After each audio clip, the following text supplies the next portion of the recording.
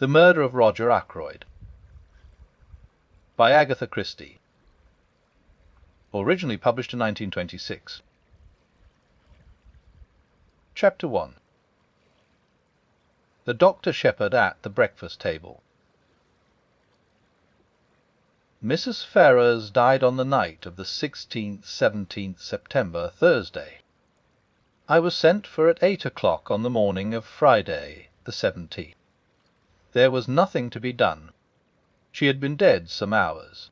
It was just a few minutes after 9 when I reached home once more. I opened the front door with my latchkey, and purposely delayed a few moments in the hall, hanging up my hat and the light overcoat that I had deemed a wise precaution against the chill of an early autumn morning. To tell the truth, I was considerably upset and worried. I am not going to pretend that at that moment I foresaw the events of the next few weeks. I emphatically did not do so. But my instinct told me that there were stirring times ahead. From the dining-room on my left there came the rattle of teacups and the short, dry cough of my sister Caroline. "Is that you, James?" she called. An unnecessary question, since who else could it be? To tell the truth, it was precisely my sister Caroline who was the cause of my few minutes' delay. The motto of the Mongoose family, so Mr. Kipling tells us, is "Go and find out." If Caroline ever adopts a crest, I should certainly suggest a mongoose rampant. One might omit the first part of the motto. Caroline can do any amount of finding out by sitting placidly at home. I don't know how she manages it, but there it is. I suspect that the servants and the tradesmen constitute her intelligence corps. When she goes out, it is not to gather an information, but to spread it. At that, too, she is amazingly expert. It was really this last named trait of hers which was causing me these pangs of indecision. Whatever I told Caroline now concerning the demise of Mrs. Ferrars would be common knowledge all over the village within the space of an hour and a half. As a professional man, I naturally aim at discretion. Therefore I have got into the habit of continually withholding all information possible from my sister. She usually finds out just the same, but I have the moral satisfaction of knowing that I am in no way to blame. Mrs. Ferrars' husband died just over a year ago, and Caroline has constantly asserted, without the least foundation for the assertion, that his wife poisoned him. She scorns my invariable rejoinder that Mr. Ferrars died of acute gastritis, helped on by habitual overindulgence in alcoholic beverages. The symptoms of gastritis and arsenical poisoning are not, I agree, unlike, but Caroline bases her accusation on quite different lines. "You've only got to look at her," I have heard her say. Mrs. Ferrars, though not in her first youth, was a very attractive woman, and her clothes, though simple, always seemed to fit her very well. But all the same, lots of women buy their clothes in Paris, and have not, on that account, necessarily poisoned their husbands. As I stood hesitating in the hall, with all this passing through my mind, Caroline's voice came again, with a sharper note in it. "What on earth are you doing out there, James? Why don't you come and get your breakfast?" "Just coming, my dear," I said hastily. "I've been hanging up my overcoat." "You could have hung up half a dozen overcoats in this time." She was quite right. I could have. I walked into the dining-room, gave Caroline the accustomed peck on the cheek, and sat down to eggs and bacon. The bacon was rather cold. "You've had an early call," remarked Caroline. "Wes," I said. "King's Paddock." "Mrs. Ferrars." "I know," said my sister. "How did you know?" "Annie told me." Annie is the house parlour maid. A nice girl, but an inveterate talker. There was a pause. I continued to eat eggs and bacon. My sister's nose, which is long and thin, quivered a little at the tip, as it always does when she is interested or excited over anything. "Well?" she demanded. "Bad business?" "Nothing to be done. Must have died in her sleep." "I know," said my sister again. This time I was annoyed. "You can't know?" I snapped. "I didn't know myself until I got there, and I haven't mentioned it to a soul yet. If that girl Annie knows, she must be a clairvoyant. It wasn't Annie who told me. It was the milkman. He had it from the Ferrers' cook. As I say, there is no need for Caroline to go out to get information. She sits at home, and it comes to her." My sister continued, "What did she die of?" "Heart failure." "Didn't the milkman tell you that?" I inquired sarcastically. Sarcasm is wasted on Caroline. She takes it seriously and answers accordingly. He didn't know, she explained. After all, Caroline was bound to hear sooner or later. She might as well hear from me. She died of an overdose of veronal. She's been taking it lately for sleeplessness. Must have taken too much. "Nonsense," said Caroline immediately. "She took it on purpose." "Don't tell me." It is odd how, when you have a secret belief of your own which you do not wish to acknowledge, the voicing of it by some one else will rouse you to a fury of denial. I burst immediately into indignant speech. "There you go again," I said. "Rushing along without rhyme or reason. Why on earth should Mrs. Ferrers wish to commit suicide? A widow, fairly young still, very well off, good health, and nothing to do but enjoy life. It's absurd. Not at all. Even you must have noticed how different she has been looking lately. It's been coming on for the last 6 months. She's looked positively hag-ridden. And you have just admitted that she hasn't been able to sleep. What is your diagnosis?" I demanded coldly. "An unfortunate love affair, I suppose." My sister shook her head. "A mamasa," she said, with great gusto, remorse. "Where's? You never would believe me when I told you she poisoned her husband. I'm more than ever convinced of it now." "I don't think you're very logical," I objected. "Surely, if a woman committed a crime like murder, she'd be sufficiently cold-blooded to enjoy the fruits of it without any weak-minded sentimentality such as repentance." Caroline shook her head.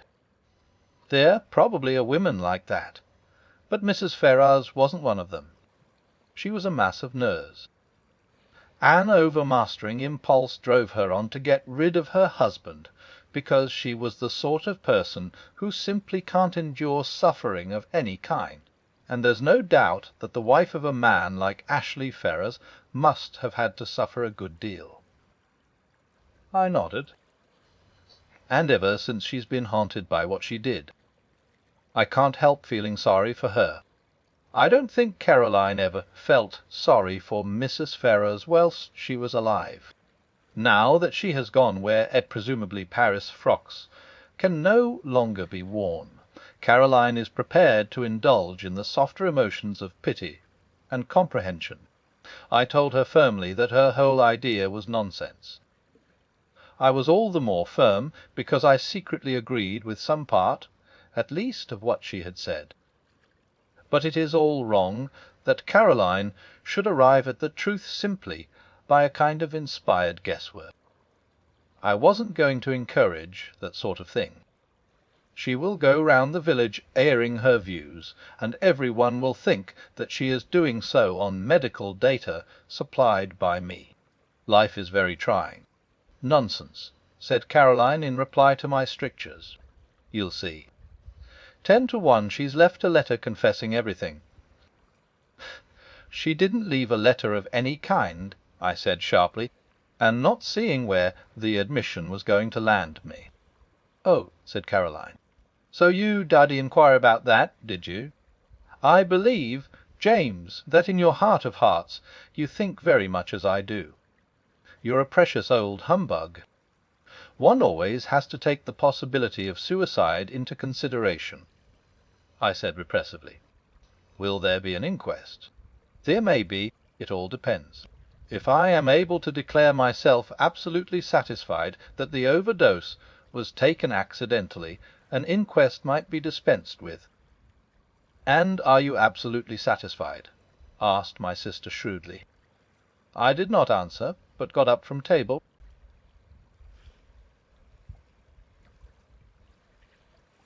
The Murder of Roger Ackroyd.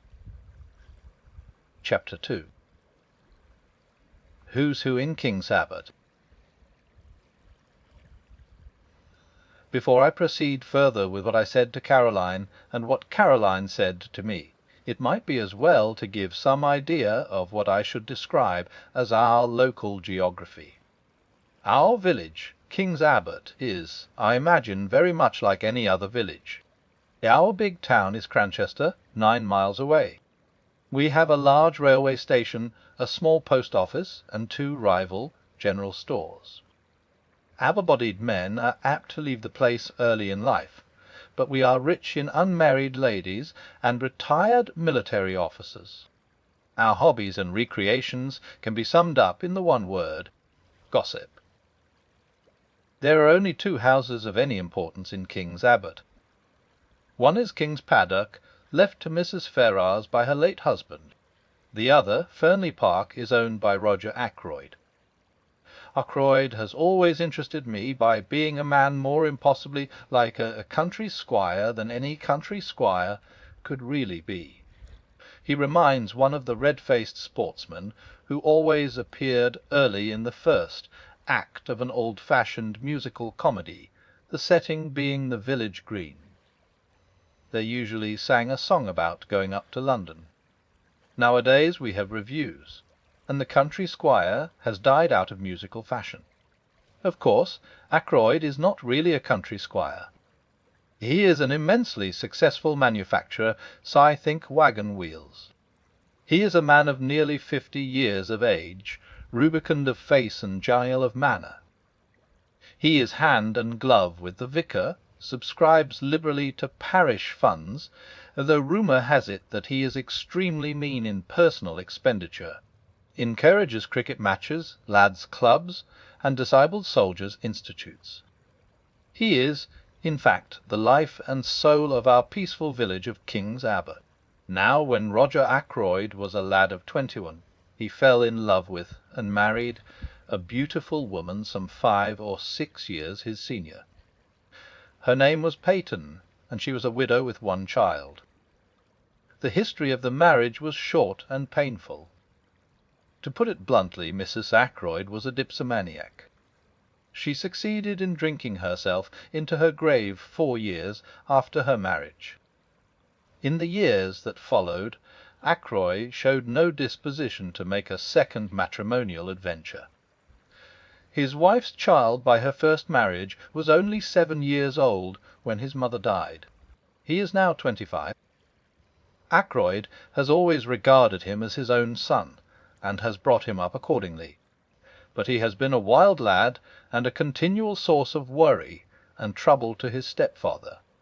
Nevertheless, we are all very fond of Ralph Peyton in King's Abbott. He is such a good-looking youngster for one thing. As I said before, we are ready enough to gossip in our village. Everybody noticed from the first that Ackroyd and Mrs. Ferrars got on very well together. After her husband's death, the intimacy became more marked. They were always seen about together, and it was freely conjectured that at the end of her period of mourning, Mrs. Ferrars would become Mrs. Roger Ackroyd. It was felt, indeed, that there was a certain fitness in the thing. Roger Ackroyd's wife had admittedly died of drink. Ashley Ferrars had been a drunkard for many years before his death. It was only fitting that these 2 victims of alcoholic excess should make up to each other for all that they had previously endured at the hands of their former spouses. The Ferrars only came to live here just over a year ago, but a halo of gossip has surrounded Ackroyd for many years past. All the time that Ralph Patten was growing up to manhood, a series of lady housekeepers presided over Ackroyd's establishment, and each in turn was regarded with lively suspicion by Caroline and her cronies. It is not too much to say that, for at least 15 years, the whole village has confidently expected Ackroyd to marry one of his housekeepers. The last of them, a redoubtable lady called Miss Russell, has reigned undisputed for 5 years, twice as long as any of her predecessors. It is felt that, but for the advent of Mrs. Ferrars, Ackroyd could hardly have escaped. That, and one other factor, the unexpected arrival of a widowed sister-in-law with her daughter from Canada. Mrs. Cecil Ackroyd, widow of Ackroyd's ne'er-do-well younger brother, has taken up her residence at Fernley Park, and has succeeded, according to Caroline, in putting Miss Russell in her proper place. I don't know exactly what a proper place constitutes. It sounds chilly and unpleasant, but I know that Miss Russell goes about with pinched lips, and what I can only describe as an acid smile, and that she professes the utmost sympathy for poor Mrs. Ackroyd, dependent on the charity of her husband's brother. The bread of charity is so bitter, is it not? I should be quite miserable if I did not work for my living.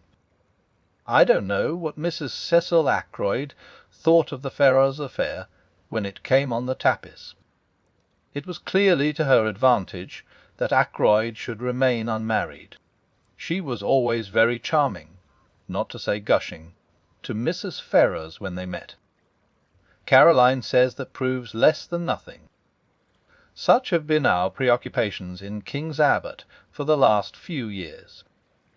We have discussed Ackroyd and his affairs from every standpoint. Mrs. Ferrars has fitted into her place in the scheme. Now there has been a rearrangement of the kaleidoscope. From a mild discussion of probable wedding presents, we have been jerked into the midst of tragedy. Revolving these and sundry other matters in my mind, I went mechanically on my round.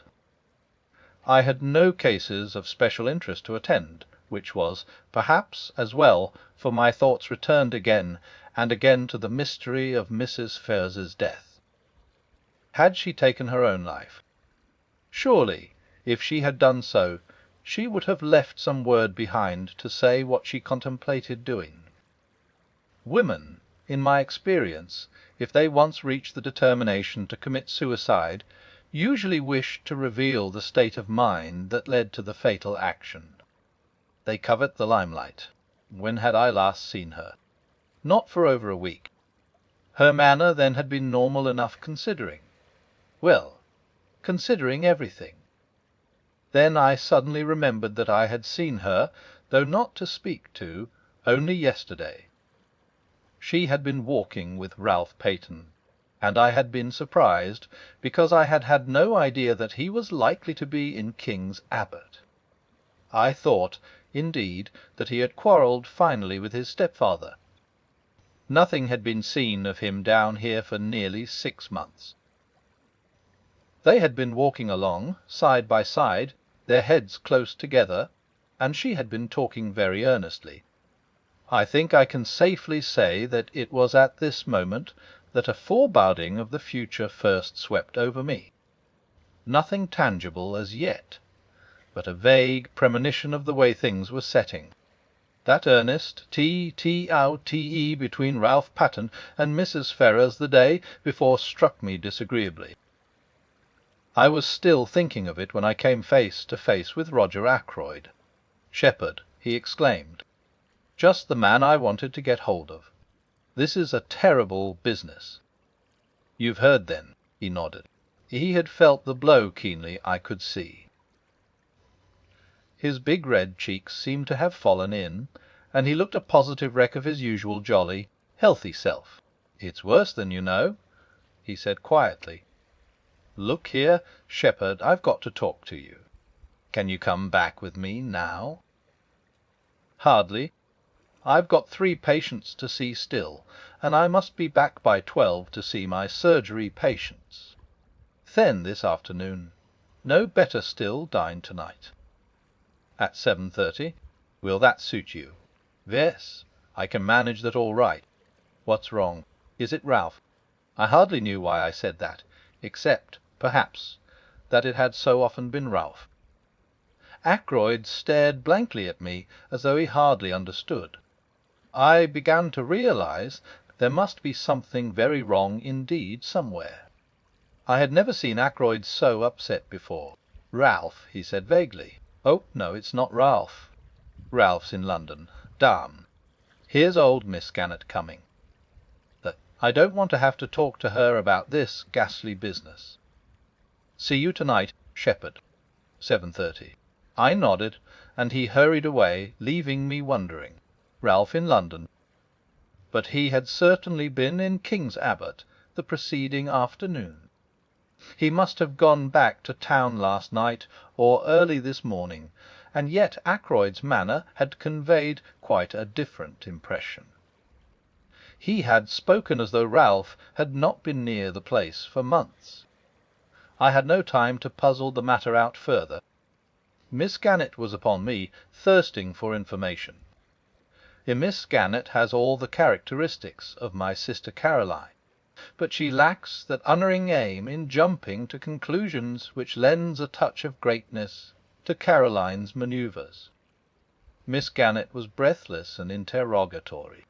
Wasn't it sad about poor dear Mrs. Ferrars? A lot of people were saying she had been a confirmed drug taker for years. So wicked the way people went about saying things. And yet the worst of it was, there was usually a grain of truth somewhere in these wild statements. No smoke without fire. They were saying, too, that Mr. Ackroyd had found out about it, and had broken off the engagement, because there was an engagement. She, Miss Gannett, had proof positive of that. Of course I must know all about it. Doctors always did, but they never tell. And all this with a sharp, beady eye on me, to see how I reacted to these suggestions. Fortunately, long association with Caroline has led me to preserve an impassive countenance, and to be ready with small non-committal remarks. On this occasion I congratulated Miss Gannett on not joining in ill-natured gossip. Rather a neat counter-attack, I thought. It left her in difficulties, and before she could pull herself together, I had passed on. I went home thoughtful, to find several patients waiting for me in the surgery. I had dismissed the last of them, as I thought, and was just contemplating a few minutes in the garden before lunch, when I perceived one more patient waiting for me. She rose and came towards me as I stood somewhat surprised. I don't know why I should have been, except that there is a suggestion of cast iron about Miss Russell, a something that is above the ills of the flesh. Ackroyd's housekeeper is a tall woman, handsome but forbidding in appearance. She has a stern eye, and lips that shut tightly, and I feel that if I were an under-housemaid or a kitchen-maid I should run for my life whenever I heard her coming. "Good morning, Dr. Shepherd," said Miss Russell. "I should be much obliged if you would take a look at my knee."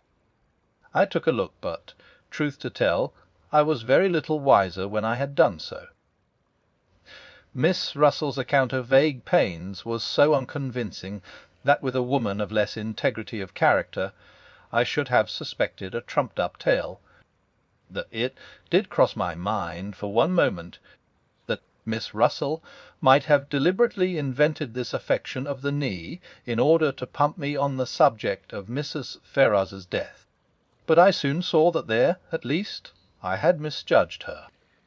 She made a brief reference to the tragedy, nothing more. Yet she certainly seemed disposed to linger and chat. "Well, thank you very much for this bottle of liniment, Doctor," she said at last. "Not that I believe it will do the least good." I didn't think it would either, but I protested in duty bound. After all, it couldn't do any harm, and one must stick up for the tools of one's trade. "I don't believe in all these drugs," said Miss Russell, her eyes sweeping over my array of bottles disparagingly. "The drugs do a lot of harm. Look at the cocaine habit." "Well, as far as that goes, it's very prevalent in high society. I'm sure Miss Russell knows far more about high society than I do." I didn't attempt to argue with her. "Just tell me this, Doctor," said Miss Russell. "Suppose you are really a slave of the drug habit. Is there any cure? One cannot answer a question like that offhand." I gave her a short lecture on the subject, and she listened with close attention. I still suspected her of seeking information about Mrs. Ferrars. Now, Veronal, for instance. I proceeded. But, strangely enough, she didn't seem interested in Veronal. Instead, she changed the subject, and asked me if it was true that there were certain poisons so rare as to baffle detection. "Ass," I said. "You've been reading detective stories." She admitted that she had. "The essence of a detective story," I said, "is to have a rare poison, if possible something from South America. That nobody has ever heard of, something that one obscure tribe of savages used to poison their arrows with. Death is instantaneous, and Western science is powerless to detect it." "That is the kind of thing you mean?" "Was. Is there really such a thing?" I shook my head regretfully. "I'm afraid there isn't. There's Syrah, of course." I told her a good deal about Curer, but she seemed to have lost interest once more. She asked me if I had any in my poison cupboard, and when I replied in the negative, I fancy I fell in her estimation. She said she must be getting back, and I saw her out at the surgery door just as the luncheon gong went. I should never have suspected Miss Russell of a fondness for detective stories. It pleases me very much to think of her stepping out of the housekeeper's room to rebuke a delinquent housemaid, and then returning to a comfortable perusal of THEMYSTIOFFTHECVHDATH, or something of the kind.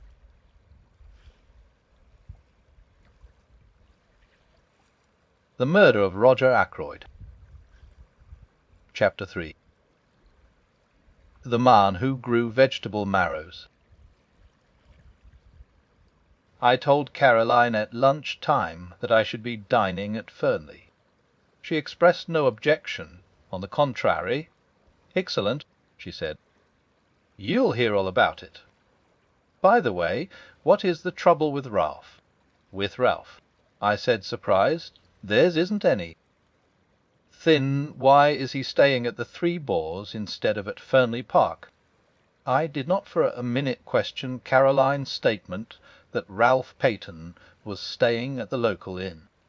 That Caroline said so was enough for me. "Ackroyd told me he was in London," I said. In the surprise of the moment I departed from my valuable rule of never parting with information. "Oh," said Caroline. I could see her nose twitching as she worked on this. "He arrived at the Three Boars yesterday morning," she said. "And he's still there. Last night he was out with a girl." That did not surprise me in the least. Ralph, I should say, is out with a girl most nights of his life. But I did rather wonder that he chose to indulge in the pastime in King's Abbot instead of in the gay metropolis. "One of the barmaids?" I asked. "No, that's just it. He went out to meet her. I don't know who she is. So bitter for Caroline to have to admit such a thing. But I can guess," continued my indefatigable sister. I waited patiently. "His cousin, Flora Ackroyd!" I exclaimed in surprise. "Flora Ackroyd is, of course, no relation whatever really to Ralph Peyton, but Ralph has been looked upon for so long as practically Ackroyd's own son. That cousinship is taken for granted." "Flora Ackroyd," said my sister. "But why not go to Fernley if he wanted to see her?" "Secretly engaged," said Caroline, with immense enjoyment. "Oh, old Ackroyd won't hear of it, and they have to meet this way. I saw a good many flaws in Caroline's theory, but I forbore to point them out to her. An innocent remark about our new neighbour created a diversion. The house next door, the Larchers, has recently been taken by a stranger. To Caroline's extreme annoyance, she has not been able to find out anything about him, except that he is a foreigner. The intelligence corps has proved a broken reed. Presumably the man has milk and vegetables and joints of meat and occasional whitings, just like everybody else. But none of the people who make it their business to supply these things seem to have acquired any information. His name, apparently, is Mr. Poirot, a name which conveys an odd feeling of unreality. One thing we do know about him is that he is interested in the growing of vegetable marrows. But that is certainly not the sort of information that Caroline is after. She wants to know where he comes from, what he does, whether he is married, what his wife was, or is, like whether he has children, what his mother's maiden name was, and so on. Somebody very like Caroline must have invented the questions on passports, I think. My dear Caroline, I said, there's no doubt at all about what the man's profession has been. He's a retired hairdresser. Look at that moustache of his.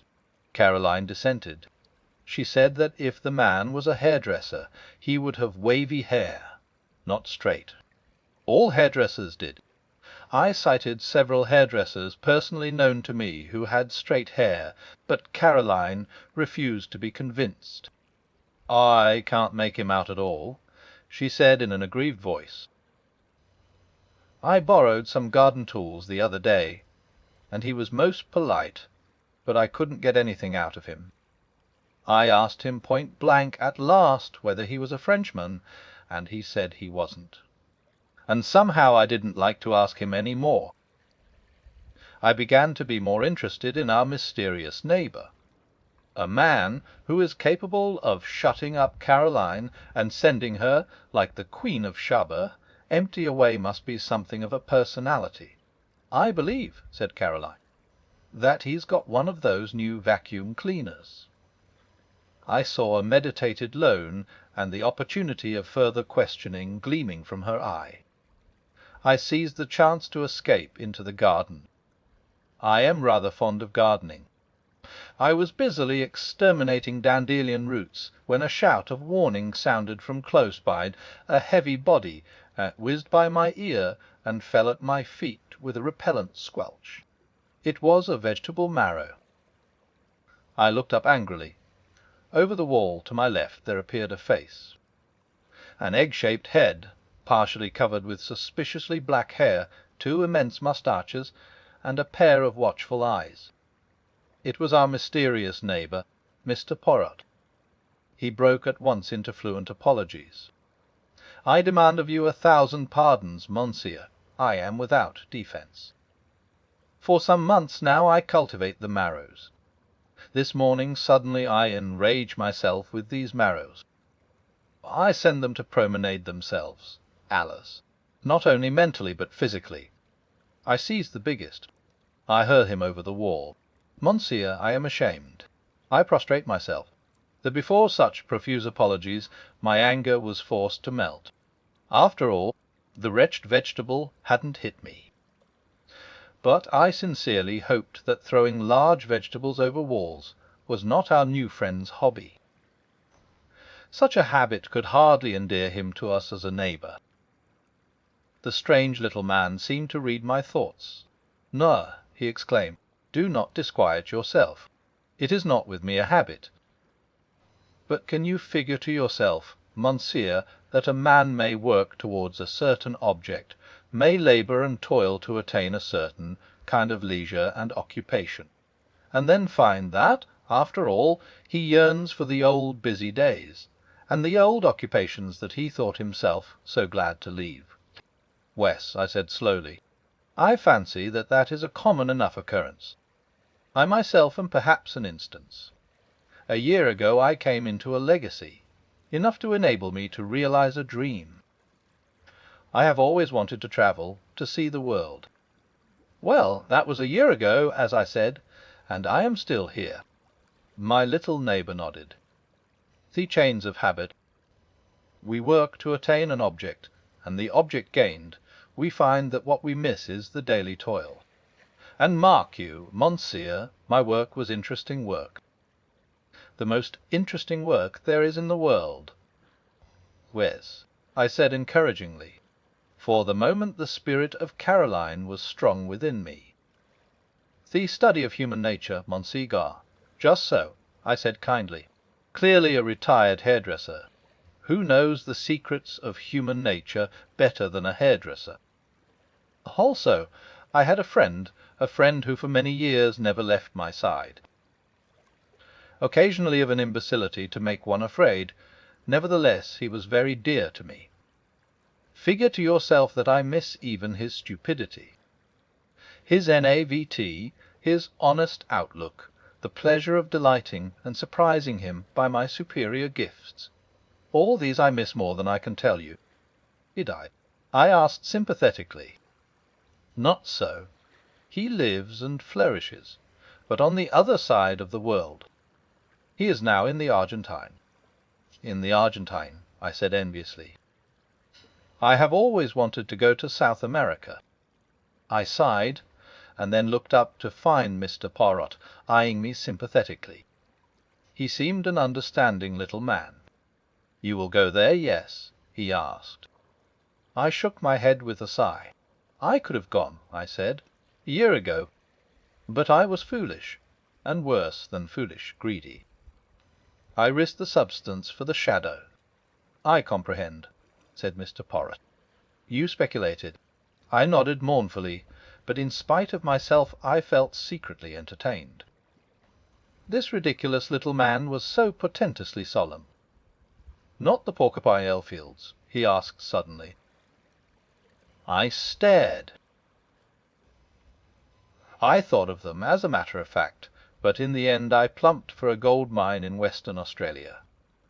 My neighbour was regarding me with a strange expression which I could not fathom. "It is fate," he said at last. "What is fate?" I asked irritably. "That I should live next to a man who seriously considers Porcupine Elfields and also West Australian gold mines. Tell me, have you also a penchant for auburn hair?" I stared at him open-mouthed, and he burst out laughing. "No, no, it is not the insanity that I suffer from. Make your mind easy. It was a foolish question that I put to you there. For see you, my friend of whom I spoke was a young man, a man who thought all women good, and most of them beautiful. But you are a man of middle age, a doctor, a man who knows the folly and the vanity of most things in this life of ours. Well, well, we are neighbours. I beg of you to accept and present to your excellent sister my best marrow." He stooped, and with a flourish produced an immense specimen of the tribe, which I accepted in the spirit in which it was offered. "Indeed," said the little man cheerfully, "this has not been a wasted morning. I have made the acquaintance of a man who in some ways resembles my far-off friend. By the way, I should like to ask you a question. You doubtless know every one in this tiny village. Who is the young man with the very dark hair and eyes, and the handsome face? He walks with his head flung back and an easy smile on his lips." The description left me in no doubt. "That must be Captain Ralph Patten," I said slowly. I have not seen him about here before." "No, he has not been here for some time. But he is the son, adopted son rather, of Mr. Ackroyd of Fernley Park." My neighbour made a slight gesture of impatience. "Of course, I should have guessed. Mr. Ackroyd spoke of him many times." "You know Mr. Ackroyd?" I said, slightly surprised. "Mr. Ackroyd knew me in London, when I was at work there. I have asked him to say nothing of my profession down here." "I see," I said, rather amused by this patent snubbery, as I thought it. But the little man went on with an almost grandiloquent smirk. "One prefers to remain incognito. I am not anxious for notoriety. I have not even troubled to correct the local version of my name." "Indeed," I said, not knowing quite what to say. Captain Ralph Patten, mused Mr. Poirot. "And so he is engaged to Mr. Ackroyd's niece, the charming Miss Flora." "Who told you so?" I asked, very much surprised. "Mr. Ackroyd, about a week ago. He is very pleased about it, has long desired that such a thing should come to pass, or so I understood from him. I even believe that he brought some pressure to bear upon the young man. That is never wise. A young man should marry to please himself, not to please a stepfather from whom he has expectations." My ideas were completely upset. I could not see Ackroyd taking a hairdresser into his confidence, and discussing the marriage of his niece and stepson with him. Ackroyd extends a genial patronage to the lower orders, but he has a very great sense of his own dignity. I began to think that Poirot couldn't be a hairdresser, after all. To hide my confusion, I said the first thing that came into my head. "What made you notice Ralph Paton?" "His good looks." "No, not that alone, though he is unusually good-looking for an Englishman. What your lady novelists would call a Greek god." "No, there was something about that young man that I did not understand." He said the last sentence in a musing tone of voice which made an indefinable impression upon me. It was as though he was summing up the boy by the light of some inner knowledge that I did not share. It was that impression that was left with me, for at that moment my sister's voice called me from the house. "Whodunit." Caroline had her hat on, and had evidently just come in from the village. She began without preamble. "I met Mr. Ackroyd. Yes," I said. I stopped him, of course, but he seemed in a great hurry and anxious to get away. I have no doubt but that that was the case. He would feel towards Caroline much as he had felt towards Miss Gannet earlier in the day. Perhaps more so. Caroline is less easy to shake off. I asked him at once about Ralph. He was absolutely astonished, had no idea the boy was down here. He actually said he thought I must have made a mistake. "A mistake? Ridiculous," I said. "He ought to have known you better." Then he went on to tell me that Ralph and Flora are engaged. "I know that too," I interrupted with modest pride. "Who told you?" "Our new neighbour." Caroline visibly wavered for a second or two, much as a roulette ball might coyly hover between two numbers. Then she declined the tempting red herring. "I told Mr. Ackroyd that Ralph was staying at the Three Boars." "Caroline," I said, "do you never reflect that you might do a lot of harm with this habit of yours of repeating everything indiscriminately?" "Nonsense," said my sister. "People ought to know things. I consider it my duty to tell them. Mr. Ackroyd was very grateful to me." "Well?" I said, for there was clearly more to come. "I think he went straight off to the Three Boars. But if so, he didn't find Ralph there." "No." "No, because as I was coming back through the wood—" "Coming back through the wood," I interrupted. Caroline had the grace to blush. "It was such a lovely day," she exclaimed. I thought I would make a little round. The woods with their autumnal tints are so perfect at this time of year. Caroline does not care a hang for woods at any time of year. Normally she regards them as places where you get your feet damp, and where all kinds of unpleasant things may drop on your head. No, it was good sound mongoose instinct which took her to our local wood. It is the only place adjacent to the village of King's Abbott where you can talk with a young woman unseen by the whole of the village. It adjoins the park of Fernley. "Well," I said, "go on." As I say, I was just coming back through the wood when I heard voices. Caroline paused. Where's? One was Ralph Patton's. I knew it at once. The other was a girl's. Of course I didn't mean to listen. Of course not. I interjected with patent sarcasm, which was, however, wasted on Caroline. But I simply couldn't help overhearing. The girl said something. I didn't quite catch what it was, and Ralph answered. He sounded very angry. "My dear girl," he said, "don't you realize that it is quite on the cards the old man will cut me off with a shilling? He's been pretty fed up with me for the last few years. A little more would do it. And we need the dibs, my dear. I shall be a very rich man when the old fellow pops off. He's mean as they make M, but he's rolling in money really. I don't want him to go altering his will. You leave it to me, and don't worry." Those were his exact words. I remember them perfectly. Unfortunately, just then I stepped on a dry twig or something, and they lowered their voices and moved away.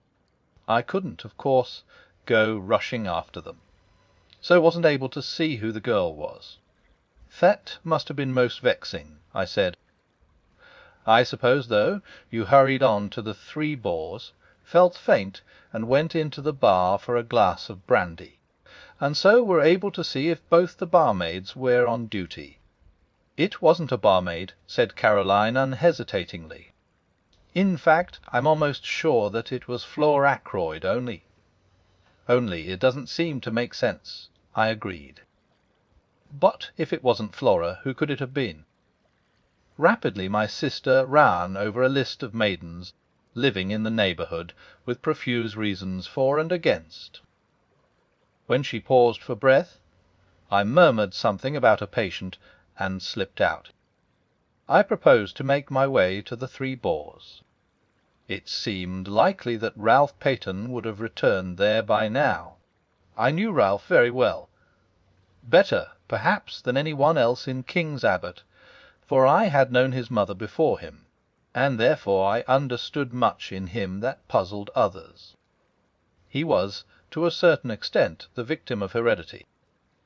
He had not inherited his mother's fatal propensity for drink, but nevertheless he had in him a strain of weakness. As my new friend of this morning had declared, he was extraordinarily handsome. Just on 6 feet, perfectly proportioned, with the easy grace of an athlete, he was dark, like his mother, with a handsome, sunburnt face always ready to break into a smile. Ralph Paton was of those born to charm easily and without effort. He was self-indulgent and extravagant, with no veneration for anything on earth, but he was lovable nevertheless, and his friends were all devoted to him. Could I do anything with the boy? I thought I could. On inquiry at the Three Boars, I found that Captain Paton had just come in. I went up to his room and entered unannounced. For a moment, remembering what I had heard and seen, I was doubtful of my reception, but I need have had no misgivings. "Why, it's Shepherd. Glad to see you." He came forward to meet me, hand outstretched, a sunny smile lighting up his face. "The one person I am glad to see in this infernal place." I raised my eyebrows. "What's the place been doing?" He gave a vexed laugh. "It's a long story. Things haven't been going well with me, Doctor. But have a drink, won't you?" "Thanks," I said. "I will." He pressed the bell, then, coming back, threw himself into a chair. "Not to mince matters," he said gloomily, "I'm in the devil of a mess. In fact, I haven't the least idea what to do next." "What's the matter?" I asked sympathetically. "It's my confounded stepfather. What has he done? It isn't what he's done yet, but what he's likely to do." The bell was answered, and Ralph ordered the drinks. When the man had gone again, he sat hunched in the arm-chair, frowning to himself. "Is it really serious?" I asked. He nodded. "I'm fairly up against it this time," he said soberly. The unusual ring of gravity in his voice told me that he spoke the truth. It took a good deal to make Ralph grave. In fact, he continued, "I can't see my way ahead. I'm damned if I can."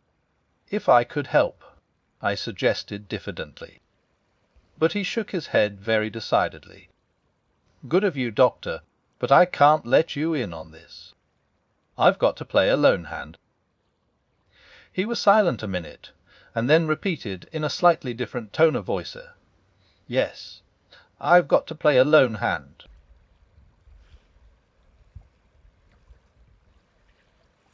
The Murder of Roger Ackroyd. Chapter 4. Dinner at Fernley. It was just a few minutes before 7:30 when I rang the front door bell of Fernley Park. The door was opened with admirable promptitude by Parker, the butler. The night was such a fine one that I had preferred to come on foot. I stepped into the big square hall, and Parker relieved me of my overcoat. Just then Ackroyd's secretary, a pleasant young fellow by the name of Raymond, passed through the hall on his way to Ackroyd's study, his hands full of papers. "Good evening, Doctor. Coming to dine? Or is this a professional call?"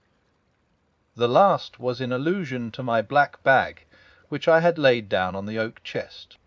I explained that I expected a summons to a confinement case at any moment, and so had come out prepared for an emergency call.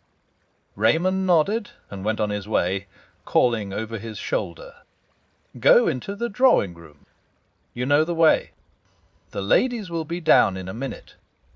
I must just take these papers to Mr. Ackroyd, and I'll tell him you're here." On Raymond's appearance Parker had withdrawn, so I was alone in the hall. I settled my tie, glanced in a large mirror which hung there, and crossed to the door directly facing me, which was, as I knew, the door of the drawing-room. I noticed, just as I was turning the handle, a sound from within. The shutting down of a window, I took it to be. I noted it, I may say, quite mechanically, without attaching any importance to it at the time. I opened the door and walked in. As I did so, I almost collided with Miss Russell, who was just coming out. We both apologized. For the first time I found myself appraising the housekeeper and thinking what a handsome woman she must once have been. Indeed, as far as that goes, still was. Her dark hair was unstreaked with grey, and when she had a colour, as she had at this minute, the stern quality of her looks was not so apparent. Quite subconsciously I wondered whether she had been out, for she was breathing hard, as though she had been running. "I'm afraid I'm a few minutes early," I said. "Oh, I don't think so. It's gone 7:30, Dr. Shepherd." She paused a minute before saying, "Aye. Didn't know you were expected to dinner tonight." Mr. Ackroyd didn't mention it. I received a vague impression that my dining there displeased her in some way, but I couldn't imagine why. "How's the knee?" I inquired. "Much the same, thank you, Doctor. I must be going now. Mrs. Ackroyd will be down in a moment. Ike, I only came in here to see if the flowers were all right." She passed quickly out of the room. I strolled to the window, wondering at her evident desire to justify her presence in the room. As I did so, I saw what, of course, I might have known all the time had I troubled to give my mind to it, namely, that the windows were long French ones opening on the terrace. The sound I had heard, therefore, could not have been that of a window being shut down, quite idly, and more to distract my mind from painful thoughts than for any other reason. I amused myself by trying to guess what could have caused the sound in question. Coals on the fire? No, that was not the kind of noise at all. A drawer of the bureau pushed in? No, not that. Then my eye was caught by what, I believe, is called a silver table, the lid of which lifts, and through the glass of which you can see the contents. I crossed over to it, studying the things. There were 1 or 2 pieces of old silver, a baby shoe belonging to King Charles I, some Chinese jade figures, and quite a number of African implements and curios. Wanting to examine one of the jade figures more closely, I lifted the lid. It slipped through my fingers and fell. At once I recognized the sound I had heard. It was this same table lid being shut down gently and carefully. I repeated the action once or twice for my own satisfaction. Then I lifted the lid to scrutinize the contents more closely. I was still bending over the open silver table when Flora Ackroyd came into the room. Quite a lot of people do not like Flora Ackroyd, but nobody can help admiring her. And to her friends she can be very charming. The first thing that strikes you about her is her extraordinary fairness. She has the real Scandinavian pale gold hair. Her eyes are blue, blue as the waters of a Norwegian fjord, and her skin is cream and roses. She has square, boyish shoulders and slight hips. And to a jaded medical man it is very refreshing to come across such perfect health. A simple, straightforward English girl. I may be old-fashioned, but I think the genuine article takes a lot of beating. Flora joined me by the silver table, and expressed heretical doubts as to King Charles ever having worn the baby shoe.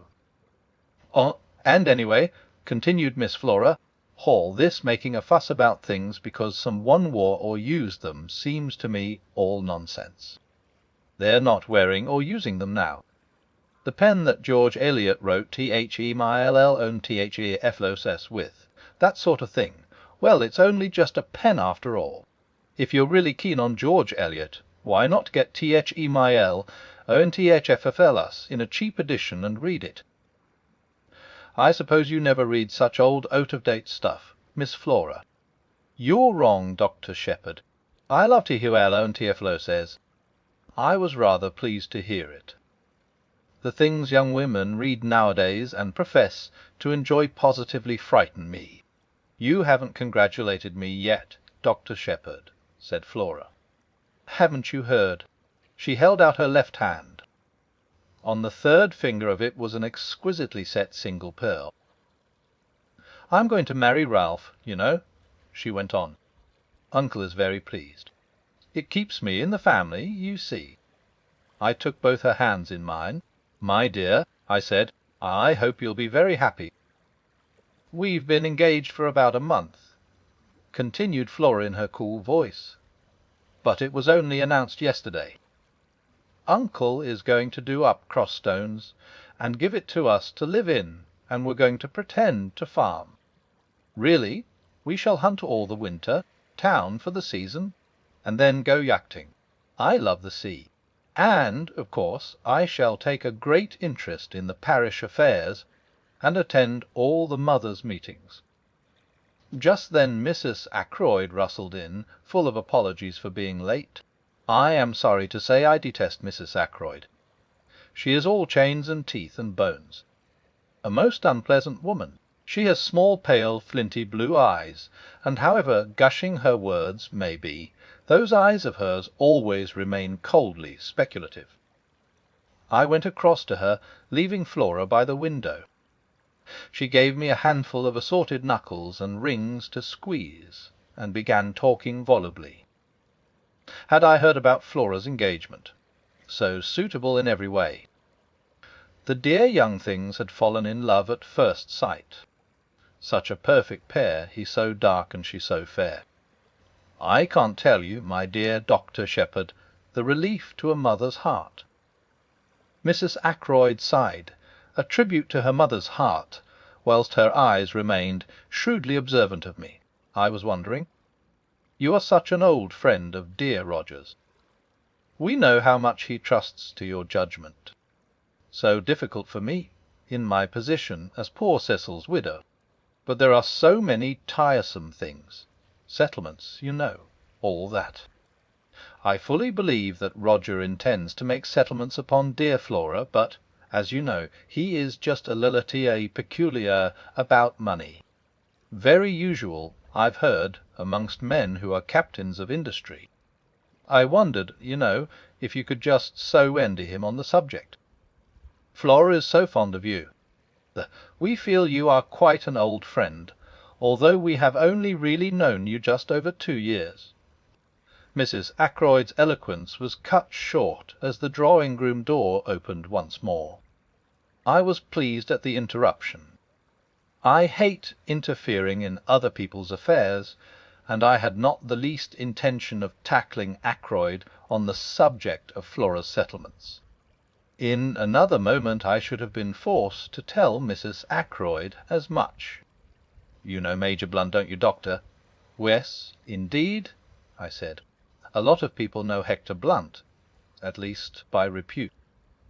He has shot more wild animals in unlikely places than any man living, I suppose. When you mention him, people say, 'Blunt.' You don't mean the big game man, do you?" His friendship with Ackroyd has always puzzled me a little. The two men are so totally dissimilar. Hector Blunt is perhaps 5 years Ackroyd's junior. They made friends early in life, and though their ways have diverged, the friendship still holds. About once in 2 years Blunt spends a fortnight at Fernley, and an immense animal's head, with an amazing number of horns, which fixes you with a glazed stare as soon as you come inside the front door, is a permanent reminder of the friendship. Blunt had entered the room now with his own peculiar, deliberate, yet soft-footed tread.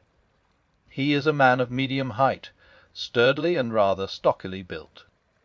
His face is almost mahogany-coloured, and is peculiarly expressionless. He has grey eyes that give the impression of always watching something that is happening very far away. He talks little, and what he does say is said jerkily, as though the words were forced out of him unwillingly. He said now, "How are you, Shepherd?" in his usual abrupt fashion, and then stood squarely in front of the fireplace, looking over our heads as though he saw something very interesting happening in Timbuktu. "Major Blunt," said Flora, "I wish you'd tell me about these African things. I'm sure you know what they all are.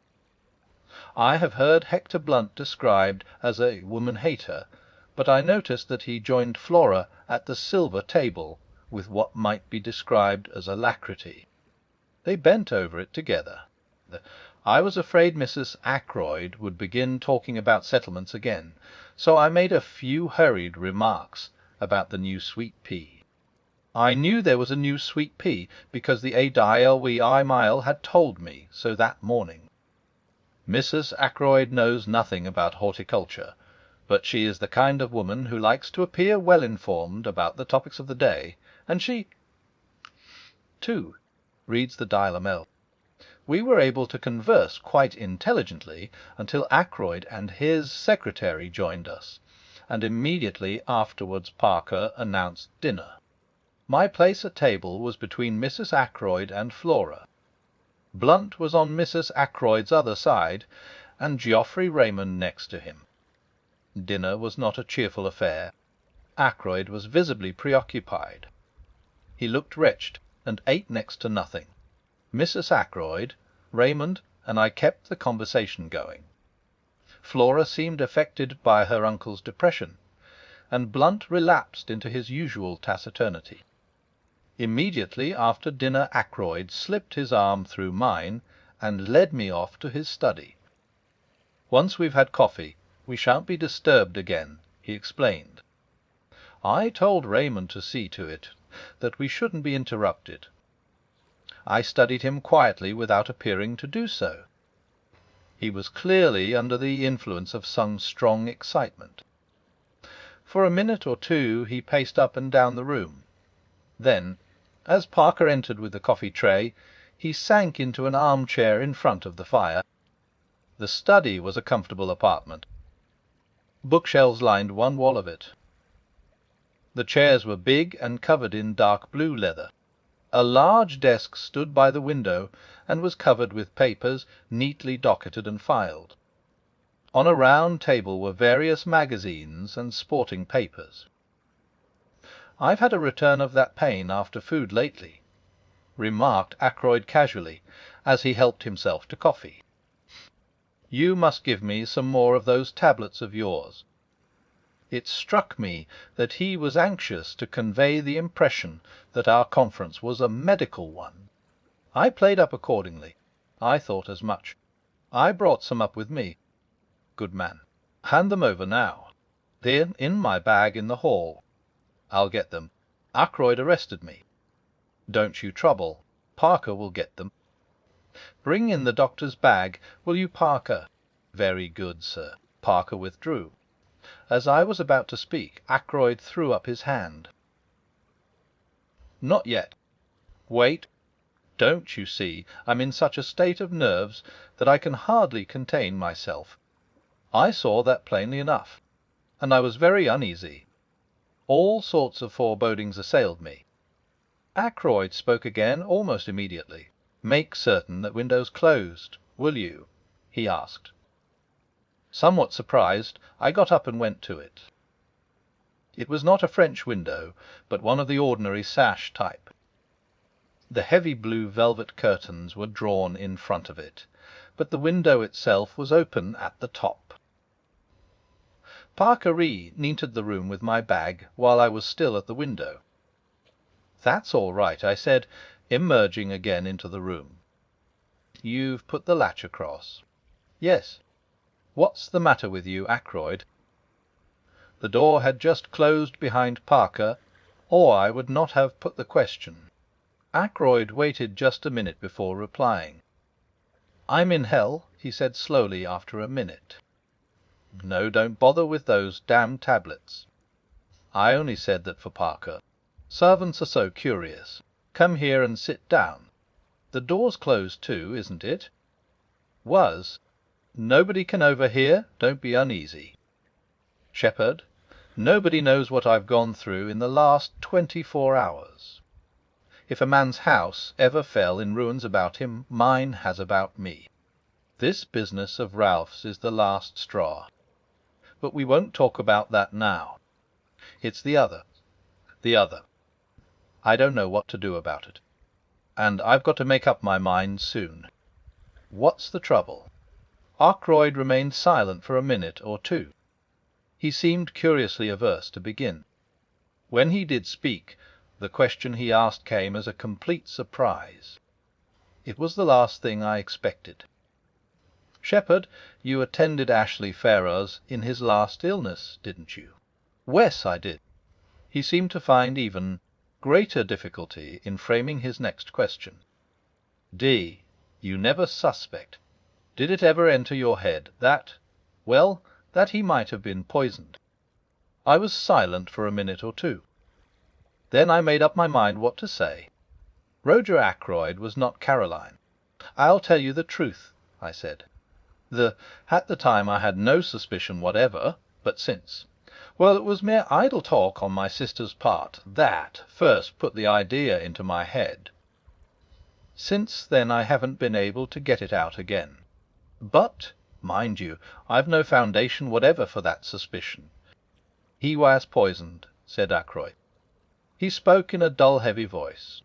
"Who by?" I asked sharply. "His wife." "How do you know that?" "She told me so herself." "When?" "Yesterday. My God, yesterday! It seems 10 years ago." I waited a minute, and then he went on. "You understand, Shepherd, I'm telling you this in confidence. It's to go no further. I want your advice. I can't carry the whole weight by myself. As I said just now, I don't know what to do. Can you tell me the whole story?" I said, "I'm still in the dark.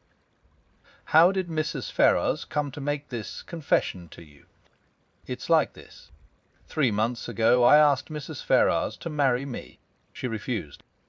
I asked her again, and she consented, but she refused to allow me to make the engagement public until her year of mourning was up. Yesterday I called upon her, pointed out that 1 year and 3 weeks had now elapsed since her husband's death, and that there could be no further objection to making the engagement public property. I had noticed that she had been very strange in her manner for some days. Now, suddenly, without the least warning, she broke down completely. She told me everything. Her hatred of a brute of a husband, her growing love for me, and the dreadful means she had taken. Poison. My God, it was murder in cold blood. I saw the repulsion, the horror in Ackroyd's face. So Mrs. Ferrars must have seen it. Ackroyd is not the type of the great lover who can forgive all for love's sake. He is fundamentally a good citizen. All that was sound and wholesome and law-abiding in him must have turned from her utterly in that moment of revelation. Wes, he went on, in a low, monotonous voice, she confessed everything. It seems that there is one person who has known all along, who has been blackmailing her for huge sums. It was the strain of that drove her nearly mad. Who was the man? Suddenly before my eyes there arose the picture of Ralph Patterne and Mrs. Ferrars side by side, their heads so close together. I felt a momentary throb of anxiety. Supposing. But surely that was impossible. I remembered the frankness of Ralph's greeting that very afternoon. Absurd. She wouldn't tell me his name, said Ackroyd slowly. As a matter of fact, she didn't actually say that it was a man. But of course, I agreed. It must have been a man. And you've no suspicion at all? For answer, Ackroyd groaned and dropped his head into his hands. It can't be, he said. I'm mad even to think of such a thing. No, I won't even admit to you the wild suspicion that crossed my mind. I'll tell you this much, though. Something she said made me think that the person in question might be actually among my household. But that can't be so. I must have misunderstood her. What did you say to her? I asked. What could I say? She saw, of course, the awful shock it had been to me. And then there was the question, what was my duty in the matter? She had made me, you see, an accessory after the fact. She saw all that, I think, quicker than I did. I was stunned, you know.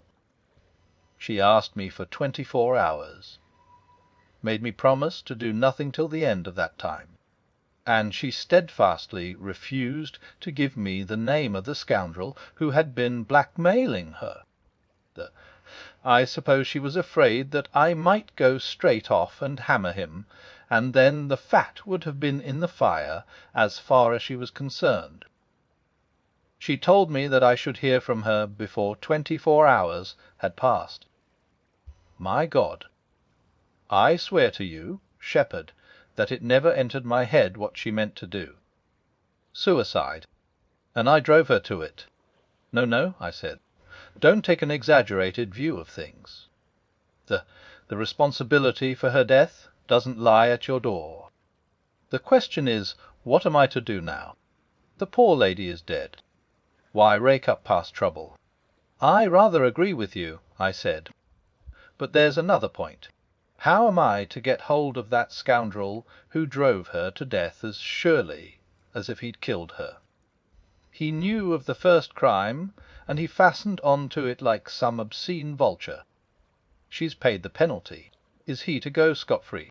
I see, I said slowly. You want to hunt him down. It will mean a lot of publicity, you know. Wes, I've thought of that. I've zigzagged to and fro in my mind. I agree with you that the villain ought to be punished. But the cost has got to be reckoned. Ackroyd rose and walked up and down. Presently he sank into the chair again. Look here, Shepherd, suppose we leave it like this. If no word comes from her, we'll let the dead things lie. What do you mean by word coming from her? I asked curiously.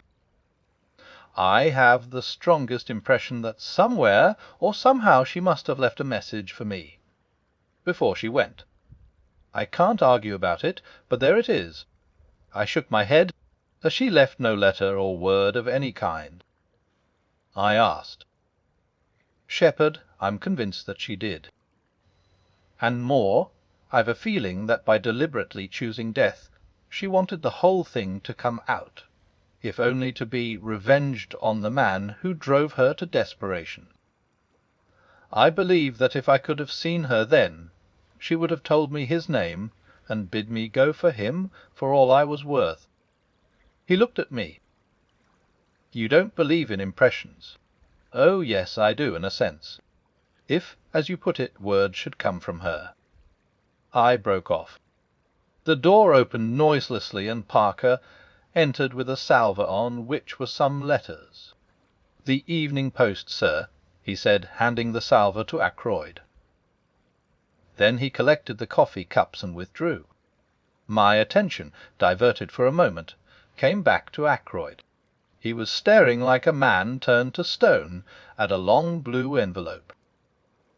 The other letters he had let drop to the ground. "Etchevetain," he said in a whisper. "She must have gone out and posted it last night, just before." Before? He ripped open the envelope and drew out a thick enclosure. Then he looked up sharply.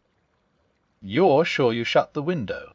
he said. "They're quite sure," I said, surprised. "Why?" "All this evening I've had a queer feeling of being watched, spied upon." "What's that?" He turned sharply. So did I. We both had the impression of hearing the latch of the door give ever so slightly. I went across to it and opened it. There was no one there. "Nerves," murmured Ackroyd to himself. He unfolded the thick sheets of paper and read aloud in a low voice. "Ndiamewai Viriogar, Aleph Califefa or Efi. Asiitetia yo Orpheesteis aftanano. As I am antitia mine eyed open to me. I'll evita yoti punis mesmendo FTH pecas anabium TM alefaria hoa techfa RT elestia ea. I wo nadi nota TH naim TSA if carno nabai popiasa to divita ito yonabibim. I havi nanka kildiar anora notu besptobis so dan naifa pub lysai. Evakeam eminov divaridia di a fakitbiim tia eberung I mean ti dav dau eosins tia tu leak temasiami I kula kamatia atiaf dar Ackroyd, his finger on the sheet to turn it over, paused. "Shepherd, forgive me, but I must read this alone," he said unsteadily. "It was meant for my eyes, and my eyes only." He put the letter in the envelope and laid it on the table. "Latter, when I am alone." "No," I cried impulsively. "Read it now." Ackroyd stared at me in some surprise. "I beg your pardon," I said, reddening. "I do not mean read it aloud to me, but read it through whilst I am still here." Ackroyd shook his head. "No, I'd rather wait." But for some reason, obscure to myself, I continued to urge him. "At least, read the name of the man," I said. Now Ackroyd is essentially pie-headed. The more you urge him to do a thing, the more determined he is not to do it. All my arguments were in vain. The letter had been brought in at 20 minutes to 9. It was just on 10 minutes to 9 when I left him, the letter still unread. I hesitated with my hand on the door handle, looking back and wondering if there was anything I had left undone. I could think of nothing. Though with a shake of the head I passed out and closed the door behind me. I was startled by seeing the figure of Parker close at hand. He looked embarrassed, and it occurred to me that he might have been listening at the door. What a fat, smug, oily face the man had, and surely there was something decidedly shifty in his eye. "Mr. Ackroyd particularly does not want to be disturbed," I said coldly. "He told me to tell you so." "Quite so, sir." I fancied I heard the bell ring." This was such a palpable untruth that I did not trouble to reply. Preceding me to the hall, Parker helped me on with my overcoat, and I stepped out into the night. The moon was overcast, and everything seemed very dark and still. The village church clock chimed 9 o'clock as I passed through the lodge gates. I turned to the left towards the village, and almost cannoned into a man coming in the opposite direction. "This the way to Fernley Park, mister?" asked the stranger in a hoarse voice. I looked at him. He was wearing a hat pulled down over his eyes, and his coat collar turned up. I could see little or nothing of his face, but he seemed a young fellow. The voice was rough and uneducated. "These are the lodge gates here," I said. "Thank you, mister." He paused, and then added, quite unnecessarily, "I'm a stranger in these parts, you see." He went on, passing through the gates as I turned to look after him. The odd thing was that his voice reminded me of some one's voice that I knew, but whose it was I could not think.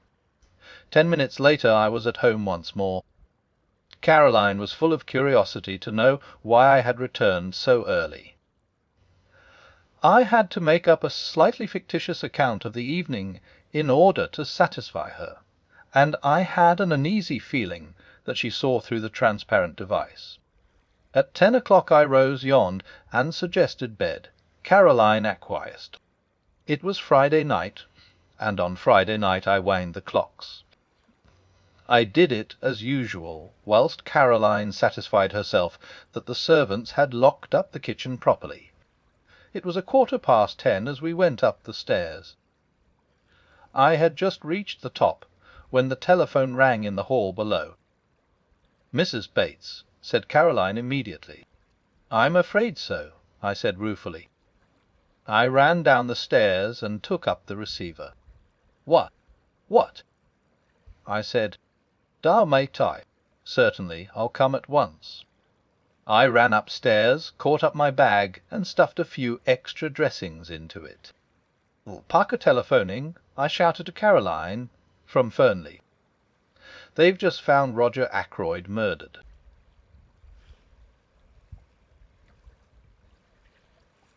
The Murder of Roger Ackroyd. Chapter 5. Murder. I got out the car in next to no time and drove rapidly to Fernley. Jumping out, I pulled the bell impatiently. There was some delay in answering, and I rang again. Then I heard the rattle of the chain, and Parker, his impassivity of countenance quite unmoved, stood in the open doorway. I pushed past him into the hall. "Where is he?" I demanded sharply. "I beg your pardon, sir. Your master, Mr. Ackroyd." "Don't stand there staring at me, man. Have you notified the police?" "The police, sir." "Did you say the police?" Parker stared at me as though I were a ghost. "What's the matter with you, Parker? If, as you say, your master has been murdered..." A gasp broke from Parker. "The master? Murdered? Impossible, sir." It was my turn to stare. "Didn't you telephone to me, not 5 minutes ago, and tell me that Mr. Ackroyd had been found murdered?" "Men, sir." "Oh, no indeed, sir. I wouldn't dream of doing such a thing." "Do you mean to say it's all a hoax?" "That there's nothing the matter with Mr. Ackroyd." "Excuse me, sir. Did the person telephoning use my name?" "I'll give you the exact words I heard. Bestia tata sipard. Tiba tiar sifawai espiakanji. Pesa comation si sa. Mesta ya chikawadi hased aspenamanaki." Parker and I stared at each other blankly. "A very wick joke to play, sir," he said at last, in a shocked tone. "Fancy saying a thing like that." "Where is Mr. Ackroyd?" I asked suddenly. "Still in the study, I fancy, sir. The ladies have gone to bed, and Major Blunt and Mr. Raymond are in the billiard room." "I think I'll just look in and see him for a minute," I said. I know he didn't want to be disturbed again, but this odd practical joke has made me uneasy. I'd just like to satisfy myself that he's all right." "Quite so, sir. It makes me feel quite uneasy myself. If you don't object to my accompanying you as far as the door, sir." "Not at all," I said. "Come along." I passed through the door on the right, Parker on my heels, traversed the little lobby where a small flight of stairs led upstairs to Ackroyd's bedroom, and tapped on the study door. There was no answer. I turned the handle, but the door was locked. "Hallo me, sir," said Parker. Very nimbly, for a man of his build, he dropped on one knee and applied his eye to the keyhole. "Key is in the lock all right, sir," he said, rising. "On the inside. The Mr. Ackroyd must have locked himself in and possibly just dropped off to sleep." I bent down and verified Parker's statement. "It seems all right," I said. "But all the same, Parker, I'm going to wake your master up. I shouldn't be satisfied to go home without hearing from his own lips that he's quite all right." So saying, I rattled the handle and called out, "Ackroyd, Ackroyd, just a minute." But still there was no answer. I glanced over my shoulder. "I don't want to alarm the household," I said hesitatingly. The Parker went across and shut the door from the big hall through which we had come. "I think that will be all right now, sir. The billiard room is at the other side of the house, and so are the kitchen quarters and the ladies' bedrooms." I nodded comprehendingly. Then I banged once more frantically on the door, and stooping down, fairly bawled through the keyhole, "Ackroyd, Ackroyd. It's Shepherd. Let me in." And still silence. Not a sign of life from within the locked room. Parker and I glanced at each other. "Look here, Parker," I said, "I'm going to break this door in, or rather we are. I'll take the responsibility." "If you say so, sir," said Parker, rather doubtfully. "I do say so. I'm seriously alarmed about Mr. Ackroyd." I looked round the small lobby and picked up a heavy oak chair. Parker and I held it between us and advanced to the assault.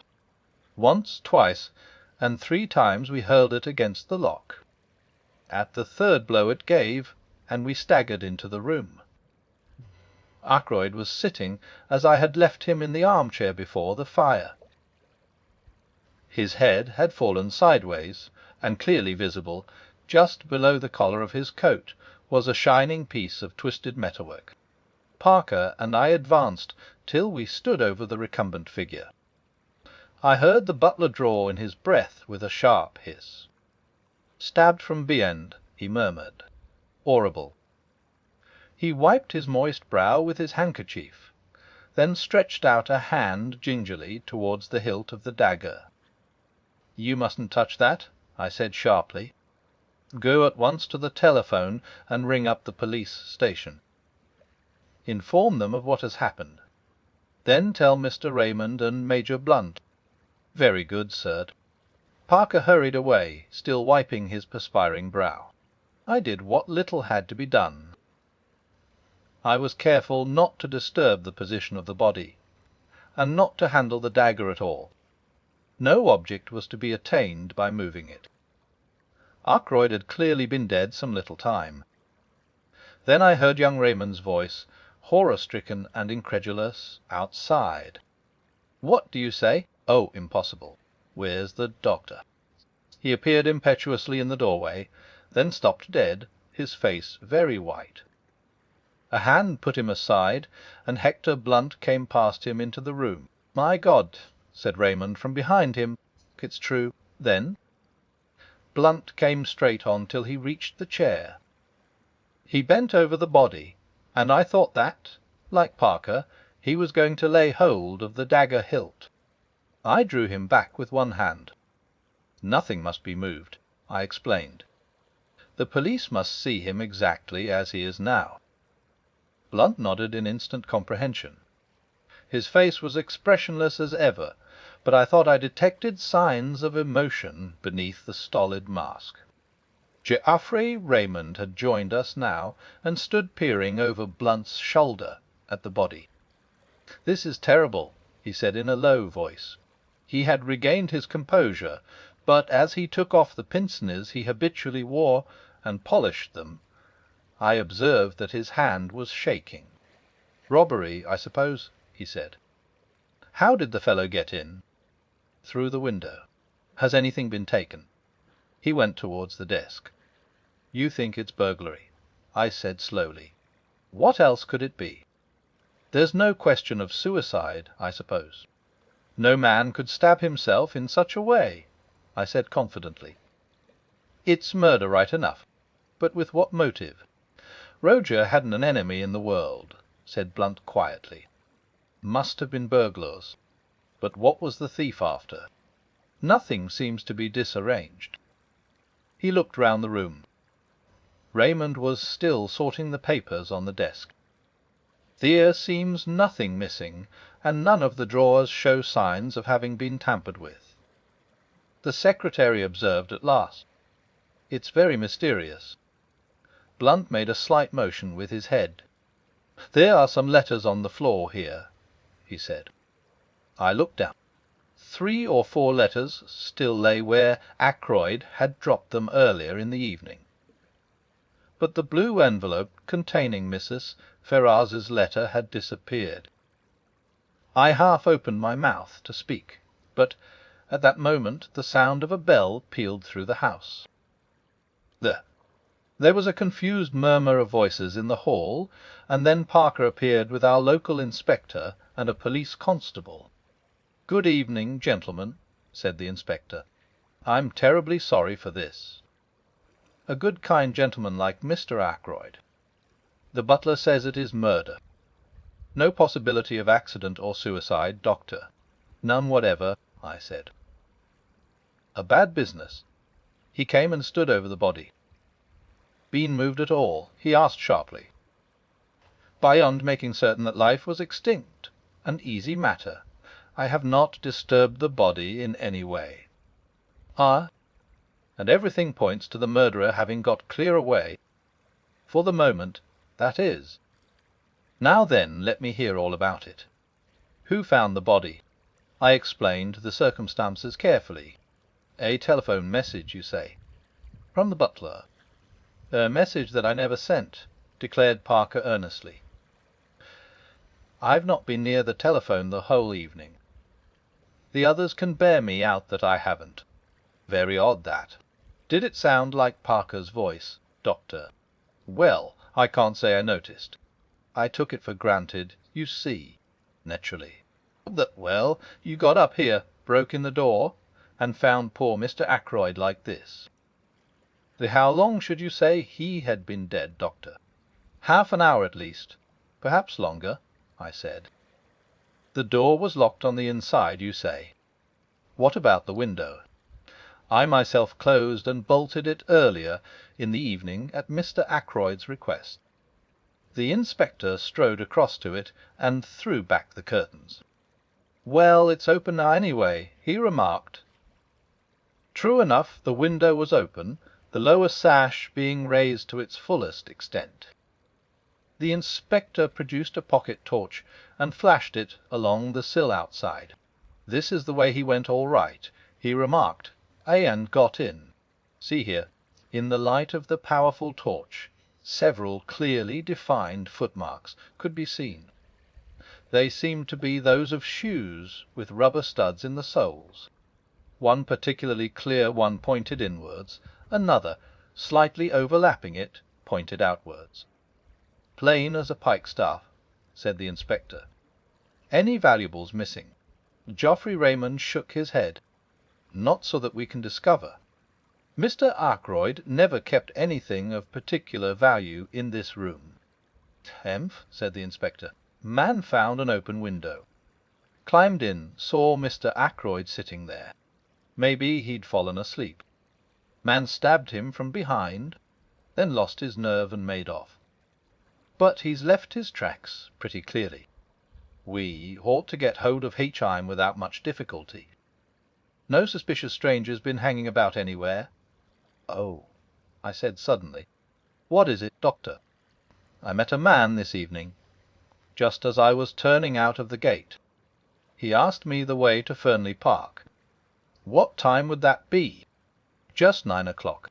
I heard it chime the hour as I was turning out of the gate." "Can you describe him?" "I did so to the best of my ability." The inspector turned to the butler.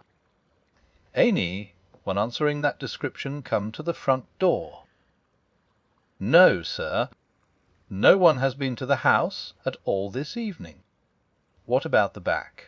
"I don't think so, sir, but I'll make inquiries." He moved towards the door, but the inspector held up a large hand. "No, thanks. I'll do my own inquiring. But first of all I want to fix the time, and a little more clearly. When was Mr. Ackroyd last seen alive?" "Probably by me," I said, "when I left at, let me see, about 10 minutes to 9. He told me that he didn't wish to be disturbed, and I repeated the order to Parker." "Just so, sir," said Parker respectfully. "Mr. Ackroyd was certainly alive at 9:30. Put in Raymond, for I heard his voice in here talking." "Who was he talking to?" There, I don't know. Of course, at the time I took it for granted it was Dr. Shepherd who was with him. I wanted to ask him a question about some papers I was engaged upon. But when I heard the voices, I remembered that he had said he wanted to talk to Dr. Shepherd without being disturbed, and I went away again. But now it seems that the doctor had already left." I nodded. "I was at home by 9:15, I said. "I didn't go out again until I received the telephone call." "Who could have been with him at 9:30?" queried the inspector. "It wasn't you, Mr. Major Blunt," I said. "Major Hector Blunt?" asked the inspector, a respectful tone creeping into his voice. Blunt merely jerked his head affirmatively. "Ah, I think we've seen you down here before, sir," said the inspector. "I didn't recognize you for the moment, but you were staying with Mr. Ackroyd a year ago last May." "June," corrected Blunt. "Just so, June it was. Now, as I was saying, it wasn't you with Mr. Ackroyd at 9:30 this evening." Blunt shook his head. "Never saw him after dinner," he volunteered. The inspector turned once more to Raymond.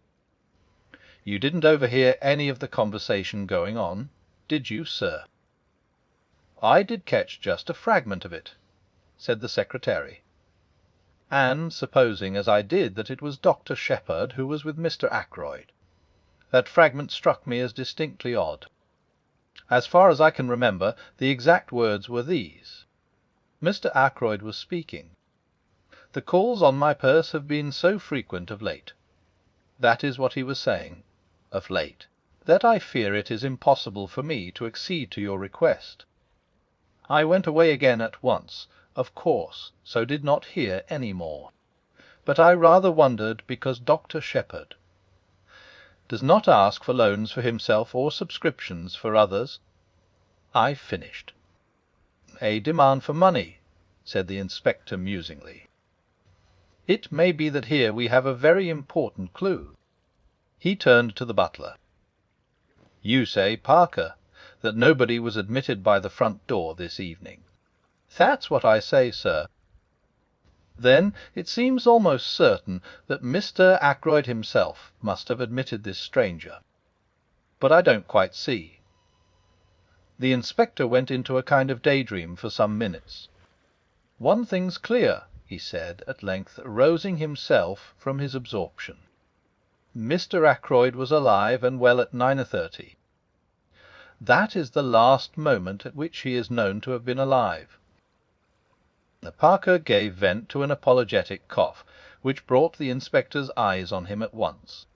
"Well," he said sharply, "if you'll excuse me, sir, Miss Flora saw him after that." "Miss Flora?" "Yes, sir. About 9:45 that would be. It was after that she told me Mr. Ackroyd wasn't to be disturbed again tonight." Did he send her to you with that message? Not exactly, sir. I was bringing a tray with soda and whisky when Miss Flora, who was just coming out of this room, stopped me and said her uncle didn't want to be disturbed." The inspector looked at the butler with rather closer attention than he had bestowed on him up to now. "You'd already been told that Mr. Ackroyd didn't want to be disturbed, hadn't you?" Parker began to stammer. His hands shook. Wess: "Yes, sir. Quite so, sir. And yet you were proposing to do so." "I'd forgotten, sir." "At least, I mean, I always bring the whisky and soda about that time, sir, and ask if there's anything more, and I thought, well, I was doing as usual without thinking."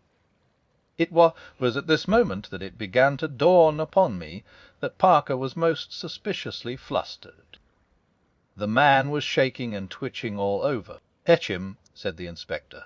"I must see Miss Ackroyd at once." "For the moment we'll leave this room exactly as it is.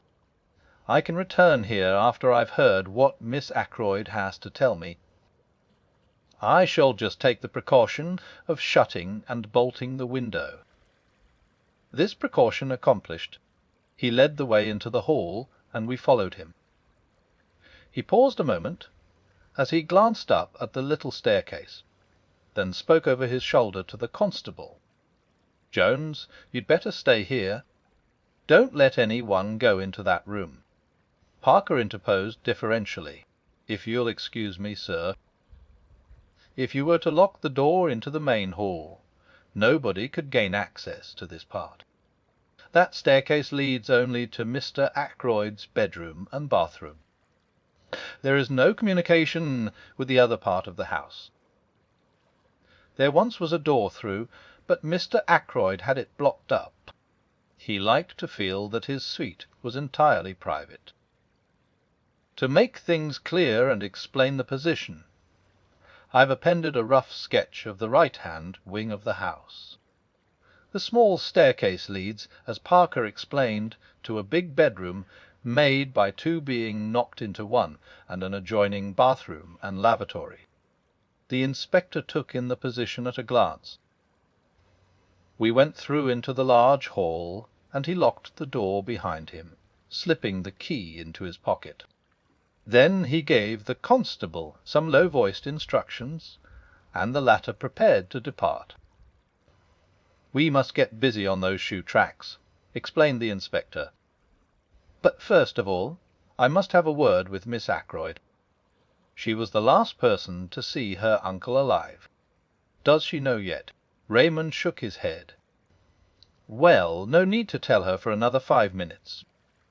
She can answer my questions better, without being upset, by knowing the truth about her uncle. Tell her there's been a burglary, and ask her if she would mind dressing and coming down to answer a few questions." It was Raymond who went upstairs on this errand. "Miss Ackroyd will be down in a minute," he said, when he returned. "I told her just what you suggested." In less than 5 minutes Flora descended the staircase. She was wrapped in a pale pink silk kimono. She looked anxious and excited. The inspector stepped forward. "Good evening, Miss Ackroyd," he said civilly. "We're afraid there's been an attempt at robbery, and we want you to help us." "What's this room?" "The billiard room." "Come in here and sit down." Flora sat down composedly on the wide divan which ran the length of the wall, and looked up at the inspector. "I don't quite understand. What has been stolen?" "What do you want me to tell you?" "It's just this, Miss Ackroyd. Parker here says you came out of your uncle's study at about 9:45. Is that right?" "Quite right." "I had been to say good night to him." "And the time is correct?" "Well, it must have been about then. I can't say exactly. It might have been later. Was your uncle alone, or was there any one with him?" "He was alone." "Dr. Shepherd had gone. Did you happen to notice whether the window was open or shut?" Flora shook her head. "I can't say." The curtains were drawn. Exactly. And your uncle seemed quite as usual. I think so. Do you mind telling us exactly what passed between you? Flora paused a minute, as though to collect her recollections. I went in and said, "Good night, uncle. I'm going to bed now. I'm tired tonight." He gave a sort of grunt, and I went over and kissed him, and he said something about my looking nice in the frock I had on, and then he told me to run away as he was busy. So I went. Did he ask specially not to be disturbed? Oh, yes, I forgot. He said, "Tell Parker I don't want anything more tonight, and that he's not to disturb me." I met Parker just outside the door, and gave him uncle's message. "Just so," said the inspector. "Won't you tell me what it is that has been stolen?" "We're not quite certain," said the inspector hesitatingly. A wide look of alarm came into the girl's eyes. She started up. "What is it?" "You're hiding something from me." Moving in his usual unobtrusive manner, Hector Blunt came between her and the inspector. She half stretched out her hand, and he took it in both of his, patting it as though she were a very small child, and she turned to him as though something in his stolid, rock-like demeanour promised comfort and safety. "It's bad news, Flora," he said quietly. "Bad news for all of us. Your Uncle Roger. Yes. It will be a shock to you. Bound to be. Poor Roger's dead." Flora drew away from him, her eyes dilating with horror. "One?" she whispered. "One. Very soon after you left him, I'm afraid," said Blunt gravely. Flora raised her hand to her throat, gave a little cry, and I hurried to catch her as she fell. She had fainted, and Blunt, and I carried her upstairs and laid her on her bed. Then I got him to wake Mrs. Ackroyd and tell her the news. Flora soon revived, and I brought her mother to her, telling her what to do for the girl. Then I hurried downstairs again.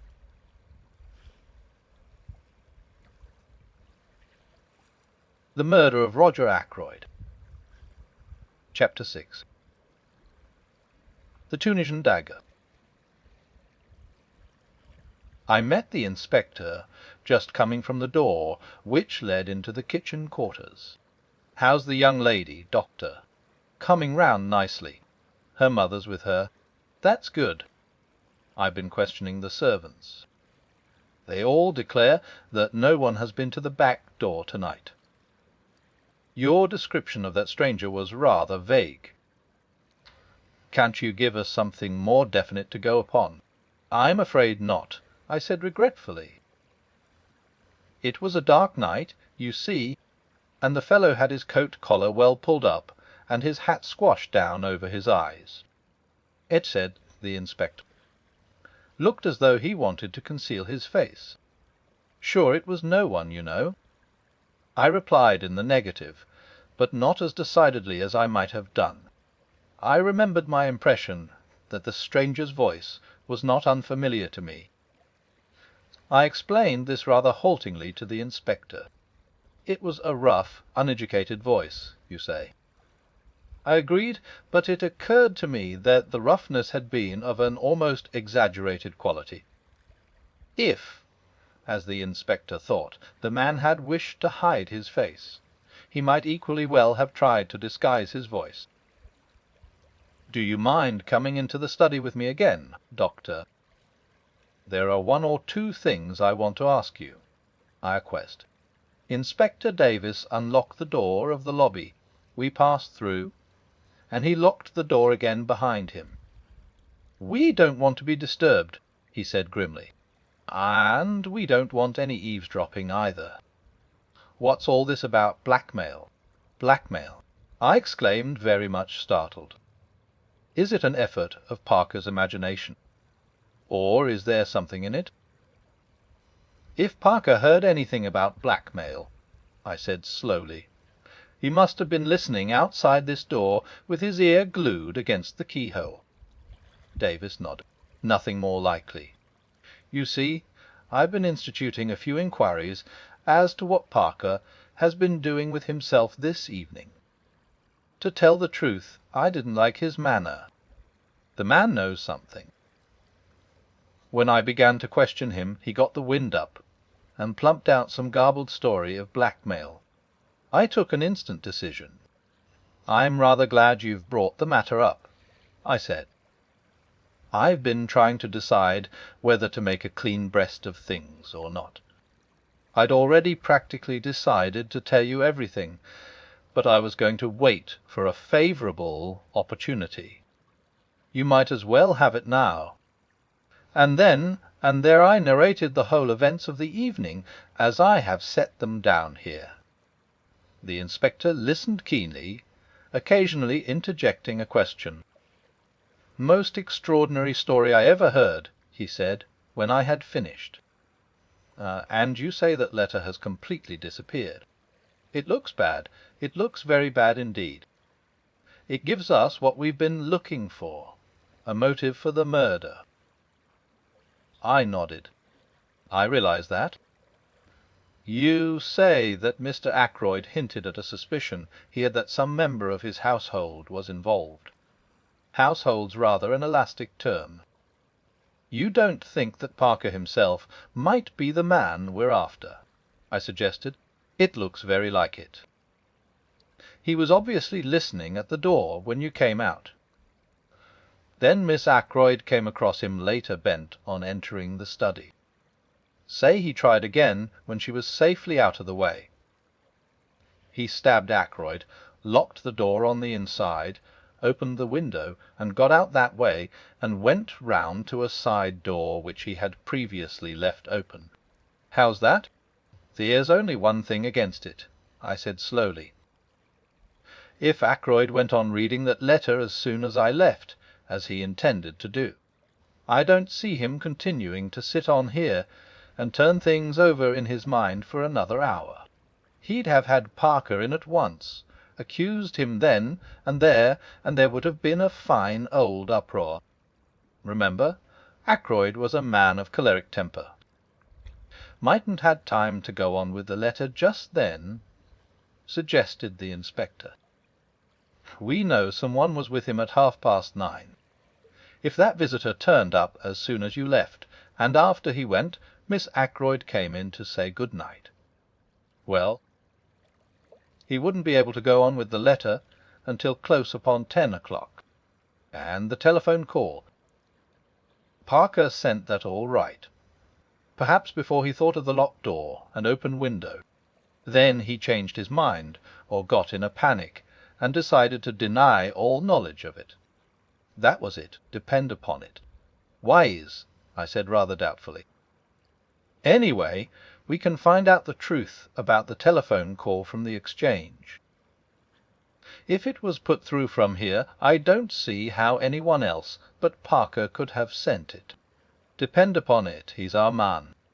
But keep it dark. We don't want to alarm him just yet, till we've got all the evidence. I'll see to it he doesn't give us the slip. To all appearances, we'll be concentrating on your mysterious stranger." He rose from where he had been sitting astride the chair belonging to the desk, and crossed over to the still form in the armchair. "The weapon ought to give us a clue," he remarked, looking up. "It's something quite unique, a curio, I should think, by the look of it." He bent down, surveying the handle attentively, and I heard him give a grunt of satisfaction. Then, very gingerly, he pressed his hands down below the hilt and drew the blade out from the wound.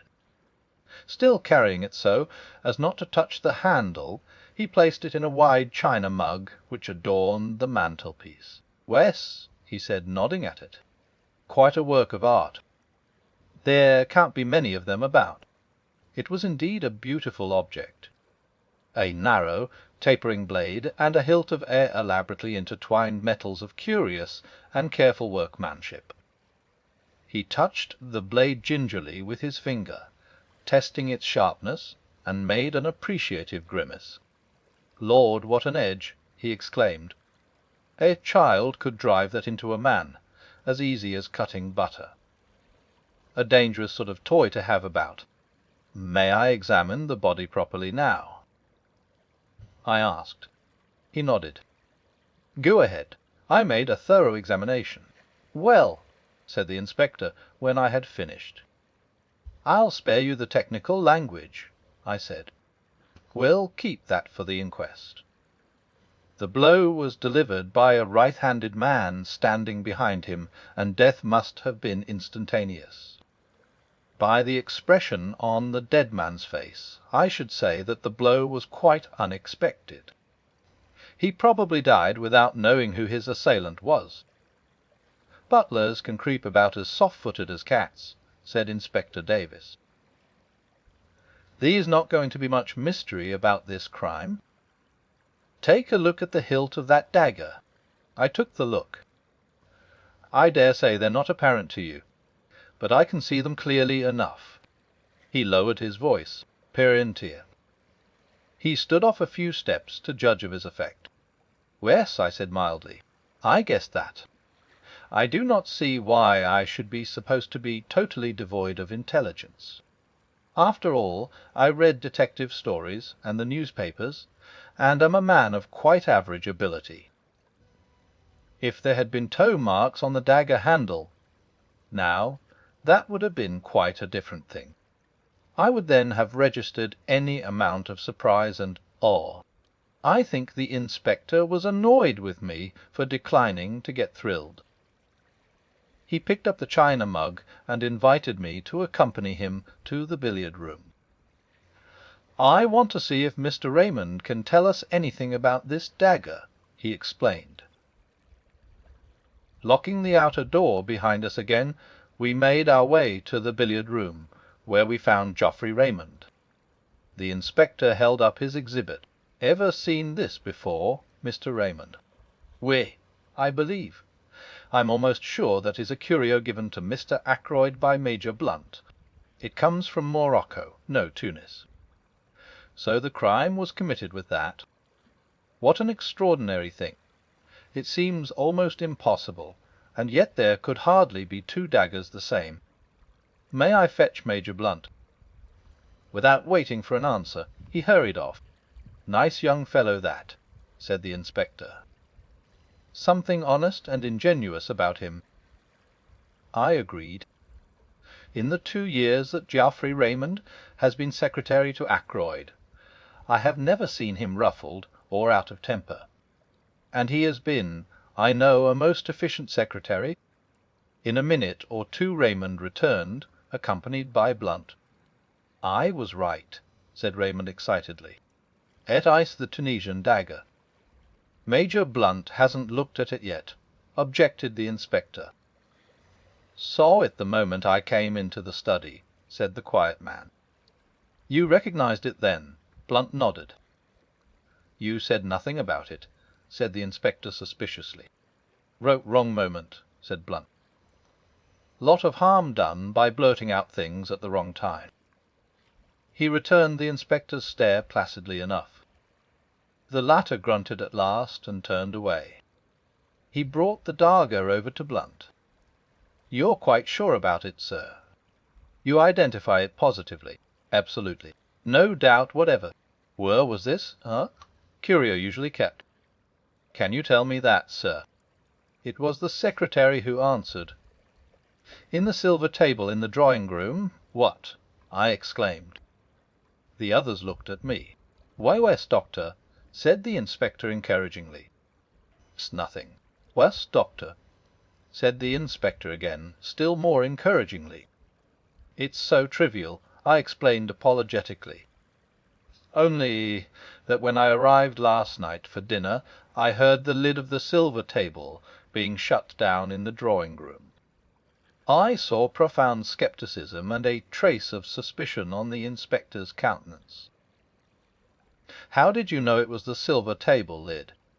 I was forced to explain in detail, a long, tedious explanation which I would infinitely rather not have had to make. The inspector heard me to the end. "How was the dagger in its place when you were looking over the contents?" he asked. "I don't know," I said. I can't say I remember noticing it, but, of course, it may have been there all the time.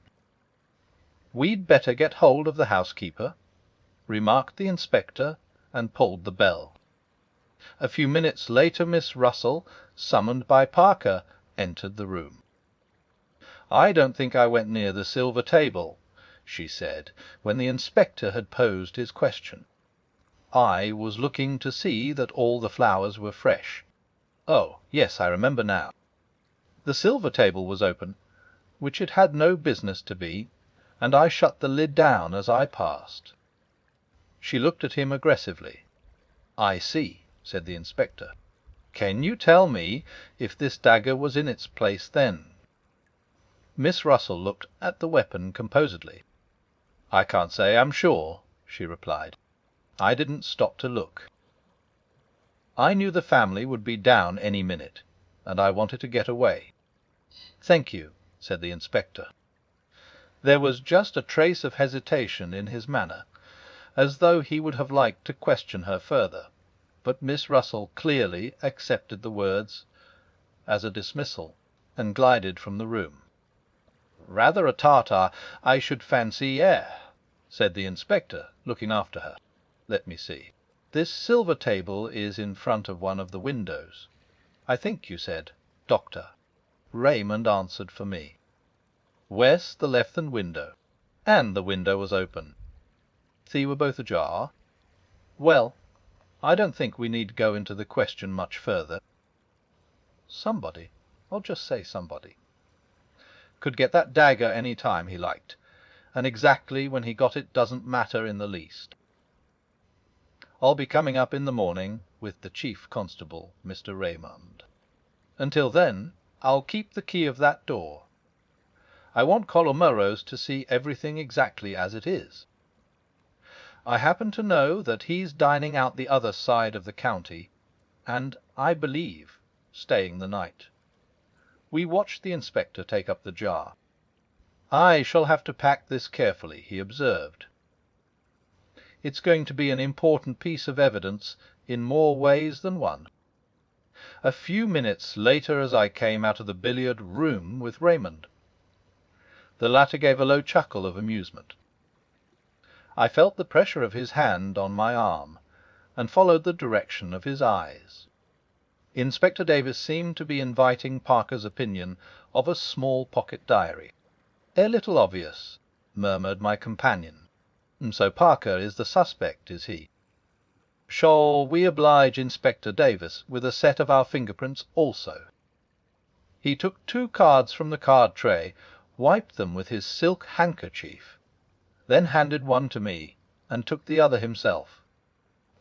Then, with a grin, he handed them to the police inspector. "Souvenirs," he said. "Number 1, Dr. Shepherd. Number 2, my humble self. One from Major Blunt will be forthcoming in the morning." Yoath is very buoyant. Even the brutal murder of his friend and employer could not dim Geoffrey Raymond's spirits for long. Perhaps that is as it should be. I do not know. I have lost the quality of resilience long since myself. It was very late when I got back, and I hoped that Caroline would have gone to bed. I might have known better. She had hot cocoa waiting for me, and whilst I drank it, she extracted the whole history of the evening from me. I said nothing of the blackmailing business, but contented myself with giving her the facts of the murder. "The police suspect Parker," I said, as I rose to my feet and prepared to ascend to bed. "There seems a fairly clear case against him." "Parker," said my sister. "Fiddlesticks. That inspector must be a perfect fool. Parker indeed. Don't tell me." With which obscure pronouncement we went up to bed.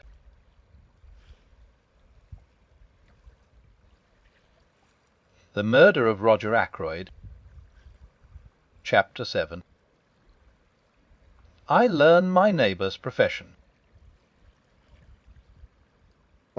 On the following morning I hurried unforgivably over my round. My excuse can be that I had no very serious cases to attend. On my return Caroline came into the hall to greet me. Flora Ackroyd is here," she announced in an excited whisper. "What?" I concealed my surprise as best I could. "She's very anxious to see you. She's been here half an hour." Caroline led the way into our small sitting-room, and I followed. Flora was sitting on the sofa by the window. She was in black, and she sat nervously twisting her hands together. I was shocked by the sight of her face. All the colour had faded away from it, but when she spoke her manner was as composed and resolute as possible. "Dr. Shepherd, I have come to ask you to help me." "Of course he'll help you, my dear," said Caroline. I don't think Flora really wished Caroline to be present at the interview. She would, I am sure, have infinitely preferred to speak to me privately. But she also wanted to waste no time, so she made the best of it. "I want you to come to the Larchers with me." "The Larchers?" I queried, surprised. "To see that funny little man," exclaimed Caroline. "Wes, you know who he is, don't you?" "We fancied," I said, "that he might be a retired hairdresser." Flora's blue eyes opened very wide. "Why, he's Hercule Poirot. You know who I mean? The private detective. They say he's done the most wonderful things, just like detectives do in books. A year ago he retired and came to live down here. Uncle knew who he was, but he promised not to tell any one, because M. Poirot wanted to live quietly, without bothered by people. So that's who he is," I said slowly. "You've heard of him, of course." "I'm rather an old fogey, as Caroline tells me," I said, "but I just heard of him." "Extraordinary," commented Caroline. I don't know what she was referring to. Possibly her own failure to discover the truth.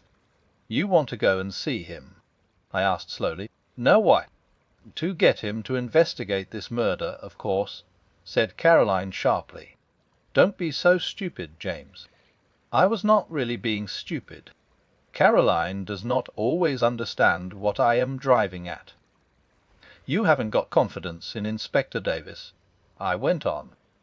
"Of course she hasn't," said Caroline. "I haven't either. Any one would have thought it was Caroline's uncle who had been murdered." "And how do you know he would take up the case?" "I asked. Remember, he has retired from active work." "That's just it," said Flora simply. "I've got to persuade him." "You are sure you are doing wisely?" I asked gravely. "Of course she is," said Caroline. "I'll go with her myself if she likes."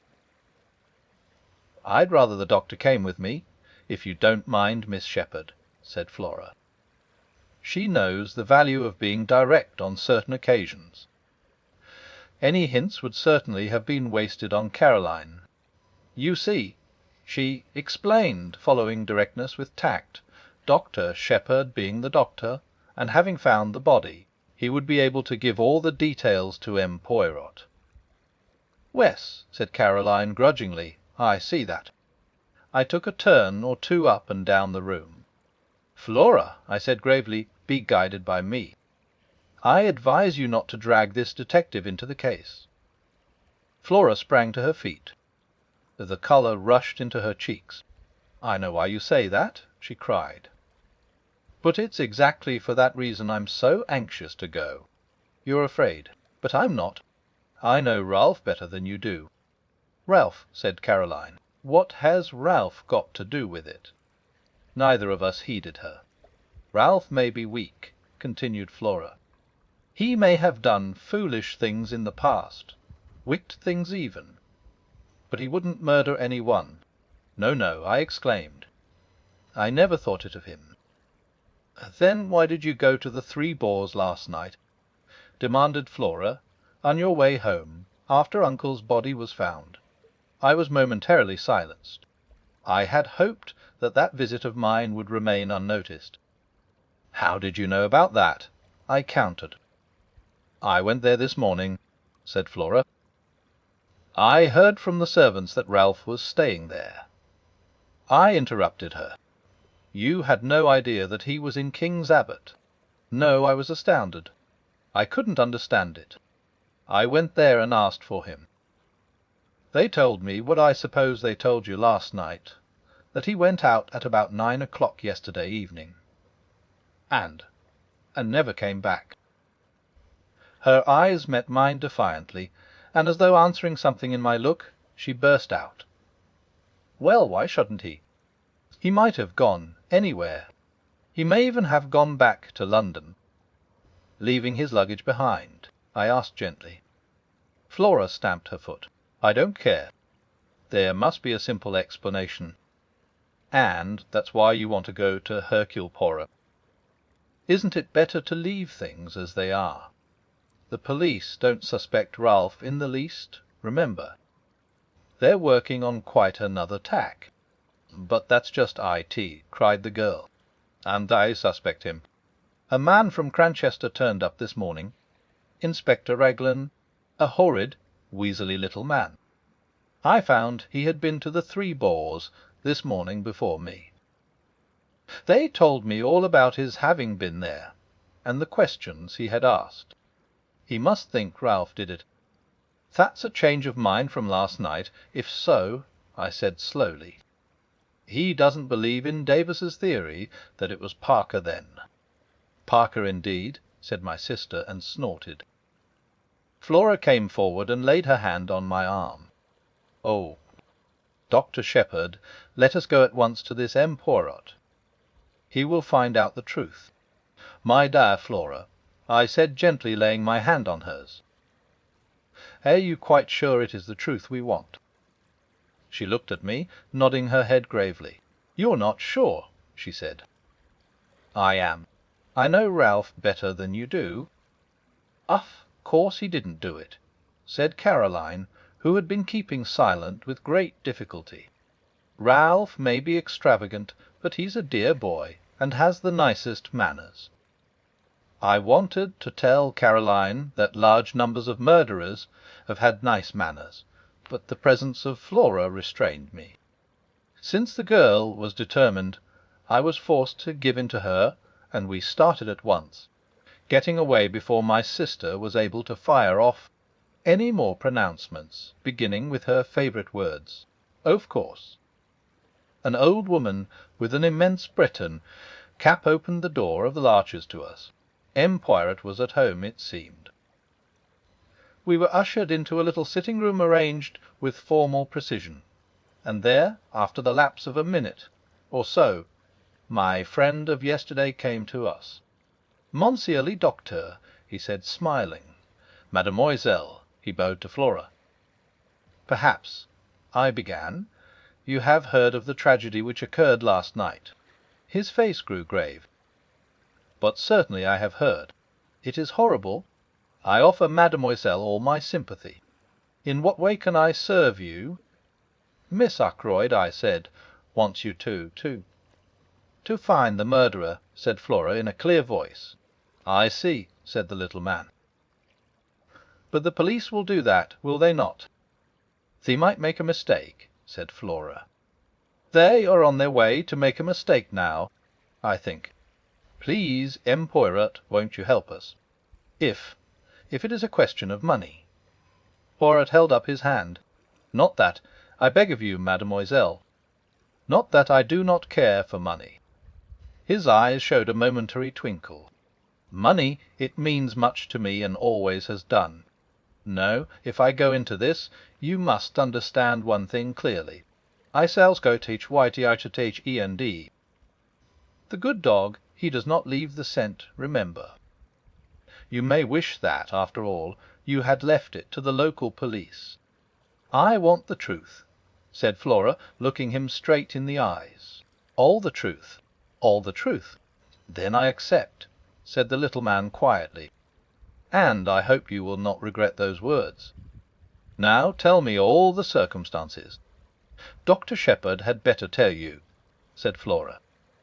"He knows more than I do." Thus enjoined, I plunged into a careful narrative, embodying all the facts I have previously set down. Poirot listened carefully, inserting a question here and there, but for the most part sitting in silence, his eyes on the ceiling. I brought my story to a close with the departure of the inspector and myself from Fernley Park the previous night. "And now," said Flora, as I finished, "tell him all about Ralph." I hesitated, but her imperious glance drove me on. "You went to this inn, this Three Boars, last night on your way home?" asked Poirot, as I brought my tale to a close. "No, exactly why was that?" I paused a moment to choose my words carefully. I thought someone ought to inform the young man of his uncle's death.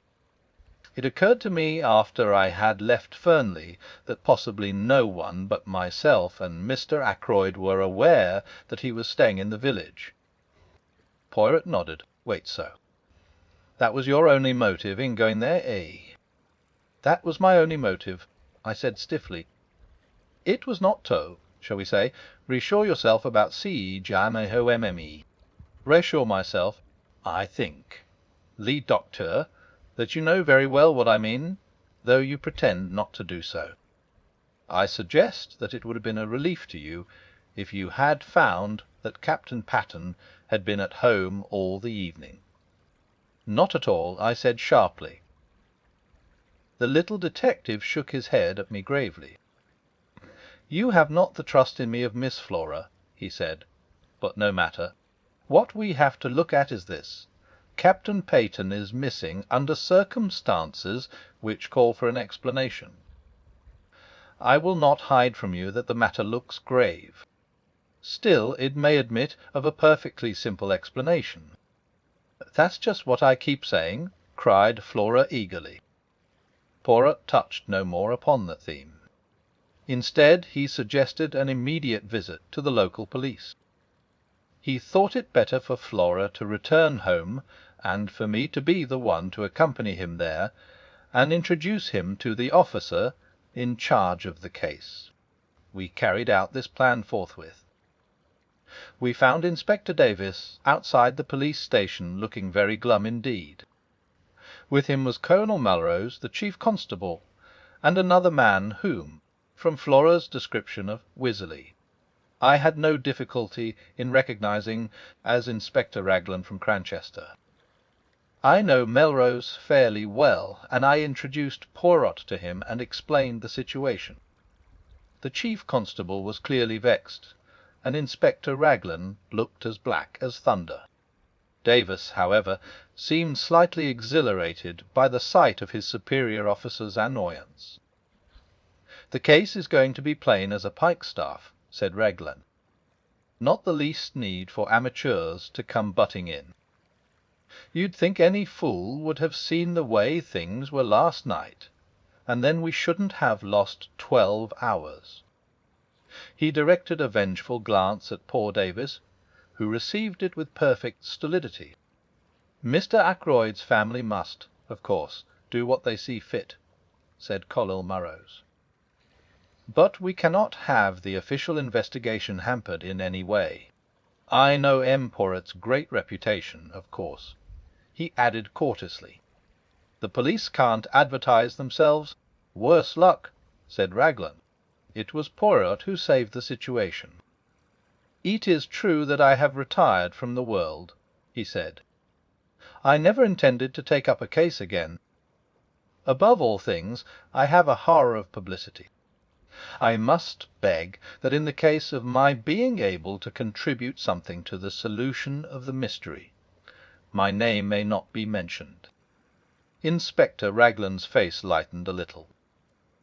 "I've heard of some very remarkable successes of yours," observed the Colonel, bowing. "I have had much experience," said Poirot quietly. "But most of my successes have been obtained by the aid of the police. I admire enormously your English police. If Inspector Raglan permits me to assist him, I shall be both honoured and flattered." The inspector's countenance became still more gracious. Colonel Melrose drew me aside. "From all I hear, this little fellow's done some really remarkable things," he murmured. We're naturally anxious not to have to call in Scotland Yard. Raglan seems very sure of himself, but I'm not quite certain that I agree with him. You see, I know the parties concerned better than he does. This fellow doesn't seem out after kudos, does he? Would work in with us unobtrusively. To the greater glory of Inspector Raglan, I said solemnly. Well, said Colonel Melrose breezily in a louder voice, we must put you wise to the latest developments, Poirot. I thank you, said Poirot. My friend, Dr. Shepherd, said something of the butler being suspected. That's all bunkum, said Raglan instantly. These high-class servants get in such a funk that they act suspiciously for nothing at all. The fingerprints. I hinted. Nothing like Parker's. He gave a faint smile and added, and yours and Mr. Raymond's don't fit either, Doctor. What about those of Captain Ralph Patterne? Asked Poirot quietly. I felt a secret admiration for the way he took the bull by the horns. I saw a look of respect creep into the inspector's eye. I see you don't let the grass grow under your feet, Mr. Poirot. It will be a pleasure to work with you, I'm sure. We're going to take that young gentleman's fingerprints as soon as we can lay hands upon him. I can't help thinking you're mistaken, Inspector, said Colonel Melrose warmly. I've known Ralph Patterne from a boy upward. He'd never stoop to murder. Maybe not, said the inspector tonelessly. What have you got against him? I asked. Went out just on 9 o'clock last night. Was seen in neighbourhood of Fernley Park somewhere about 9:30. Not been seen since. Believed to be in serious money difficulties. I've got a pair of his shoes here. Shoes with rubber studs in them. He had 2 pairs almost exactly alike. I'm going up now to compare them with those footmarks. The constable is up there, seeing that no one tampers with them. We'll go at once, said Colonel Melrose. You and Poirot will accompany us, will you not? We assented, and all drove up in the Colonel's car. The inspector was anxious to get at once to the footmarks, and asked to be put down at the lodge. About half-way up the drive, on the right, a path branched off, which led round to the terrace and the window of Ackroyd's study. Would you like to go with the inspector, Poirot? Asked the chief constable. Or would you prefer to examine the study? Poirot chose the latter alternative. Parker opened the door to us. His manner was smug and deferential, and he seemed to have recovered from his panic of the night before. Colonel Melrose took a key from his pocket, and unlocking the door, which led into the lobby, he ushered us through into the study. Except for the removal of the body, Poirot, this room is exactly as it was last night. And the body was found where, as precisely as possible, I described Ackroyd's position. The armchair still stood in front of the fire. Poirot went and sat down in it. The blue letter you speak of, where was it when you left the room? Mr. Ackroyd had laid it down on this little table at his right hand. Poirot nodded. Except for that, everything was in its place. Yes, I think so. Colonel Melrose, would you be so extremely obliging as to sit down in this chair a minute? I thank you. Now, le Docteur, will you kindly indicate to me the exact position of the dagger? I did so, whilst the little man stood in the doorway. The hilt of the dagger was plainly visible from the door then. Both you and Parker could see it at once. Wes. Poirot went next to the window. The electric light was on, of course, when you discovered the body? He asked over his shoulder. I assented, and joined him where he was studying the marks on the window-sill. The rubber studs are the same pattern as those in Captain Peyton's shoes, he said quietly. Then he came back once more to the middle of the room. His eye travelled round, searching everything in the room with a quick, trained glance. "Are you a man of good observation, Dr. Shepherd?" he asked at last. "I think so," I said, surprised. "There was a fire in the grate, I see. When you broke the door down and found Mr. Ackroyd dead, how was the fire? Was it low?" I gave a vexed laugh. I really can't say. I didn't notice." "Perhaps Mr. Raymond or Major Blunt." The little man opposite me shook his head with a faint smile. One must always proceed with method. "I made an error of judgment in asking you that question. To each man his own knowledge. You could tell me the details of the patient's appearance. Nothing there would escape you. If I wanted information about the papers on that desk, Mr. Raymond would have noticed anything there was to see. To find out about the fire, I must ask the man whose business it is to observe such things. You permit." He moved swiftly to the fireplace and rang the bell. After a lapse of a minute or two Parker appeared. "The bell rang, sir," he said hesitatingly. "Come in, Parker," said Colonel Melrose. "This gentleman wants to ask you something." Parker transferred a respectful attention to Poirot. "Parker," said the little man, "when you broke down the door with Dr. Shepherd last night and found your master dead, what was the state of the fire?" Parker replied without a pause. "It had burned very low, sir. It was almost out," said Poirot. The exclamation sounded almost triumphant. He went on: "Look round you, my good Parker. Is this room exactly as it was then?" The butler's eye swept round. It came to rest on the windows. "The curtains were drawn, sir, and the electric light was on." Poirot nodded approval. "Anything else?" "Wes, sir, this chair was drawn out a little more." He indicated a big grandfather chair to the left of the door between it and the window. "I append a plan of the room, with the chair in question marked with an X." "Just show me," said Poirot. "Upon a small X, Tamacosin table sol, I thought that flop torcho in which down a hicra wassel part of own biella to bell fix would have taught what even down thousand shepherds getting for pull in casket into fireplace chair and chair top part also." The butler drew the chair in question out a good 2 feet from the wall, turning it so that the seat faced the door. "VLC quasi caraix," murmured Poirot. "No one would want to sit in a chair in such a position, I fancy. Now who pushed it back into place again, I wonder? Did you, my friend?" "No, sir," said Parker. "I was too upset with seeing the master and all." Poirot looked across at me. "Did you, Doctor?" I shook my head. "It was back in position when I arrived with the police, sir," put in Parker. "I'm sure of that." "Curious," said Poirot again. "Raymond or Blunt must have pushed it back," I suggested. "Surely it isn't important." "It is completely unimportant," said Poirot. "That is why it is so interesting." He added softly: "Excuse me a minute," said Colonel Melrose. He left the room with Parker.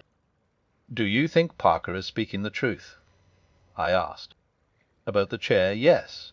Otherwise I do not know. You will find, Doctor, if you have much to do with cases of this kind, that they all resemble each other in one thing." "What is that?" I asked curiously. "Everyone concerned in them has something to hide." I asked, smiling. Poirot looked at me attentively. "I think you have," he said quietly. "But have you told me everything known to you about this young man Patterne?" He smiled as I grew red. "Oh, do not fear. I will not press you. I shall learn it in good time." "I wish you'd tell me something of your methods," I said hastily, to cover my confusion. The point about the fire, for instance. Oh, that was very simple. You leave Mr. Ackroyd at 9:10, was it not? Yes, exactly, I should say. The window is then closed and bolted, and the door unlocked. At 10:15, when the body is discovered, the door is locked and the window is open. Who opened it? Clearly only Mr. Ackroyd himself could have done so, and for one of two reasons. Either because the room became unbearably hot here, but since the fire was nearly out and there was a sharp drop in temperature last night. That cannot be the reason. Or because he admitted someone that way. And if he admitted someone that way, it must have been someone well known to him, since he had previously shown himself uneasy on the subject of that same window. It sounds very simple, I said. Everything is simple if you arrange the facts methodically. We are concerned now with the personality of the person who was with him at 9:30 last night. Everything goes to show that that was the individual admitted by the window, and though Mr. Ackroyd was seen alive later by Miss Flora, we cannot approach a solution of the mystery until we know who that visitor was. The window may have been left open after his departure, and so afforded entrance to the murderer, or the same person may have returned a second time. Ah, here is the Colonel who returns. Colonel Morose entered with an animated manner. "That telephone call has been traced at last," he said. "It did not come from here. It was put through to Dr. Shepherd at 10:59 last night from a public call office at King's Abbott station, and at 10:23 the night mail leaves for Liverpool."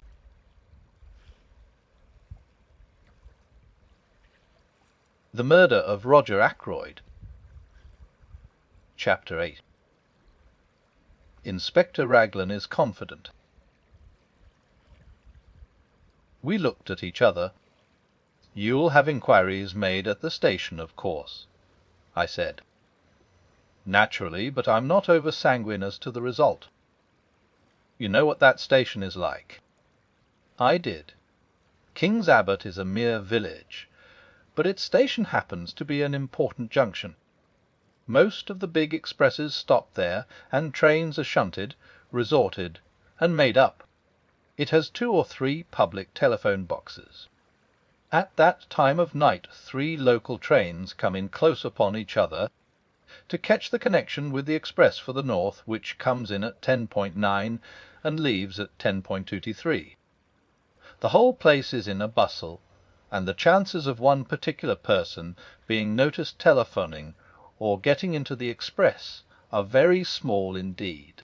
"But why telephone at all?" demanded Melrose. "That is what I find so extraordinary. There seems no rhyme or reason in the thing."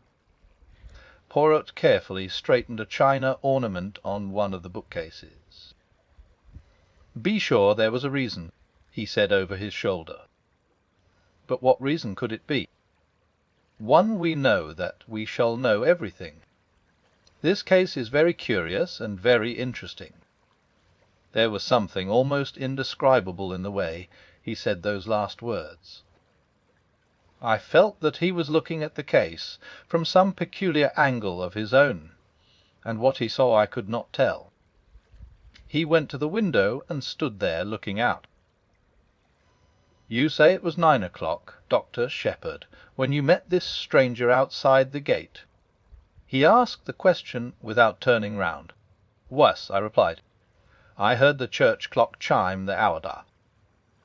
"How long would it take him to reach the house?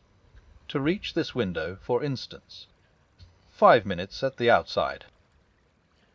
2 or 3 minutes only if he took the path at the right of the drive and came straight here. But to do that he would have to know the way. How can I explain myself? It would mean that he had been here before, that he knew his surroundings." "That is true," replied Colonel Morose. "We could find out, doubtless, if Mr. Ackroyd had received any strangers during the past week.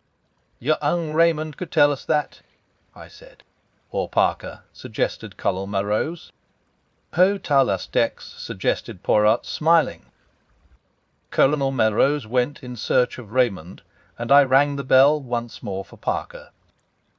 Colonel Melrose returned almost immediately, accompanied by the young secretary, whom he introduced to Poirot. Geoffrey Raymond was fresh and debonair as ever. He seemed surprised and delighted to make Poirot's acquaintance.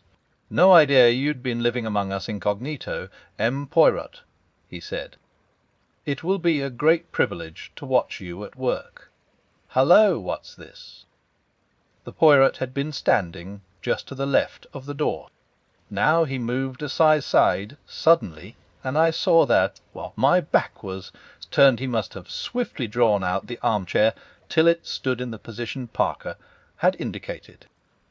"Want me to sit in the chair whilst you take a blood test?" asked Raymond good-humouredly. "What's the idea?" Raymond, this chair was pulled out."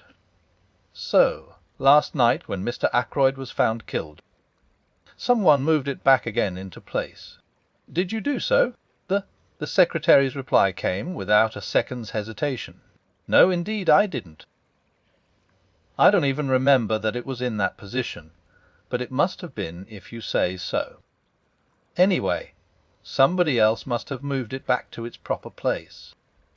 Have they destroyed a clue in doing so?" "Too bad." "It is of no consequence," said the detective. "Of no consequence whatever. What I really want to ask you is this: M. Raymond, did any stranger come to see Mr. Ackroyd during this past week?" The secretary reflected for a minute or two, knitting his brows, and during the pause Parker appeared in answer to the bell. "No," said Raymond at last. "I can't remember any one. Can you, Parker?" "I beg your pardon, sir." "Any stranger coming to see Mr. Ackroyd this week?" The butler reflected for a minute or two. Was the young man who came on Wednesday, sir," he said at last. "From Curtis and Trout, I understood he was." Raymond moved this aside with an impatient hand. "Oh, yes, I remember. But that is not the kind of stranger this gentleman means." He turned to Poirot. "Mr. Ackroyd had some idea of purchasing a dictaphone," he explained. "It would have enabled us to get through a lot more work in a limited time. The firm in question sent down their representative, but nothing came of it. Mr. Ackroyd did not make up his mind to purchase." The Poirot turned to the butler. "Can you describe this young man to me, my good Parker?"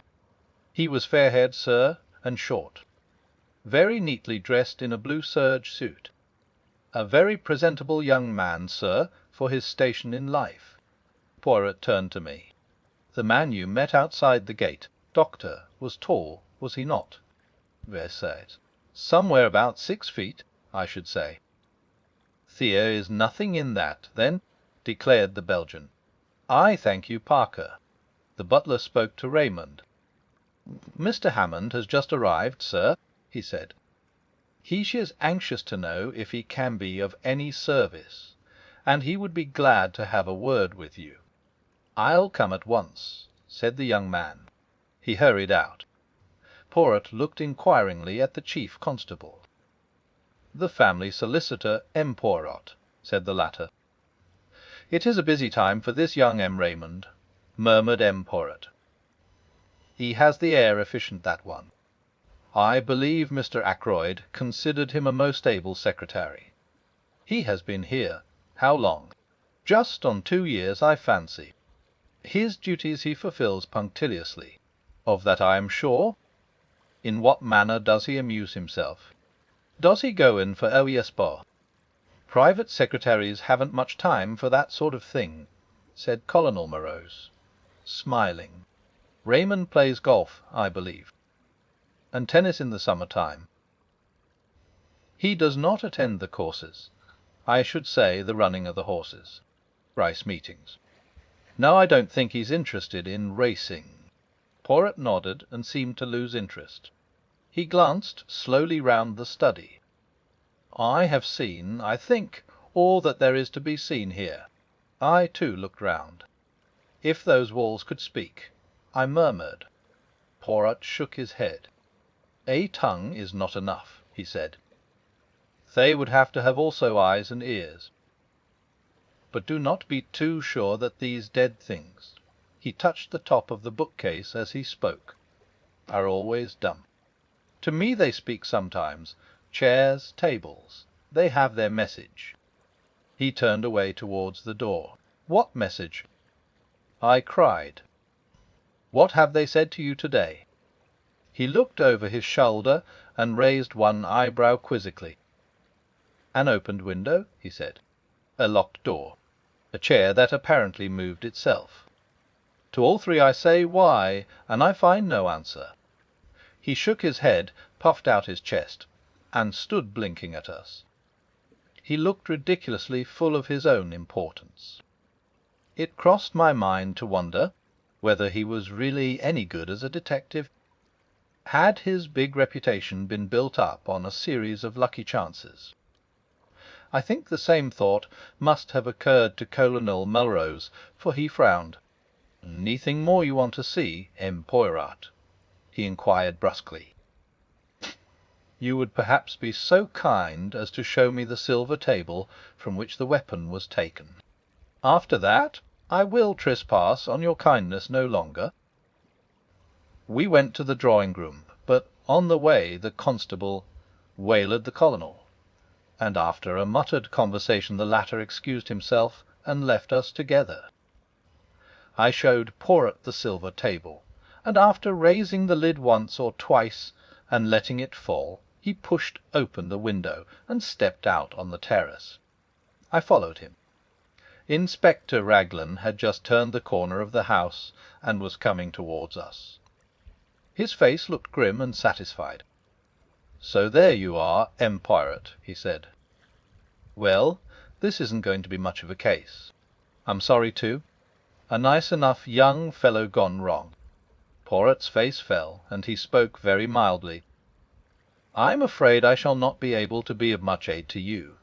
"Then—" "Next time, perhaps," said the inspector soothingly. "Though we don't have murders every day in this quiet little corner of the world." Poirot's gaze took on an admiring quality. "You have been of a marvellous promptness," he observed. "How exactly did you go to work, if I may ask?" "Certainly," said the inspector. "To begin with, method. That's what I always say, method." "8," cried the other. "That, too, is my watchword. Method, order, and the little grey cells." "The cells," said the inspector, staring. "The little grey cells of the brain," explained the Belgian. "Oh, of course. Well, we all use them, I suppose." "In a greater or lesser degree," murmured Poirot. "And there are, too, differences in quality. Then there is the psychology of a crime. One must study that." "Etch," said the inspector. "You've been bitten with all this psychoanalysis stuff." "Now, I'm a plain man. Mrs. Raglan would not agree, I am sure, to that," said Poirot, making him a little bow. Inspector Raglan, a little taken aback, bowed. "You don't understand," he said, grinning broadly. "Lord, what a lot of difference language makes! I'm telling you how I set to work. First of all, method. Mr. Ackroyd was last seen alive at 9:45 by his niece, Miss Flora Ackroyd. That's fact number one, isn't it?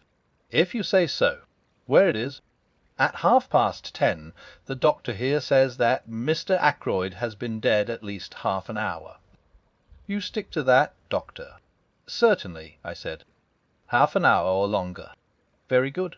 That gives us exactly a quarter of an hour in which the crime must have been committed. I make a list of every one in the house, and work through it, setting down opposite their names where they were, and what they were doing between the hour of 9:45 and 10 p.m." He handed a sheet of paper to Poirot. I read it over his shoulder.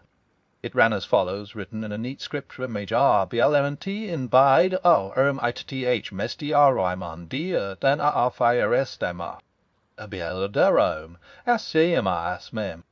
9.45 vexel I Meth, BPD 955. Rymon Dian, BLBNT, WHD, UPS Tiaxta, Miss Ackroyd. Went straight from her uncle's room upstairs. As confirmed by Parker, also housemaid Elsie Dale, servants. Parker. Went straight to butler's pantry. So confirmed by housekeeper, Miss Russell, who came down to speak to him about something at 9:47, and remained at least 10 minutes. Miss Russell. As above. Spoke to housemaid Elsie Dale upstairs at 9:45. Ursula Bornis Palormad in her own room until 9:55. Then in servants' hall. Mrs. Cooper, cook, in servants' hall. Gladys Jones as second housemaid.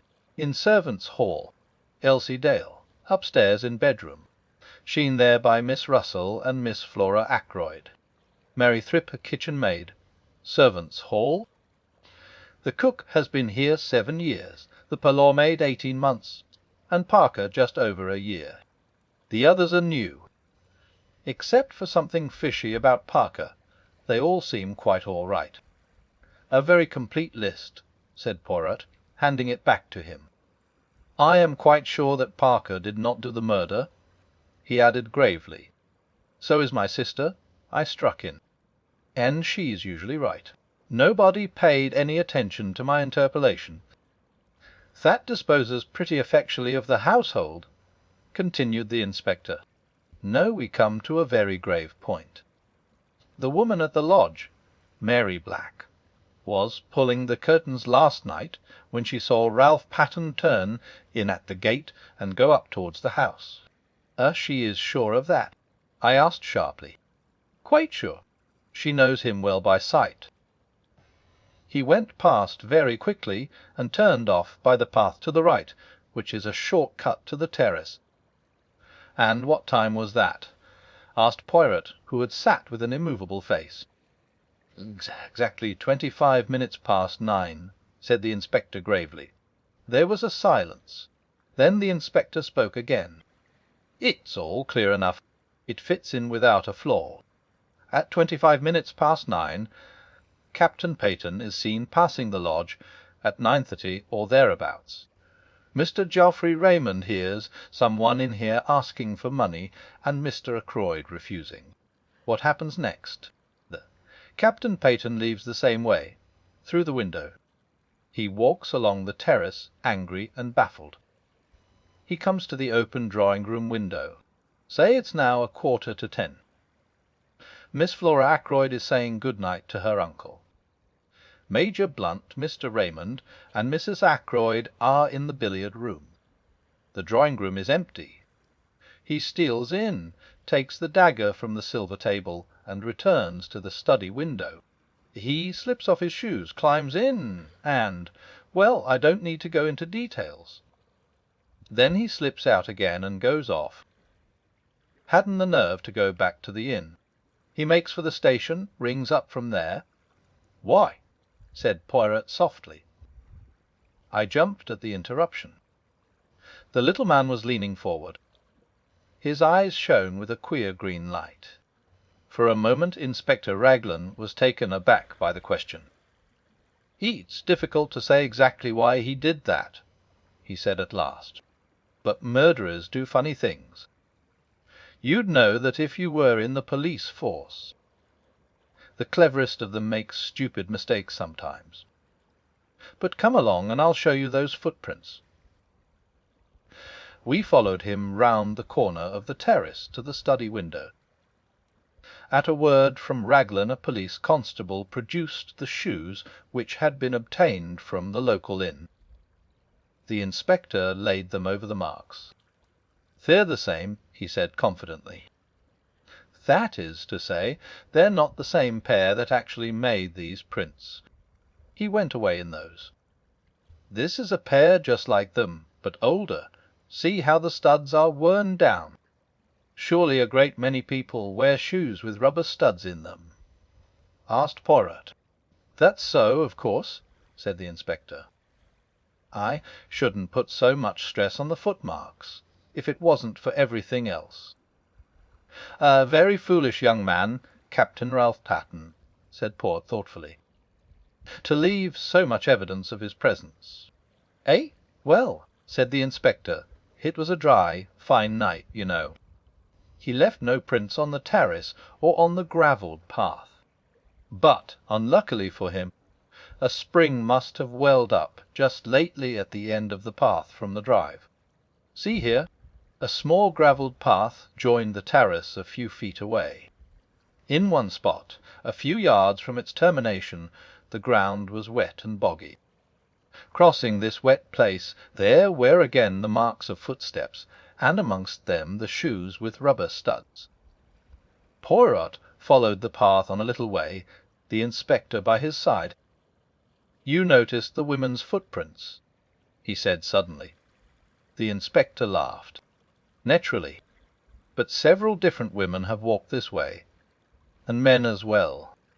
It's a regular short cut to the house, you see. It would be impossible to sort out all the footsteps. After all, it's the ones on the window-sill that are really important." Poirot nodded. "It's no good going farther," said the inspector, as we came in view of the drive. "It's all gravelled again here, and hard as it can be." Again Poirot nodded, but his eyes were fixed on a small garden house, a kind of superior summer house. It was a little to the left of the path ahead of us, and a gravelled walk ran up to it. The Poirot lingered about until the inspector had gone back towards the house. Then he looked at me. "You must have indeed been sent from the good God to replace my friend Hastings," he said with a twinkle. "I observe that you do not quit my side. How say you, Dr. Shepherd? Shall we investigate that summer house? It interests me." He went up to the door and opened it. Inside, the place was almost dark. There were one or two rustic seats, a croquet set, and some folded deck chairs. I was startled to observe my new friend. He had dropped to his hands and knees, and was crawling about the floor. Every now and then he shook his head as though not satisfied. Finally he sat back on his heels. "Nothing," he murmured. Well, perhaps it was not to be expected, but it would have meant so much. He broke off, stiffening all over. Then he stretched out his hand to one of the rustic chairs. He detached something from one side of it. "What is it?" I cried. "What have you found?" He smiled, unclosing his hand so that I should see what lay in the palm of it. "A scrap of stiff white cambric." I took it from him, looked at it curiously, and then handed it back. "What do you make of it, my friend?" he asked, eyeing me keenly. "A scrap torn from a handkerchief," I suggested, shrugging my shoulders. He made another dart and picked up a small quill. A goose quill by the look of it. "And that!" he cried triumphantly. "What do you make of that?" I only stared. He slipped the quill into his pocket and looked again at the scrap of white stuff. "A fragment of a handkerchief," he mused. "Perhaps you are right. But regardez and hanka. He nodded at me triumphantly. Then he put away the scrap carefully in his pocket-book.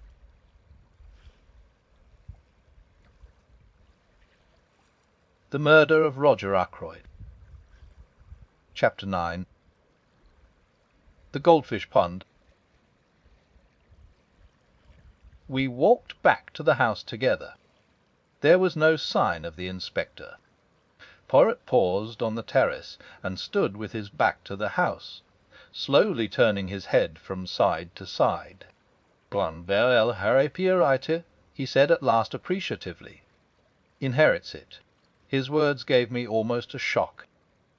It is an odd thing, but until that moment the question of inheritance had never come into my head. Poirot watched me keenly. "It is a new idea to you, that," he said at last. "You had not thought of it before." "Eh?" No, I said truthfully. I wish I had. He looked at me again curiously. I wonder just what you mean by that, he said thoughtfully. Ah, no, as I was about to speak. Aitoael, you would not tell me your real thought. Every one has something to hide, I quoted, smiling. Exactly. You still believe that. More than ever, my friend. But it is not easy to hide things from Hercule Poirot. He has a knack of finding out. He descended the steps of the Dutch garden as he spoke. Let us walk a little, he said over his shoulder. The air is pleasant today. I followed him. He led me down a path to the left enclosed in yew hedges. A walk led down the middle, bordered each side with formal flower beds, and at the end was a round paved recess with a seat and a pond of goldfish. Instead of pursuing the path to the end, Poirot took another which wound up the side of a wooded slope. In one spot the trees had been cleared away, and a seat had been put. Sitting there, one had a splendid view over the countryside, and one looked right down on the paved recess and the goldfish pond. England is very beautiful, said Poirot, his eyes straying over the prospect. Then he smiled. And so are English girls, he said in a lower tone. Hush, my friend, and look at the pretty picture below us. It was then that I saw Flora. She was moving along the path we had just left, and she was humming a little snatch of song. Her step was more dancing than walking, and in spite of her black dress, there was nothing but joy in her whole attitude. She gave a sudden pirouette on her toes, and her black draperies swung out. At the same time she flung her head back and laughed outright. As she did so, a man stepped out from the trees. It was Hector Blunt. The girl started. Her expression changed a little. How you startled me! I didn't see you. The Blunt said nothing, but stood looking at her for a minute or two in silence. What I like about you, said Flora, with a touch of malice, is your cheery conversation. I fancy that Blunt reddened under his tan. His voice, when he spoke, sounded different. It had a curious sort of humility in it. Never was much of a fellow for talking. Not even when I was young. That was a very long time ago, I suppose, said Flora gravely. I caught the undercurrent of laughter in her voice, but I don't think Blunt did. Yes, he said simply, it was. How does it feel to be Methuselah? Asked Flora. This time the laughter was more apparent, but Blunt was following out an idea of his own. Remember the Johnny who sold his soul to the devil, in return for being made young again. There's an opera about it. Fast, you mean. That's the beggar. Rumstock. Some of us would do it if we could. Any one would think you were creaking at the joints to hear you talk, cried Flora, half vexed, half amused. Blunt said nothing for a minute or two. Then he looked away from Flora into the middle distance, and observed to an adjacent tree trunk that it was about time he got back to Africa. Are you going on another expedition? Shooting things? Expect so. Usually do, you know. Shoot things, I mean. You shot that head in the hall, didn't you? Blunt nodded. Then he jerked out, going rather red as he did so. Care for some decent skins any time? If so, I could get them for you. Please do, cried Flora. Will you really? You won't forget. I shan't forget, said Hector Blunt. He added, in a sudden burst of communicativeness, time I went. I'm no good in this sort of life. Haven't got the manners for it. I'm a rough fellow, no use in society. Never remember the things one's expected to say. Yes, time I went. But you're not going at once, cried Flora. Not while we're in all this trouble. Oh, if you go. She turned away a little. You want me to stay? Asked Blunt. He spoke deliberately, but quite simply. We all, I meant you personally, said Blunt, with directness. Flora turned slowly back again and met his eyes. I want you to stay, she said. Heath, if that makes any difference. It makes all the difference, said Blunt. There was a moment's silence. They sat down on the stone seat by the goldfish pond. It seemed as though neither of them knew quite what to say next. Eat. It's such a lovely morning, said Flora at last. You know, I can't help feeling happy in spite of everything. That's awful, I suppose. Quite natural, said Blunt. Never saw your uncle until 2 years ago, did you? Can't be expected to grieve very much. Much better to have no humbug about it. There's something awfully consoling about you, said Flora. You make things so simple. Things are simple as a rule, said the big game hunter. Not always, said Flora. Her voice had lowered itself, and I saw Blunt turn and look at her, bringing his eyes back from there apparently the coast of Africa to do so. He evidently put his own construction on her change of tone, for he said, after a minute or two, in rather an abrupt manner, I say, you know, you mustn't worry. About that young chap, I mean. Inspector's an ass. Everybody knows. Utterly absurd to think he could have done it. Man from outside. Burglar chap. That's the only possible solution. Flora turned to look at him. You really think so? Don't you? Said Blunt quickly. Oh, yes, of course. Another silence, and then Flora burst out. I'll tell you why I felt so happy this morning. However heartless you think me, I'd rather tell you. It's because the lawyer has been Mr. Hammond. He told us about the will. Uncle Roger has left me £20,000. Think of it! 20,000 beautiful pounds. Blunt looked surprised. Does it mean so much to you? Mine much to me. Why, it's everything. Freedom life. No more scheming and scraping and lying. Lying! Said Blunt, sharply interrupting. Flora seemed taken aback for a minute. You know what I mean, she said uncertainly. Pretending to be thankful for all the nasty cast-off things rich relations give you. Last year's coats and skirts and hats. Don't know much about ladies' clothes. Should have said you were always very well turned out. It's cost me something, though, said Flora in a low voice. Don't let's talk of horrid things. I'm so happy. I'm free to do what I like. Free not to. She stopped suddenly. Not to what? Asked Blunt quickly.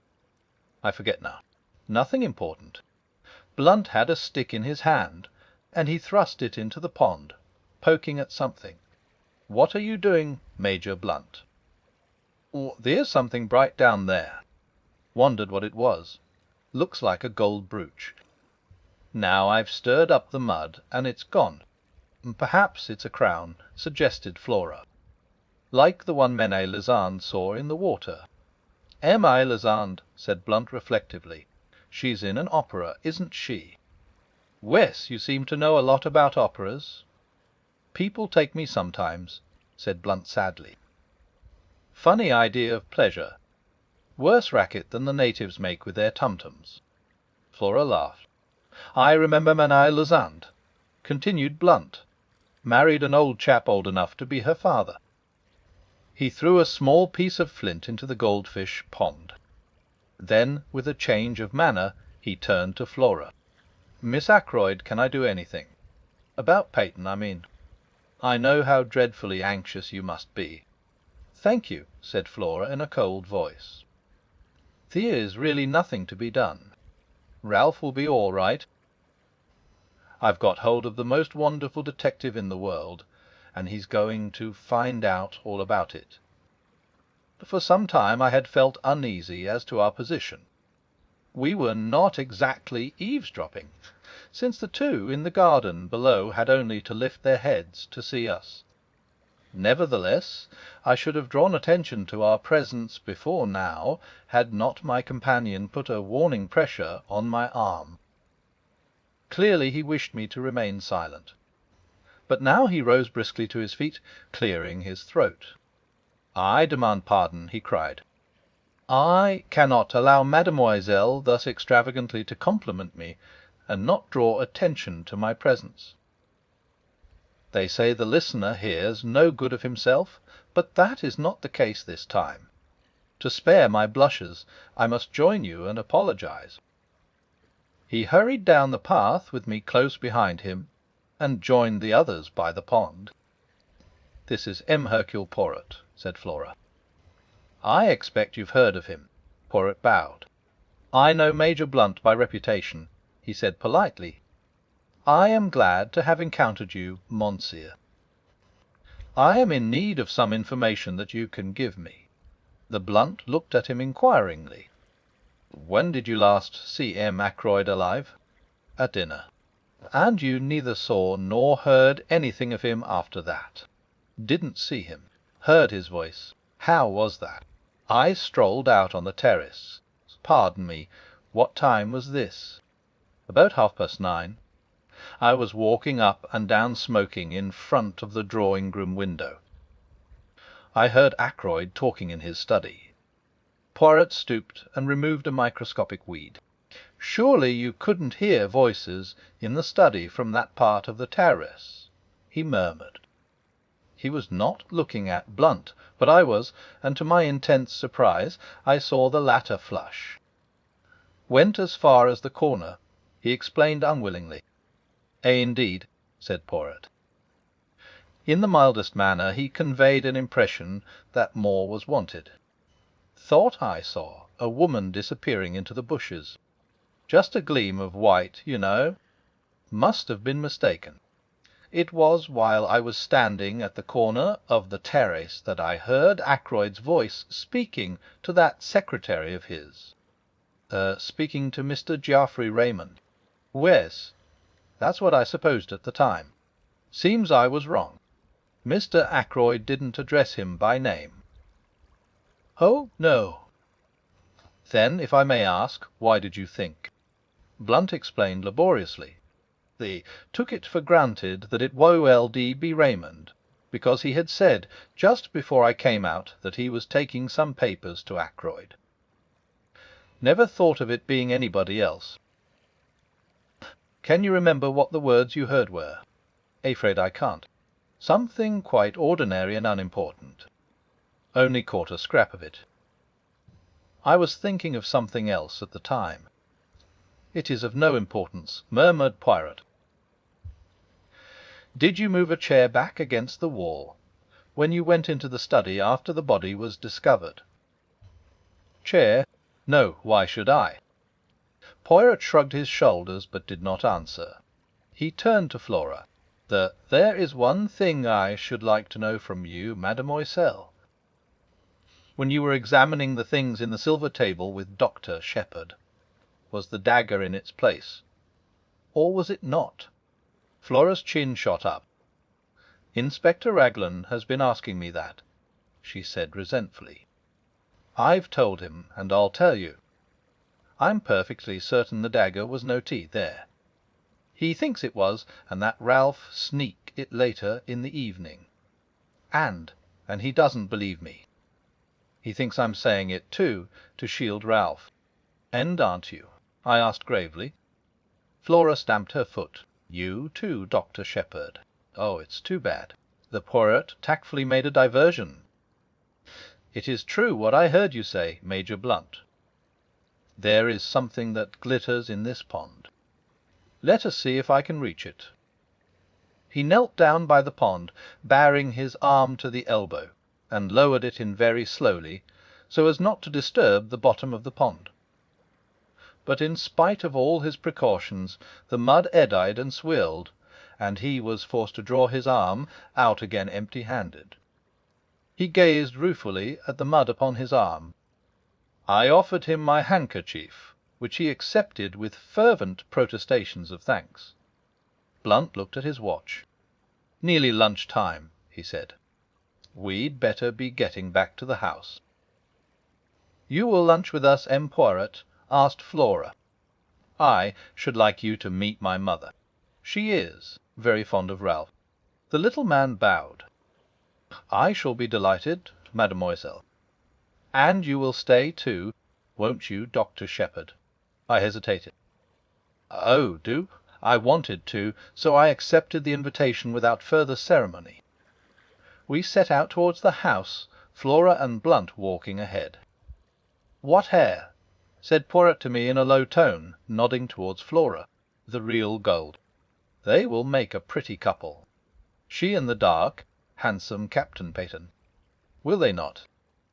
I looked at him inquiringly, but he began to fuss about a few microscopic drops of water on his coat sleeve. The man reminded me in some ways of a cat. His green eyes and his finicking habits. "And all for nothing, too," I said sympathetically. "I wonder what it was in the pond." "What'd you like to see?" asked Poirot. I stared at him. He nodded. "My good friend," he said, gently and reproachfully, "Hercule Poirot does not run the risk of disarranging his costume without being sure of attaining his object. To do so would be ridiculous and absurd. I am never ridiculous." "But you brought your hand out empty," I objected. "There are times when it is necessary to have discretion." "Do you tell your patients everything?" "Everything, doctor? I think not."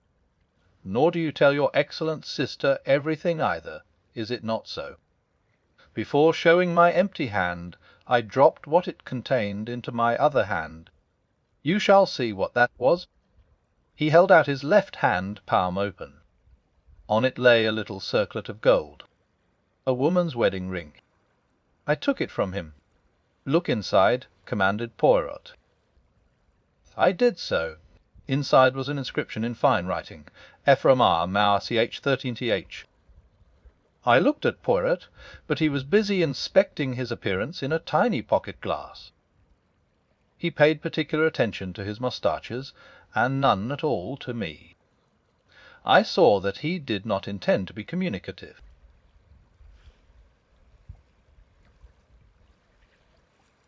The Murder of Roger Ackroyd. Chapter 10. The parlour maid. We found Mrs. Ackroyd in the hall. With her was a small, dried-up little man, with an aggressive chin and sharp grey eyes, and "Lawyer" written all over him. "Mr. Hammond is staying to lunch with us," said Mrs. Ackroyd. "You know Major Blunt, Mr. Hammond, and dear Dr. Shepherd, also a close friend of poor Roger's. And let me see." She paused, surveying Hercule Poirot in some perplexity. "This is M. Poirot, mother," said Flora. "I told you about him this morning." "Oh, yes," said Mrs. Ackroyd vaguely. "Of course, my dear, of course. He is to find Ralph, is he not?" "He is to find out who killed uncle," said Flora. "Oh, my dear!" cried her mother. "Please. My poor nerves. I am a wreck this morning, a positive wreck. Such a dreadful thing to happen.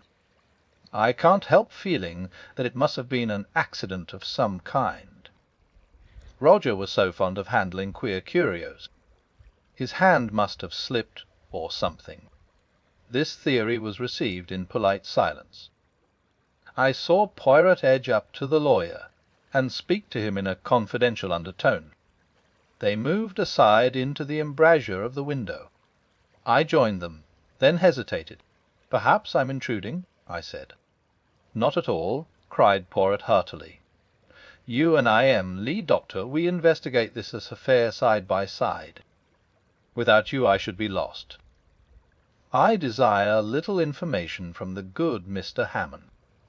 You are acting on behalf of Captain Ralph Paton, I understand," said the lawyer cautiously. Poirot shook his head. "Not so. I am acting in the interests of justice. Miss Ackroyd has asked me to investigate the death of her uncle." Mr. Hammond seemed slightly taken aback. I cannot seriously believe that Captain Patterne can be concerned in this crime," he said, "however strong the circumstantial evidence against him may be. The mere fact that he was hard pressed for money." "Whereas he hard pressed for money?" interpolated Poirot quickly. The lawyer shrugged his shoulders. "It was a chronic condition with Ralph Patterne," he said dryly. "Money went through his hands like water. He was always applying to his stepfather. Had he done so of late? During the last year, for instance?" "Cannot say. Mr. Ackroyd did not mention the fact to me." "I comprehend. Mr. Hammond, I take it that you are acquainted with the provisions of Mr. Ackroyd's will?" "Certainly."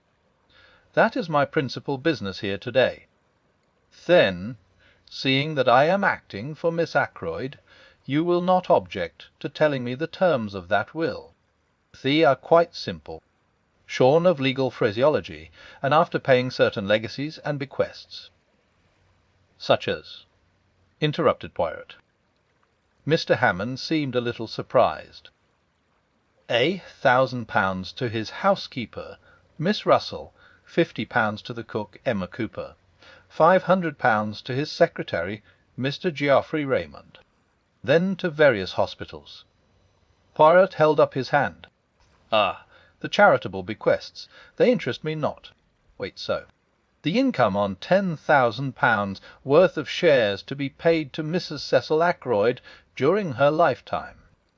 Miss Flora Ackroyd inherits £20,000 outright. The residue, including this property and the shares in Ackroyd and Son, to his adopted son, Ralph Patterne. Mr. Ackroyd possessed a large fortune, a very large fortune. Captain Patterne will be an exceedingly wealthy young man." There was a silence. Poirot and the lawyer looked at each other. "Mr. Hammond," came Mrs. Ackroyd's voice plaintively from the fireplace. The lawyer answered the summons. Poirot took my arm and drew me right into the window. "Regard the irises," he remarked in rather a loud voice. "Magnificent, are they not? A straight and pleasing effect." At the same time I felt the pressure of his hand on my arm, and he added in a low toner, "Do you really wish to aid me?" "To take part in this investigation?" "Yes, indeed," I said eagerly. "There's nothing I should like better. You don't know what a dull old fogey's life I lead. Never anything out of the ordinary.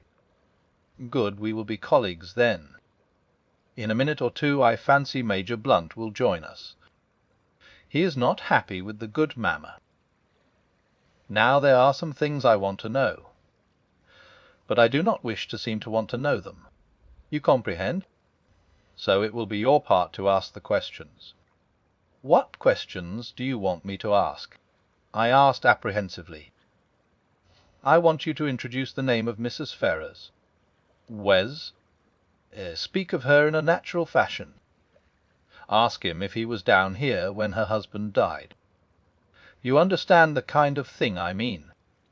And while he replies, watch his face without seeming to watch it." "Silence."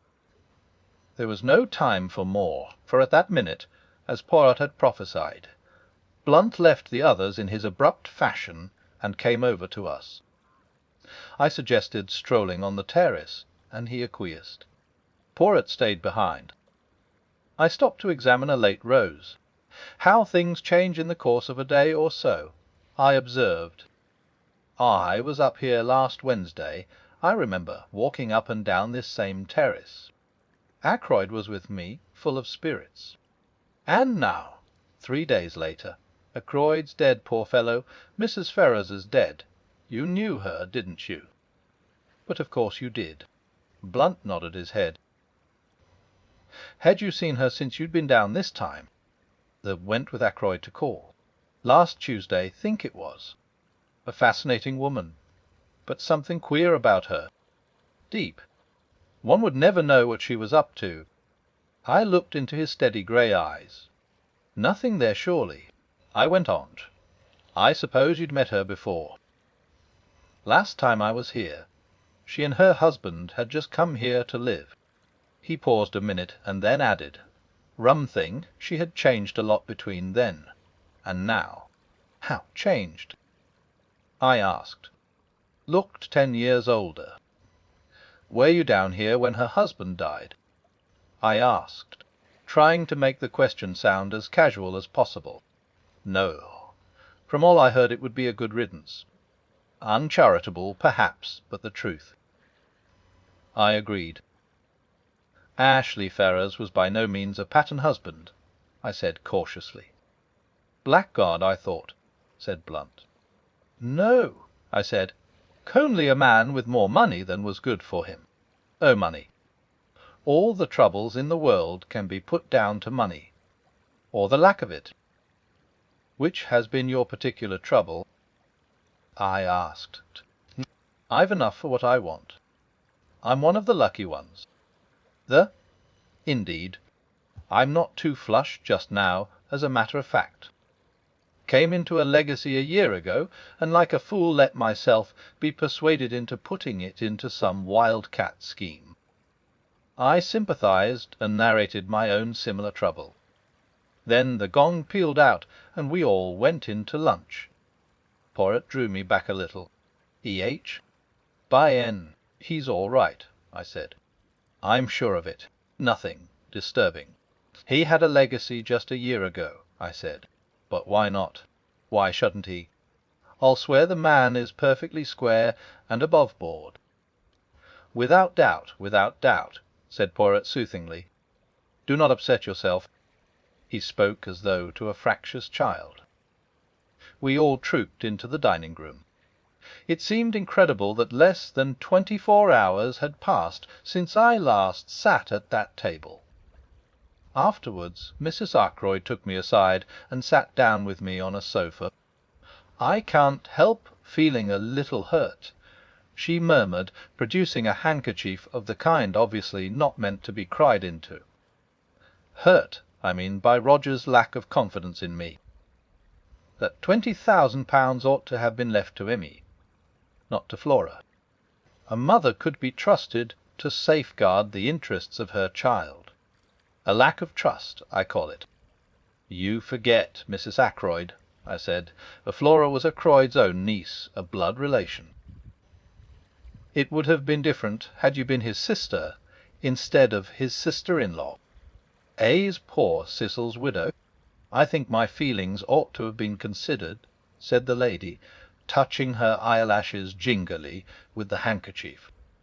"But Roger was always most peculiar, not to say an, about money matters. It has been a most difficult position for both Flora and myself. He did not even give the poor child an allowance. He would pay her bills, you know, and even that with a good deal of reluctance, and asking what she wanted all those fol-lols for, so like a man. But now I've forgotten what it was I was going to say. Oh, yes, not a penny we could call our own, you know. Flora resented it. Yes, I must say she resented it very strongly, though devoted to her uncle, of course. But any girl would have resented it. Yes, I must say Roger had very strange ideas about money. He wouldn't even buy new face towels, though I told him the old ones were in holes. And then proceeded Mrs. Ackroyd, with a sudden leap highly characteristic of her conversation, to leave all that money, £1,000. Fancy £1,000 to that woman. What woman? That Russell woman. Something very queer about her, and so I've always said. But Roger wouldn't hear a word against her. Said she was a woman of great force of character, and that he admired and respected her. He was always going on about her rectitude and independence and moral worth. I think there's something fishy about her. She was certainly doing her best to marry Roger, but I soon put a stop to that. She's always hated me, naturally. I saw through her. I began to wonder if there was any chance of stemming Mrs. Ackroyd's eloquence and getting away. Mr. Hammond provided the necessary diversion by coming up to say good-bye. I seized my chance and rose also. "About the inquest," I said. "Where would you prefer it to be held?" "Here, or at the Three Boars." Mrs. Ackroyd stared at me with a dropped jaw. "The inquest?" she asked, the picture of consternation.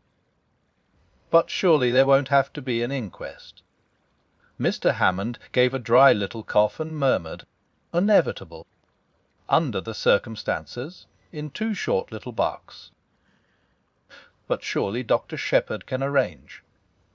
"There are limits to my powers of arrangement," I said dryly. "If his death was an accident—" "He was murdered, Mrs. Ackroyd," I said brutally. She gave a little cry. No theory of accident will hold water for a minute. Mrs. Ackroyd looked at me in distress. I had no patience with what I thought was her silly fear of unpleasantness. "If there's an inquest, I shan't have to answer questions and all that, shall I?" she asked. "I don't know what will be necessary," I answered. "I imagine Mr. Raymond will take the brunt of it off you. He knows all the circumstances and can give formal evidence of identification." The lawyer assented with a little bow. "I really don't think there is anything to dread, Mrs. Ackroyd," he said. "You will be spared all unpleasantness. Now, as to the question of money, have you all you need for the present? I mean," he added, as she looked at him inquiringly, "ready money. Cash, you know. If not, I can arrange to let you have whatever you require." "That ought to be all right," said Raymond, who was standing by.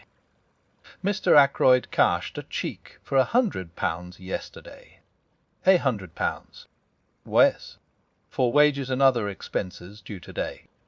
At the moment it is still intact. We hear is this money in his desk. No, he always kept his cash in his bedroom. In an old collar box, to be accurate. Funny idea, wasn't it?" "I think," said the lawyer, "we ought to make sure the money is there before I leave." "Certainly," agreed the secretary. "I'll take you up now. Oh, I forgot."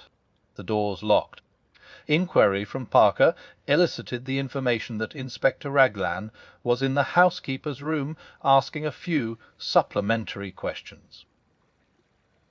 A few minutes later the inspector joined the party in the hall, bringing the key with him. He unlocked the door, and we passed into the lobby and up the small staircase. At the top of the stairs the door into Ackroyd's bedroom stood open. Inside the room it was dark, the curtains were drawn, and the bed was turned down just as it had been last night. The inspector drew the curtains, letting in the sunlight, and Geoffrey Raymond went to the top drawer of a rosewood bureau. "He kept his money like that, in an unlocked drawer. Just fancy," commented the inspector. The secretary flushed a little. "Mr. Ackroyd had perfect faith in the honesty of all the servants," he said hotly. "Oh, quite so," said the inspector hastily. Raymond opened the drawer, took out a round leather collar box from the back of it, and opening it, drew out a thick wallet. "Here is the money," he said, taking out a fat roll of notes. "You will find the 100 intact. I know, for Mr. Ackroyd put it in the collar box in my presence last night when he was dressing for dinner, and of course it has not been touched since." Mr. Hammond took the roll from him and counted it. He looked up sharply. £100, you said. But there is only 60 here. Raymond stared at him. "Impossible," he cried, springing forward. Taking the notes from the other's hand, he counted them aloud. Mr. Hammond had been right. The total amounted to £60. "But I can't understand it," cried the secretary, bewildered. Poirot asked a question.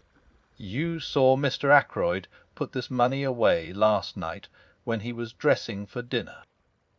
You are sure he had not paid away any of it already?" I'm sure he hadn't.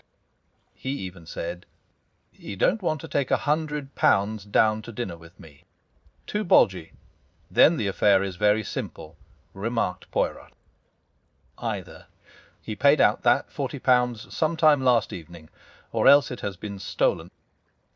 "That's the matter in a nutshell," agreed the inspector. He turned to Mrs. Ackroyd. "Which of the servants would come in here yesterday evening?" "I suppose the housemaid would turn down the bed." "Who is she?" "What do you know about her?" "She's not been here very long," said Mrs. Ackroyd. "But she's a nice ordinary country girl." "I think we ought to clear this matter up," said the inspector. "Mr. Ackroyd paid that money away himself. It may have a bearing on the mystery of the crime. The other servants all right, as far as you know?" "Oh, I think so." "Not missed anything before?" "No, bar." "None of them leaving, or anything like that?" "The parlour maid is leaving."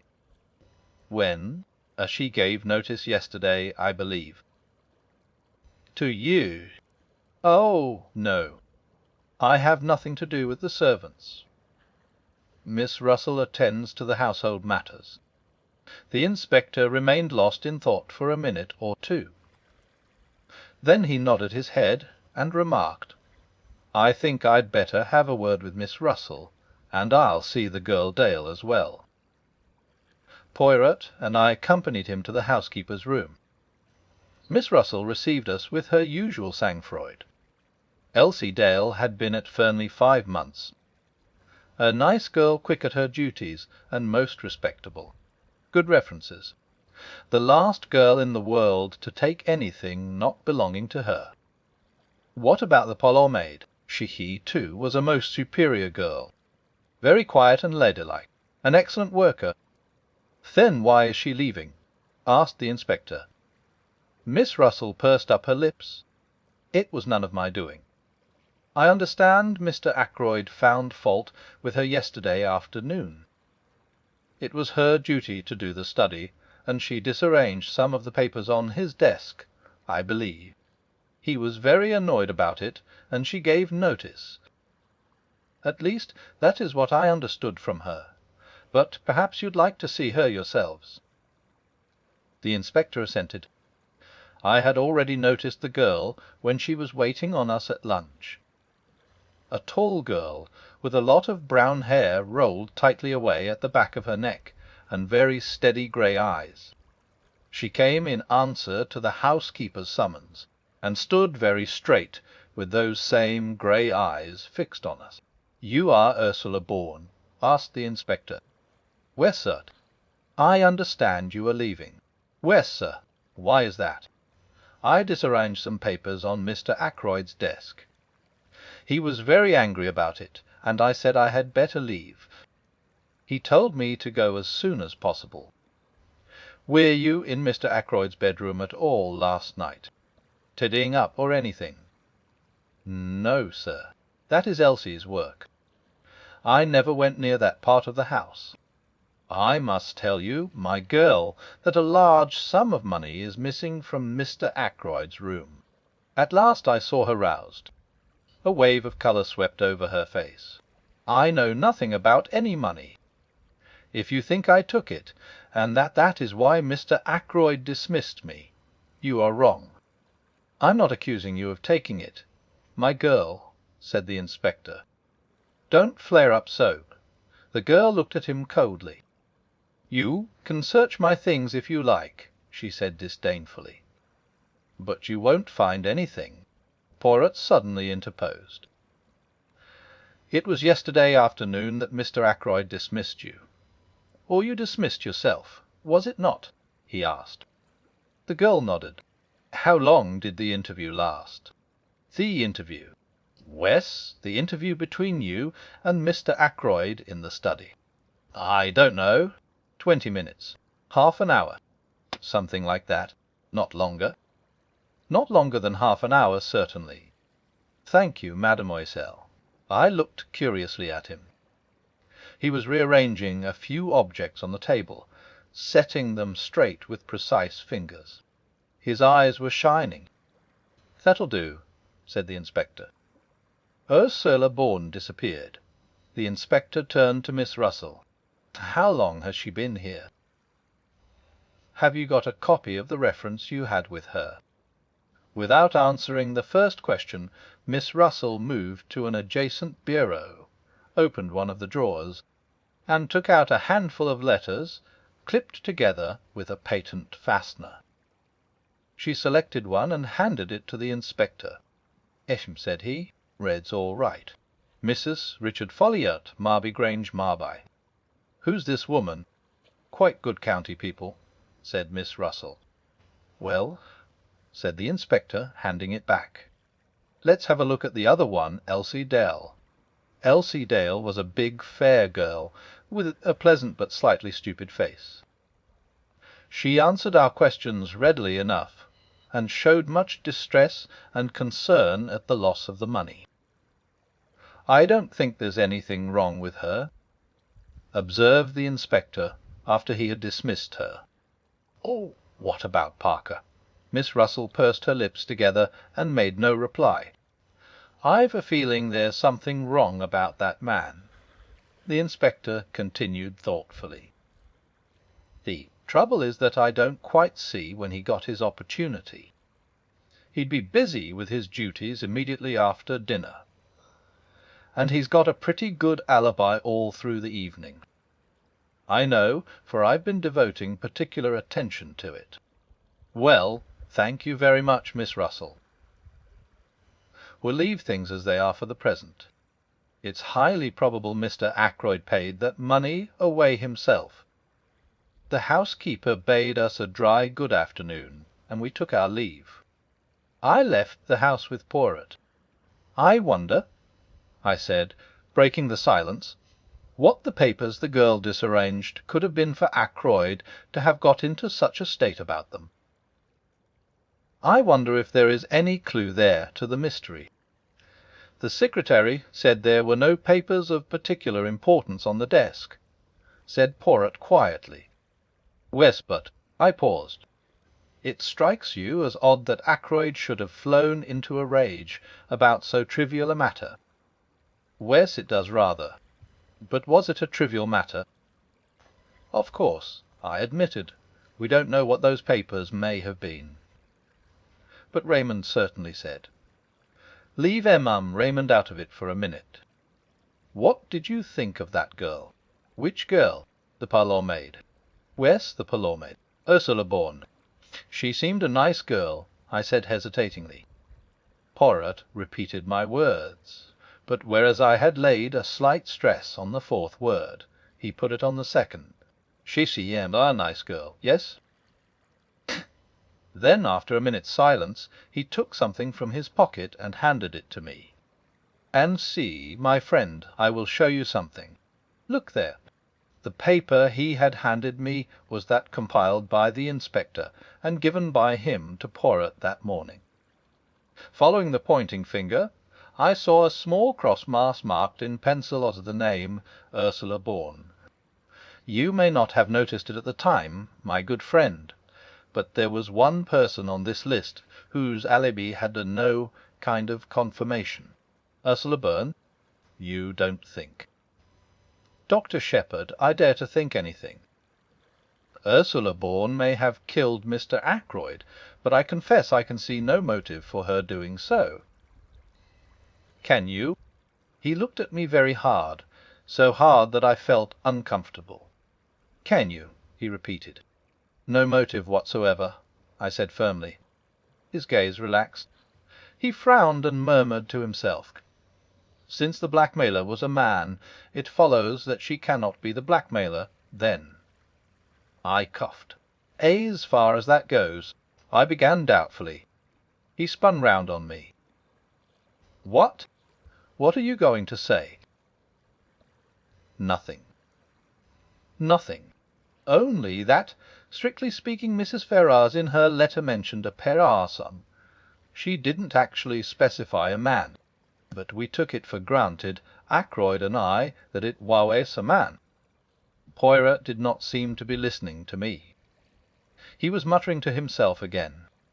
But then it is possible after all. Yes, certainly it is possible. But then, I must rearrange my ideas. Method, order, never have I needed them more. Everything must fit in its appointed place. Otherwise I am on the wrong tack. He broke off and whirled round upon me again. Here is Marby. It's on the other side of Cranchester. How far away? Oh, 14 miles, perhaps. Would it be possible for you to go there? Tomorrow, say. Tomorrow. Let me see, that's Sunday. Yes, I could arrange it. What do you want me to do there? See this Mrs. Folliot. Find out all you can about Ursula Bourne. Very well. But I don't much care for the job. It is not the time to make difficulties. A man's life may hang on this. Poor Ralph, I said with a sigh. You believe him to be innocent, though? Poirot looked at me very gravely. Do you want to know the truth? Of course. Then you shall have it. My friend, everything points to the assumption that he is guilty. What? I exclaimed. Poirot nodded. Yes, that stupid inspector, for he is stupid, has everything pointing his way. I seek for the truth, and the truth leads me every time to Ralph Peyton. Motive, opportunity, means. But I will leave no stone unturned. I promised Mademoiselle Flora, and she was very sure, that little one, but very sure indeed.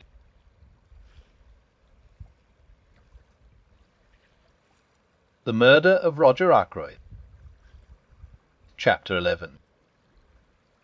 Poirot pays a call.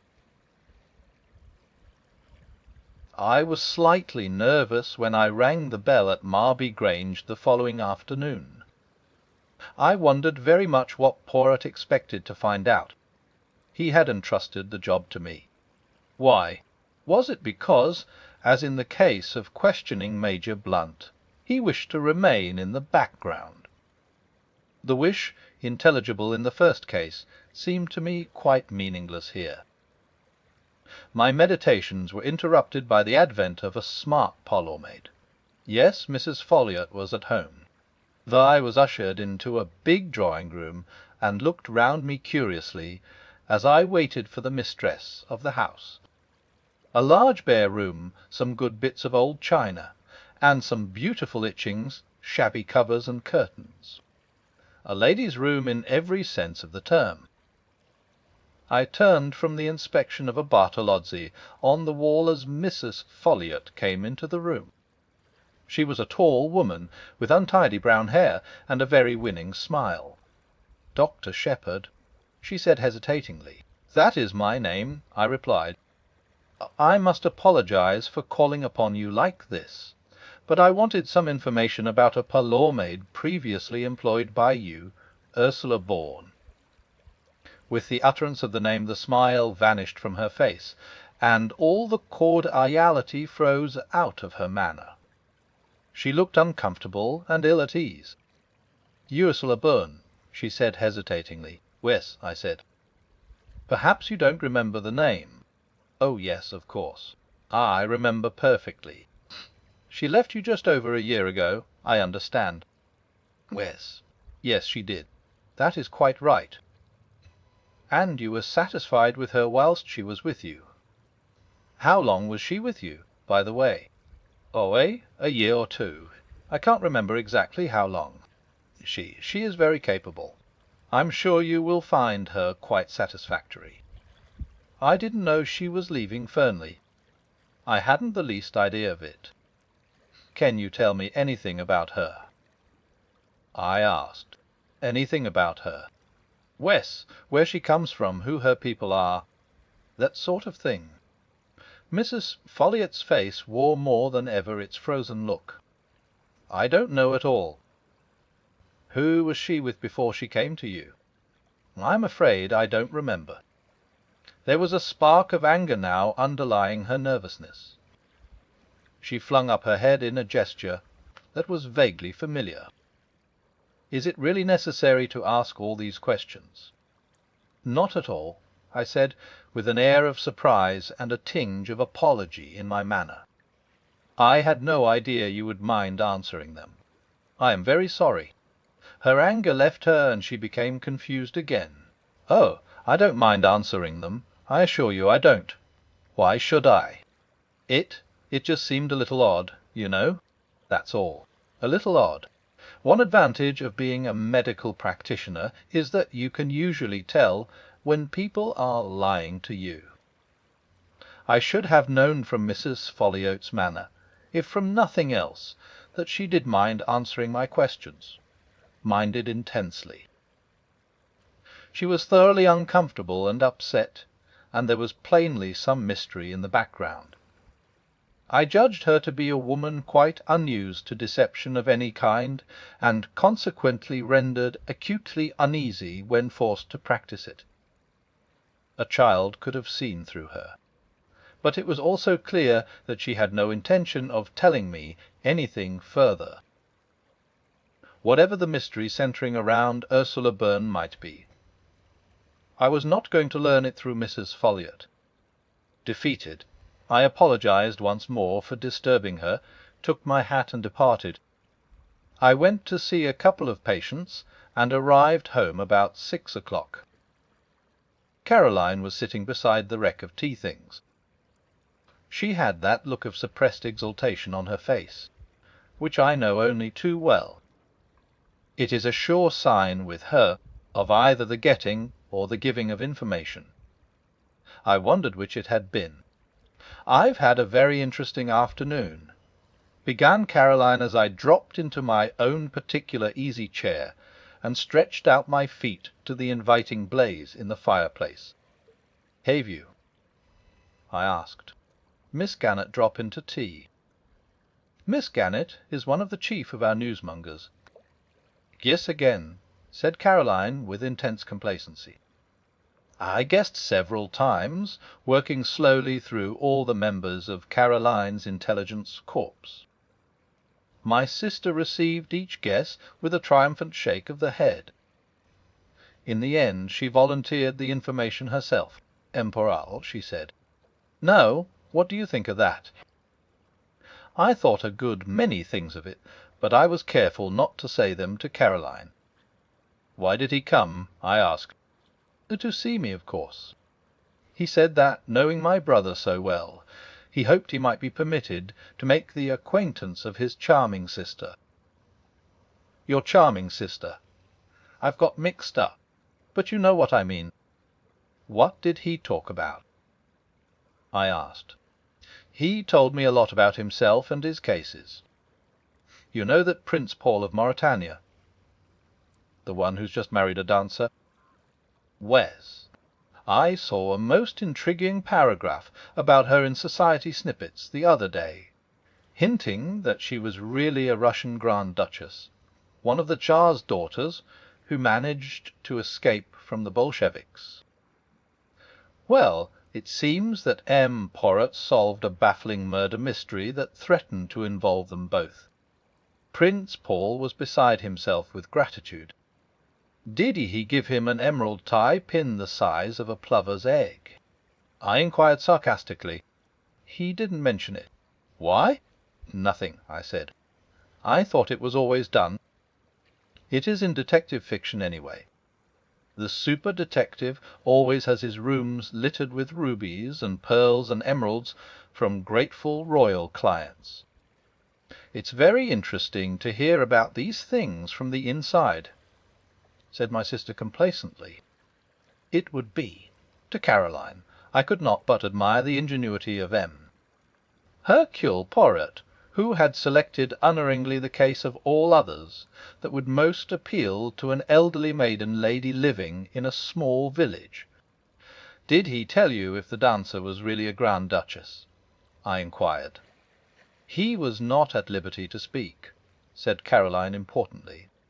I wondered how far Poirot had strained the truth in talking to Caroline. Probably not at all. He had conveyed his innuendos by means of his eyebrows and his shoulders.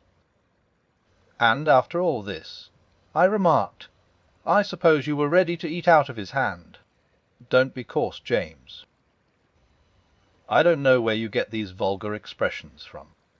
Probably from my only link with the outside world, my patience. Unfortunately, my practice does not lie amongst royal princes and interesting Russian émigrés. Caroline pushed her spectacles up and looked at me. "You seem very grumpy, James. It must be your liver. A blue pill, I think, tonight. To see me in my own home, you would never imagine that I was a doctor of medicine. Caroline does the home prescribing both for herself and me. Damn my liver," I said irritably. "Did you talk about the murder at all?" "Well, naturally, James. What else is there to talk about locally? I was able to set M. Poirot right upon several points. He was very grateful to me. He said I had the makings of a born detective in me, and a wonderful psychological insight into human nature. Caroline was exactly like a cat that is full to overflowing with rich cream. She was positively purring. He talked a lob out about the little grey cells of the brain, and of their functions. His own, he says, are of the first quality. He would say so, I remarked bitterly. Modesty is certainly not his middle name. I wish you would not be so horribly American, James. He thought it very important that Ralph should be found as soon as possible, and induced to come forward and give an account of himself. He says that his disappearance will produce a very unfortunate impression at the inquest. And what did you say to that? I agreed with him, said Caroline importantly. And I was able to tell him the way people were already talking about it. Caroline, I said sharply, did you tell M. Poirot what you overheard in the wood that day? I did, said Caroline complacently. I got up and began to walk about. You realize what you're doing, I hope, I jerked out. You are putting a halter round Ralph Patton's neck as surely as you're sitting in that chair. Not at all, said Caroline, quite unruffled. I was surprised you hadn't told him. I took very good care not to, I said. I'm fond of that boy. So am I, that's why I say you're talking nonsense. I don't believe Ralph did it, and so the truth can't hurt him, and we ought to give M. Poirot all the help we can. Why, think, very likely Ralph was out with that identical girl on the night of the murder, and if so, he's got a perfect alibi. If he's got a perfect alibi, I retorted, why doesn't he come forward and say so? Might get the girl into trouble, said Caroline sapiently. But if M. Poirot gets hold of her, and puts it to her as her duty, she'll come forward of her own accord and clear Ralph. You seem to have invented a romantic fairy story of your own, I said. You read too many trashy novels, Caroline. I've always told you so. I dropped into my chair again. Did Poirot ask you any more questions? I inquired. Only about the patients you had that morning. The patients, I demanded, unbelievingly. Wes, your surgery patients. How many and who they were. Do you mean to say you were able to tell him that? I demanded. Caroline is really amazing. Why not? Asked my sister triumphantly. I can see the path up to the surgery door perfectly from this window. And I've got an excellent memory, James. Much better than yours, let me tell you. I'm sure you have. I murmured mechanically. My sister went on, checking the names on her fingers. Thea was old Mrs. Bennet, and that boy from the farm with the bad finger, Dolly Grice to have a needle out of her finger, that American steward off the liner. Let me see, that's 4. Yes, and old George Evans with his ulcer. And lastly, she paused significantly. Well? Caroline brought out her climax triumphantly. She hissed in the most approved style, aided by the fortunate number of S at her disposal, USL. She sat back in her chair and looked at me meaningly, and when Caroline looks at you meaningly, it is impossible to miss it. "I don't know what you mean," I said, quite untruthfully. Why shouldn't Miss Russell consult me about her bad knee?" "Bad knee," said Caroline. "Fiddlesticks! No more bad knee than you and I. She was after something else." "What?" I asked. Caroline had to admit that she didn't know. But depend upon it, that was what he was trying to get at, M. Poirot. I mean, there's something fishy about that woman, and he knows it. "Precisely the remark Mrs. Ackroyd made to me yesterday," I said. "That there was something fishy about Miss Russell." "Eh, wretch," said Caroline darkly, "Mrs. Ackroyd." "There's another." "Another what?" Caroline refused to explain her remarks. She merely nodded her head several times, rolled up her knitting, and went upstairs to don the high mauve silk blouse and the gold locket which she calls dressing for dinner. I stayed there staring into the fire and thinking over Caroline's words. Had Poirot really come to gain information about Miss Russell? Or was it only Caroline's tortuous mind that interpreted everything according to her own ideas? There had certainly been nothing in Miss Russell's manner that morning to arouse suspicion. At least, I remembered her persistent conversation on the subject of drug taking, and from that she had led the conversation to poisons and poisoning. But there was nothing in that. Ackroyd had not been poisoned. Still, it was odd. I heard Caroline's voice, rather acid in note, calling from the top of the stairs. "James, you will be late for dinner." I put some coal on the fire and went upstairs obediently. It is well at any price to have peace in the home.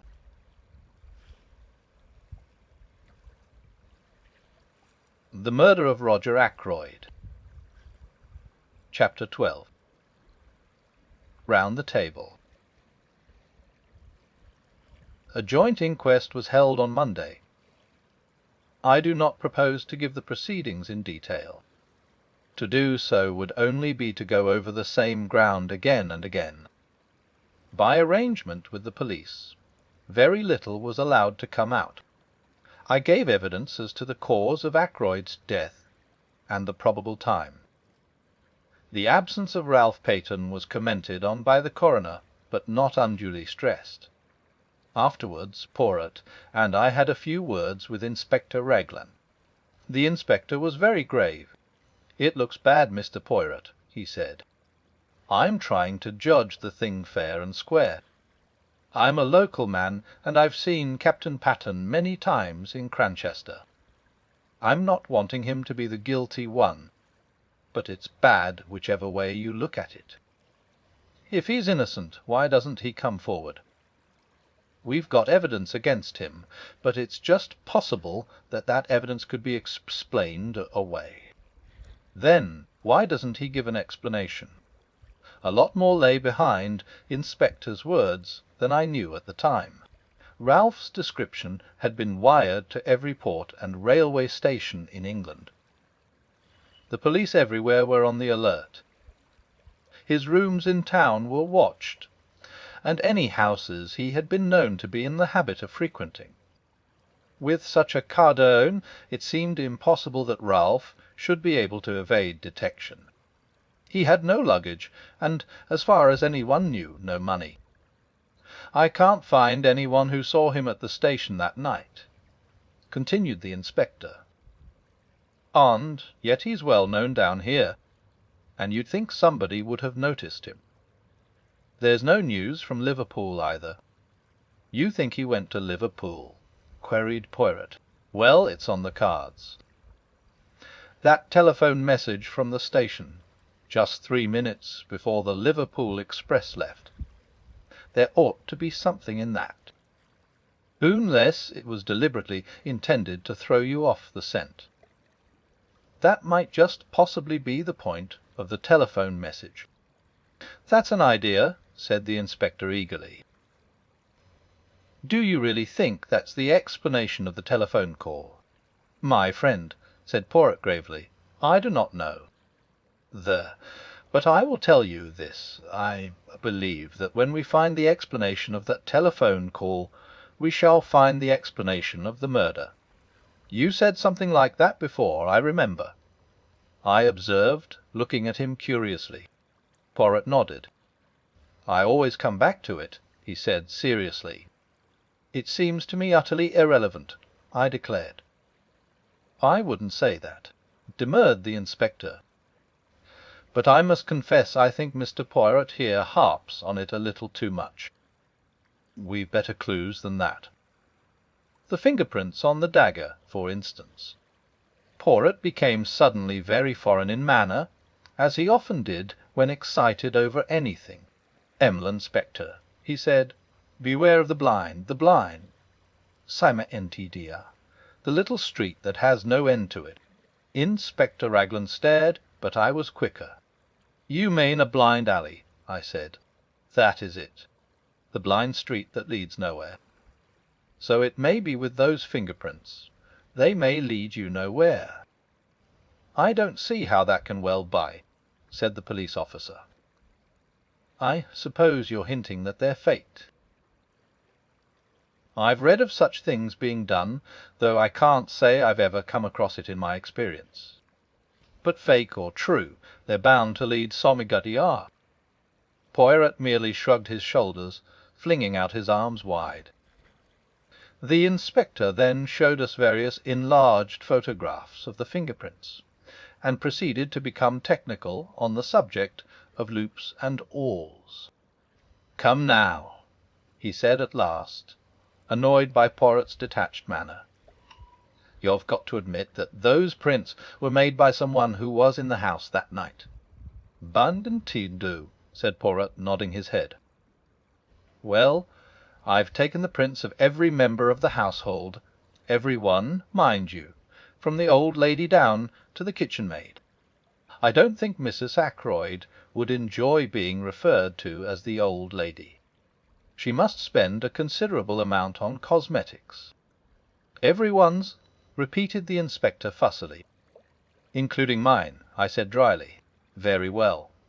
None of them correspond. That leaves us two alternatives: Ralph Peyton, or the mysterious stranger the doctor here tells us about. When we get hold of those two, much valuable time may have been lost," broke in Poirot. "I don't quite get you, Mr. Poirot. You have taken the prints of every one in the house, you say," murmured Poirot. "Is that the exact truth you are telling me there, L'inspector, certainly, without overlooking any one." "Without overlooking any one, either quick or the dead." For a moment the inspector looked bewildered at what he took to be a religious observation. Then he reacted slowly. "You done? The dead, l'inspector." The inspector still took a minute or two to understand. "I am suggesting," said Poirot placidly, "that the fingerprints on the dagger handle are those of Mr. Ackroyd himself. It is an easy matter to verify. His body is still available." "But why? What would be the point of it? You're surely not suggesting suicide, Mr. Poirot?" No. My theory is that the murderer wore gloves or wrapped something round his hand. After the blow was struck, he picked up the victim's hand and closed it round the dagger handle. But why?" Poirot shrugged his shoulders again. "To make a confusing case even more confusing." "Well," said the inspector, "I'll look into it. What gave you the idea in the first place?" "When you were so kind as to show me the dagger and draw attention to the fingerprints. I know very little of loops and whorls. See, I confess my ignorance frankly. But it did occur to me that the position of the prints was somewhat awkward. Not so would I have held a dagger in order to strike. Naturally, with the right hand brought up over the shoulder backwards, it would have been difficult to put it in exactly the right position." Inspector Raglan stared at the little man. Poirot, with an air of great unconcern, flecked a speck of dust from his coat sleeve. "Well," said the inspector, "it's an idea. I'll look into it all right. But don't you be disappointed if nothing comes of it." He endeavoured to make his tone kindly and patronizing.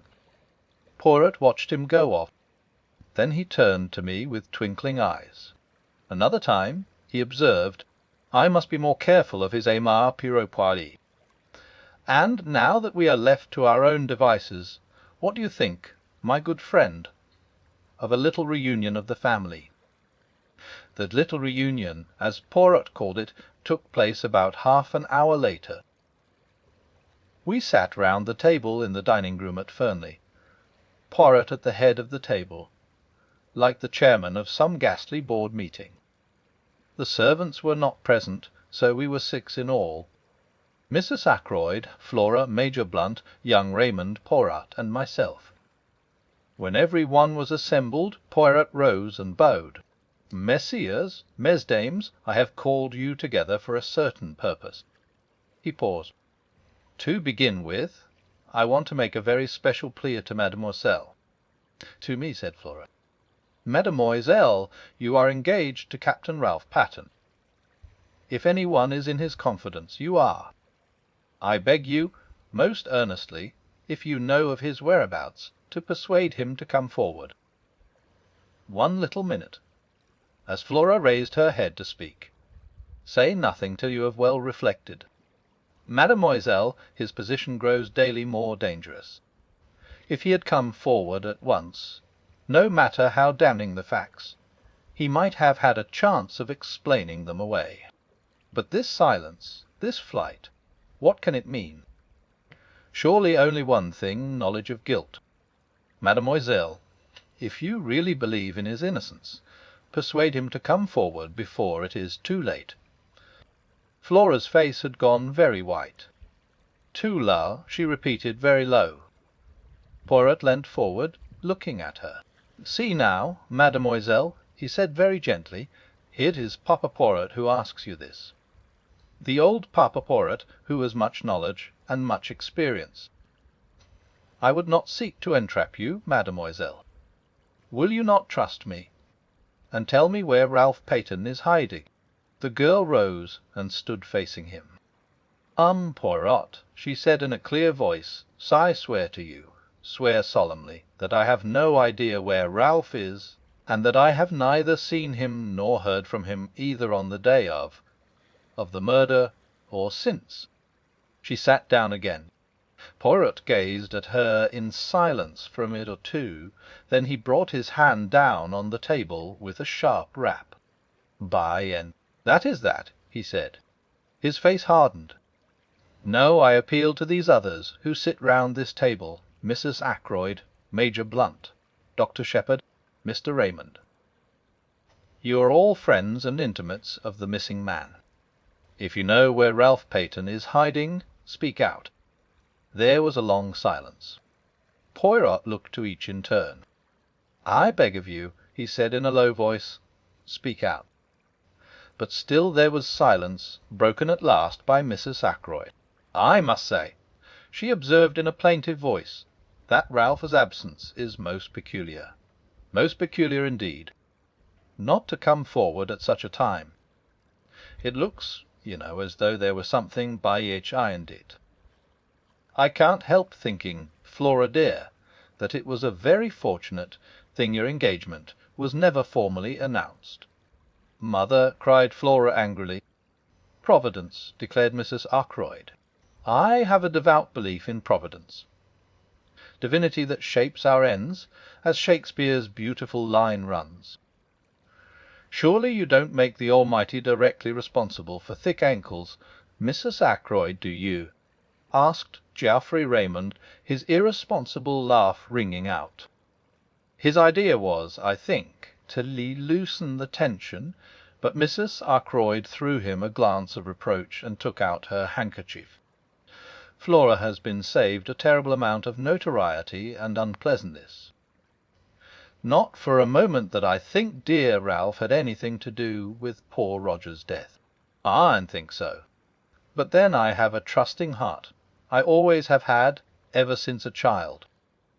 I am loath to believe the worst of anyone. But, of course, one must remember that Ralph was in several air raids as a young boy. The results are apparent long after. Sometimes, they say, people are not responsible for their actions in the least. They lose control, without being able to help it. "Mother," cried Flora, "you don't think Ralph did it?" "Come, Mrs. Ackroyd," said Blunt.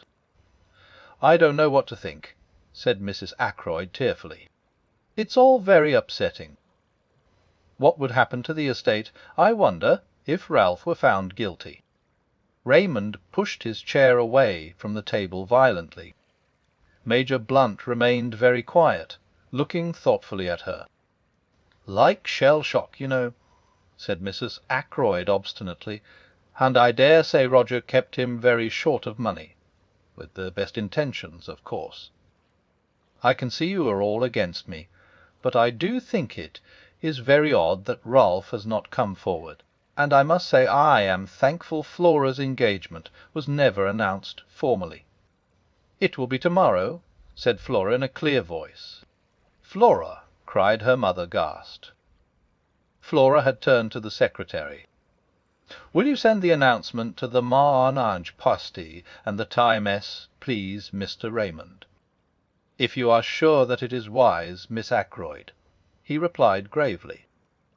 She turned impulsively to Blunt. "You understand," she said. "What else can I do? As things are, I must stand by Ralph. Don't you see that I must?"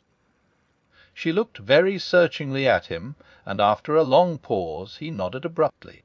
Mrs. Ackroyd burst out into shrill protests. Flora remained unmoved. Then Raymond spoke. "I appreciate your motives, Miss Ackroyd, but don't you think you're being rather precipitate? Wait a day or two, and tomorrow," said Flora in a clear voice. "It's no good, mother, going on like this. Whatever else I am, I'm not disloyal to my friends. M. Poirot," Mrs. Ackroyd appealed tearfully, "can't you say anything at all?"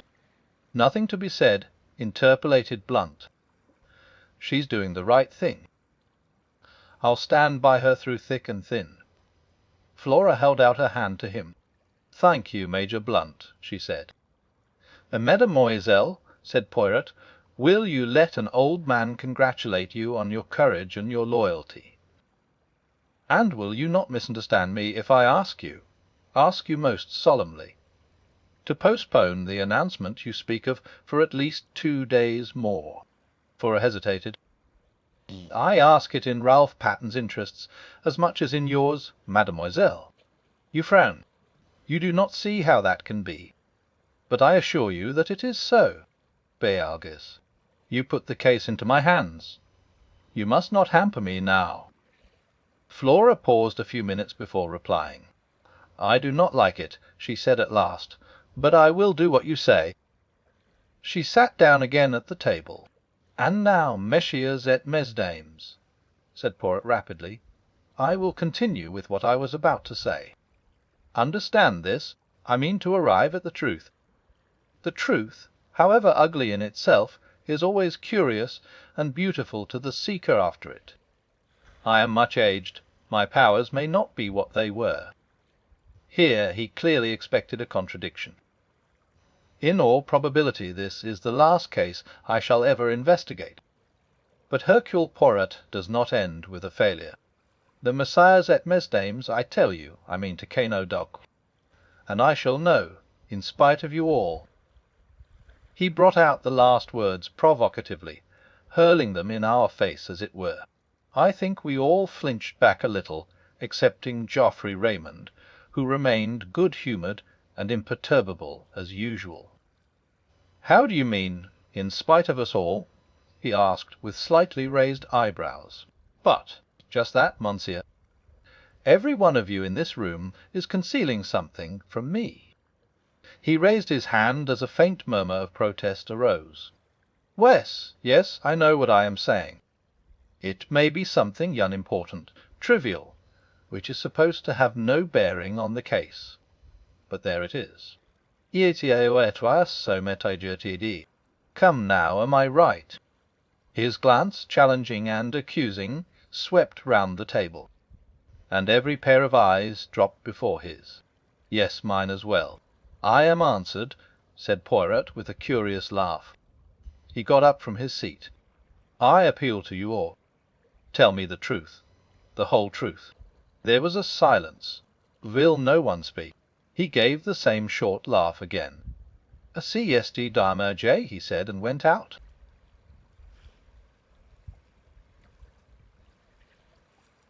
The Murder of Roger Ackroyd. Chapter 13. The Goose Quill. That evening, at Poirot's request, I went over to his house after dinner. Caroline saw me depart with visible reluctance. I think she would have liked to have accompanied me. Poirot greeted me hospitably. He had placed a bottle of Irish whisky, which I detest, on a small table, with a soda-water siphon and a glass. He himself was engaged in brewing hot chocolate. It was a favourite beverage of his, I discovered later. He inquired politely after my sister, whom he declared to be a most interesting woman. "I'm afraid you've been giving her a swelled head," I said dryly. "What about Sunday afternoon?" He laughed and twinkled. I always like to employ the expert.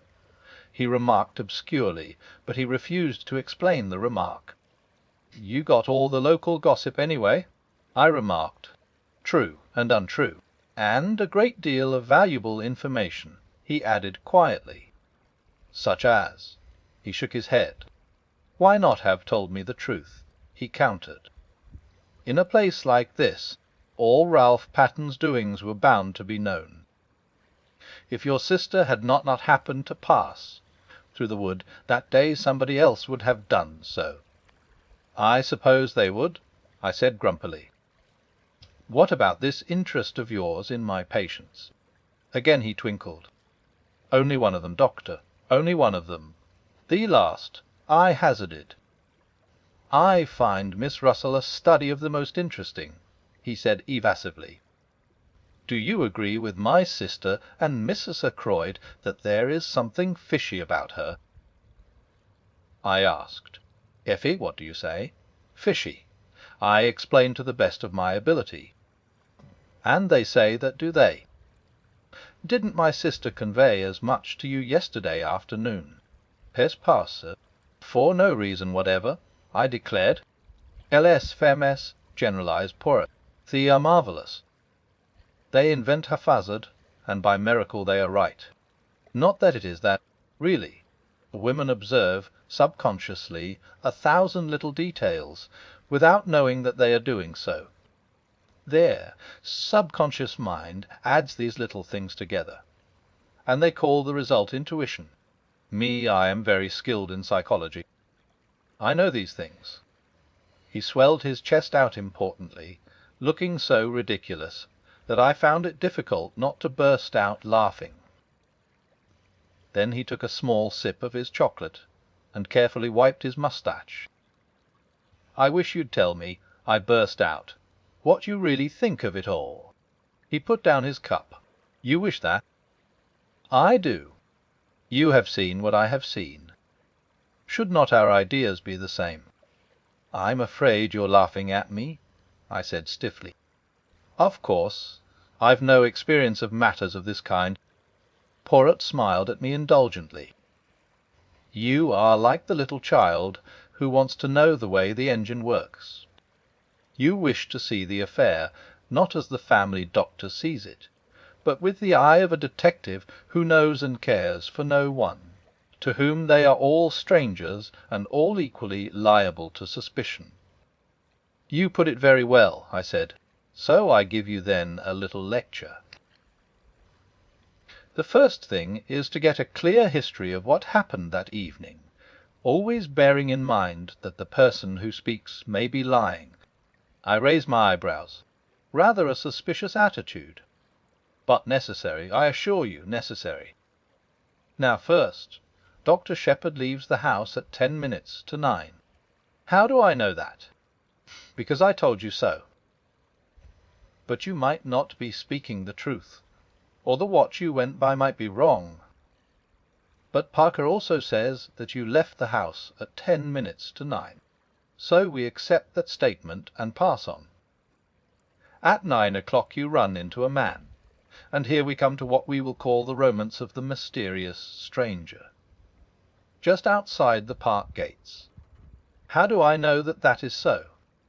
I told you so. I began again, but Poirot interrupted me with a gesture of impatience. But it is that you are a little stupid tonight, my friend. Yeah, you know that it is so, but how am I to know? by Ian, I am able to tell you that the mysterious stranger was not a hallucination on your part, because the maid of a Miss Gannett met him a few minutes before you did, and of her too he inquired the way to Fernley Park. We accept his presence, therefore, and we can be fairly sure of two things about him: that he was a stranger to the neighbourhood, and that whatever his object in going to Fernley, there was no great secrecy about it, since he twice asked the way there. Wes, I said, I see that. No, I have made it my business to find out more about this man. He had a drink at the Three Boars, I learn, and the barmaid there says that he spoke with an American accent and mentioned having just come over from the States. There, did it strike you that he had an American accent? Wes, I think he had, I said, after a minute or two, during which I cast my mind back, but a very slight one. P.R. is a mint. There is also this which, you will remember, I picked up in the summer-house. He held out to me the little quill. I looked at it curiously. Then a memory of something I had read stirred in me. Poirot, who had been watching my face, nodded. Wes heroines know. Drug-takers carry it like this, and sniff it up the nose. Dimorphin hydrochloride, I murmured mechanically. This method of taking the drug is very common on the other side. Another proof, if we wanted one, that the man came from Canada or the States. What first attracted your attention to that summer-house? I asked curiously. My friend the inspector took it for granted that any one using that path did so as a short cut to the house, but as soon as I saw the summer-house, I realized that the same path would be taken by any one using the summer-house as a rendezvous. Now it seems fairly certain that the stranger came neither to the front nor to the back door. Then did someone from the house go out and meet him? If so, what could be a more convenient place than that little summer-house? I searched it with the hope that I might find some clue inside. I found, too, the scrap of cambric and the quill. And the scrap of cambric, I asked curiously, what about that? Poirot raised his eyebrows. You do not use your little grey cells, he remarked dryly. The scrap of starched cambric should be obvious. Not very obvious to me. I changed the subject. Anyway, I said, this man went to the summer-house to meet somebody. Who was that somebody? Exactly the question, said Poirot. You will remember that Mrs. Ackroyd and her daughter came over from Canada to live here. Is that what you meant today when you accused them of hiding the truth? Perhaps. Now another point. What did you think of the parlour-maid's story? The story of her dismissal. Does it take half an hour to dismiss a servant? Was the story of those important papers a likely one? And remember, though she says she was in her bedroom from 9:30 until 10 o'clock, there is no one to confirm her statement. You bewilder me, I said. To me it grows clearer. But tell me now your own ideas and theories. I drew a piece of paper from my pocket. I just scribbled down a few suggestions. I said apologetically, but excellent, you have method. Let us hear them. I read out in a somewhat embarrassed voice. To begin with, one must look at the thing logically. Just what my poor Hastings used to say, interrupted Poirot. But alas, he never did so. The PON term new mem BR1. Mr. Ackroyd was heard talking to some one at 9:30. UPONT num BR 2. At some time during the evening Ralph Pattern must have come in through the window, as evidenced by the prints of his shoes. POANT number R3. Mr. Ackroyd was nervous that evening, and would only have admitted some one he knew. The PONT number 4. The person with Mr. Ackroyd at 9:30 was asking for money. We know Ralph Paton was in a scrape. It is a faux porter tos cavity pass orica wedi atenet was a was RLPHP turnen. Bayu canal to estimas tekadi as elevate kuatum ha afon itata wes na day cobiton kiel edihem. Rail PFT on dolapin. Aftem astim awand artim tihati yy. And who was the murderer? Inquired Poirot. The American stranger. He may have been in league with Parker, and possibly in Parker we have the man who blackmailed Mrs. Ferrars. If so, Parker may have heard enough to realize the game was up, have told his accomplice so, and the latter did the crime with the dagger which Parker gave him. It is a theory that, admitted Poirot. Decidedly you have cells of a kind. But it leaves a good deal unaccounted for. Such as the telephone call, the pushed-out chair. Do you really think the latter important? I interrupted. Perhaps not, admitted my friend. It may have been pulled out by accident, and Raymond or Blunt may have shoved it into place unconsciously under the stress of emotion. Then there is the missing £40. Given by Ackroyd to Ralph, I suggested. He may have reconsidered his first refusal. That still leaves one thing unexplained. What? Why was Blunt so certain in his own mind it was Raymond with Mr. Ackroyd at 9:30? He explained that, I said. You think so? I will not press the point. Tell me, instead, what were Ralph Patton's reasons for disappearing? That's rather more difficult, I said slowly. I shall have to speak as a medical man. Ralph's nerves must have gone phut. If he suddenly found out that his uncle had been murdered within a few minutes of his leaving him, after perhaps a rather stormy interview, well, he might get the wind up and clear right out. Men have been known to do that. Act guiltily when they're perfectly innocent. Wes, that is true, said Poirot. But we must not lose sight of one thing. I know what you're going to say, I remark it. Motive. Ralph Pattern inherits a great fortune by his uncle's death. That is one motive, agreed Poirot. One. Oh, do you realize that there are three separate motives staring us in the face? The somebody certainly stole the blue envelope and its contents. That is one motive, blackmail. Ralph Paton may have been the man who blackmailed Mrs. Ferrars. Remember, as far as Hammond knew, Ralph Paton had not applied to his uncle for help of late. That looks as though he were being supplied with money elsewhere. Then there is the fact that he was in some, how do you say, scrape, which he feared might get to his uncle's ears.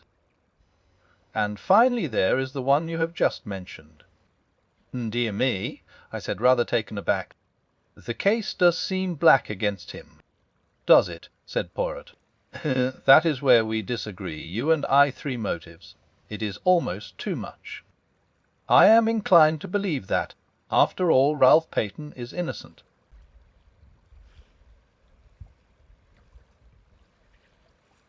The Murder of Roger Ackroyd. Chapter 14. Mrs. Ackroyd. After the evening talk I have just chronicled, the affair seemed to me to enter on a different phase.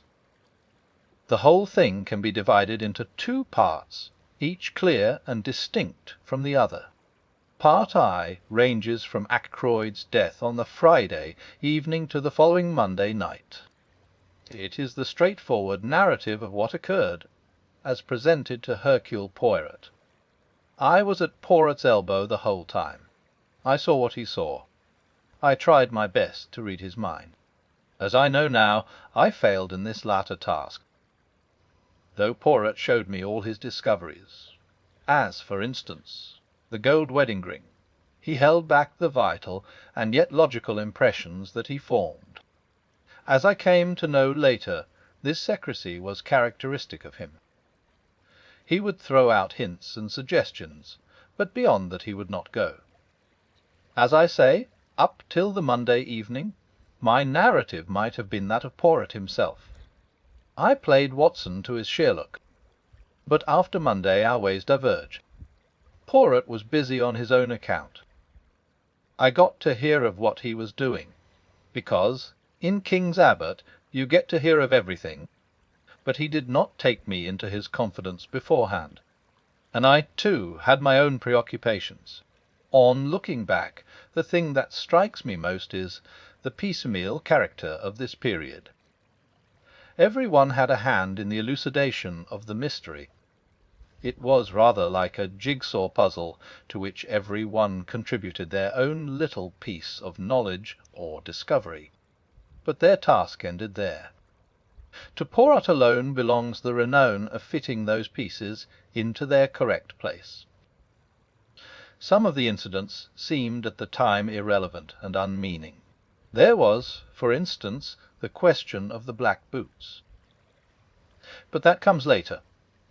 To take things strictly in chronological order, I must begin with the summons from Mrs. Ackroyd. She sent for me early on Tuesday morning, and since the summons sounded an urgent one, I hastened there, expecting to find her in an extariés. The lady was in bed. So much did she concede to the etiquette of the situation. She gave me her bony hand, and indicated a chair drawn up to the bedside. "Well, Mrs. Ackroyd," I said, "and what's the matter with you?" I spoke with that kind of spurious geniality which seems to be expected of general practitioners. "I'm prostrated," said Mrs. Ackroyd in a faint voice. "Absolutely prostrated. It's the shock of poor Roger's death. They say these things often aren't felt at the time, you know. It's the reaction afterwards. It is a pity that a doctor is precluded by his profession from being able sometimes to say what he really thinks. I would have given anything to be able to answer, 'Bunkum.' Instead, I suggested a tonic. Mrs. Ackroyd accepted the tonic.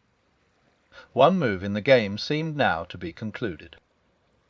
Not for a moment did I imagine that I had been sent for because of the shock occasioned by Ackroyd's death.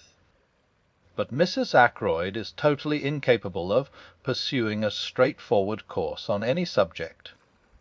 She always approaches her object by tortuous means. I wondered very much why it was she had sent for me. And then that scene, yesterday, continued my patient. She paused as though expecting me to take up a cue. What scene? Doctor, how can you? Have you forgotten? That dreadful little Frenchman, or Belgian, or whatever he is, bullying us all like he did. It has quite upset me. Coming on top of Roger's death. "I'm very sorry, Mrs. Ackroyd," I said. I don't know what he meant, shouting at us like he did. I should hope I know my duty too well to dream of concealing anything. I have given the police every assistance in my power. Mrs. Ackroyd paused, and I said, "Quite so." I was beginning to have a glimmering of what all the trouble was about. "No one can say that I have failed in my duty," continued Mrs. Ackroyd.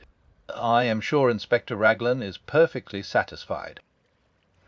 Why should this little upstart of a foreigner make a fuss?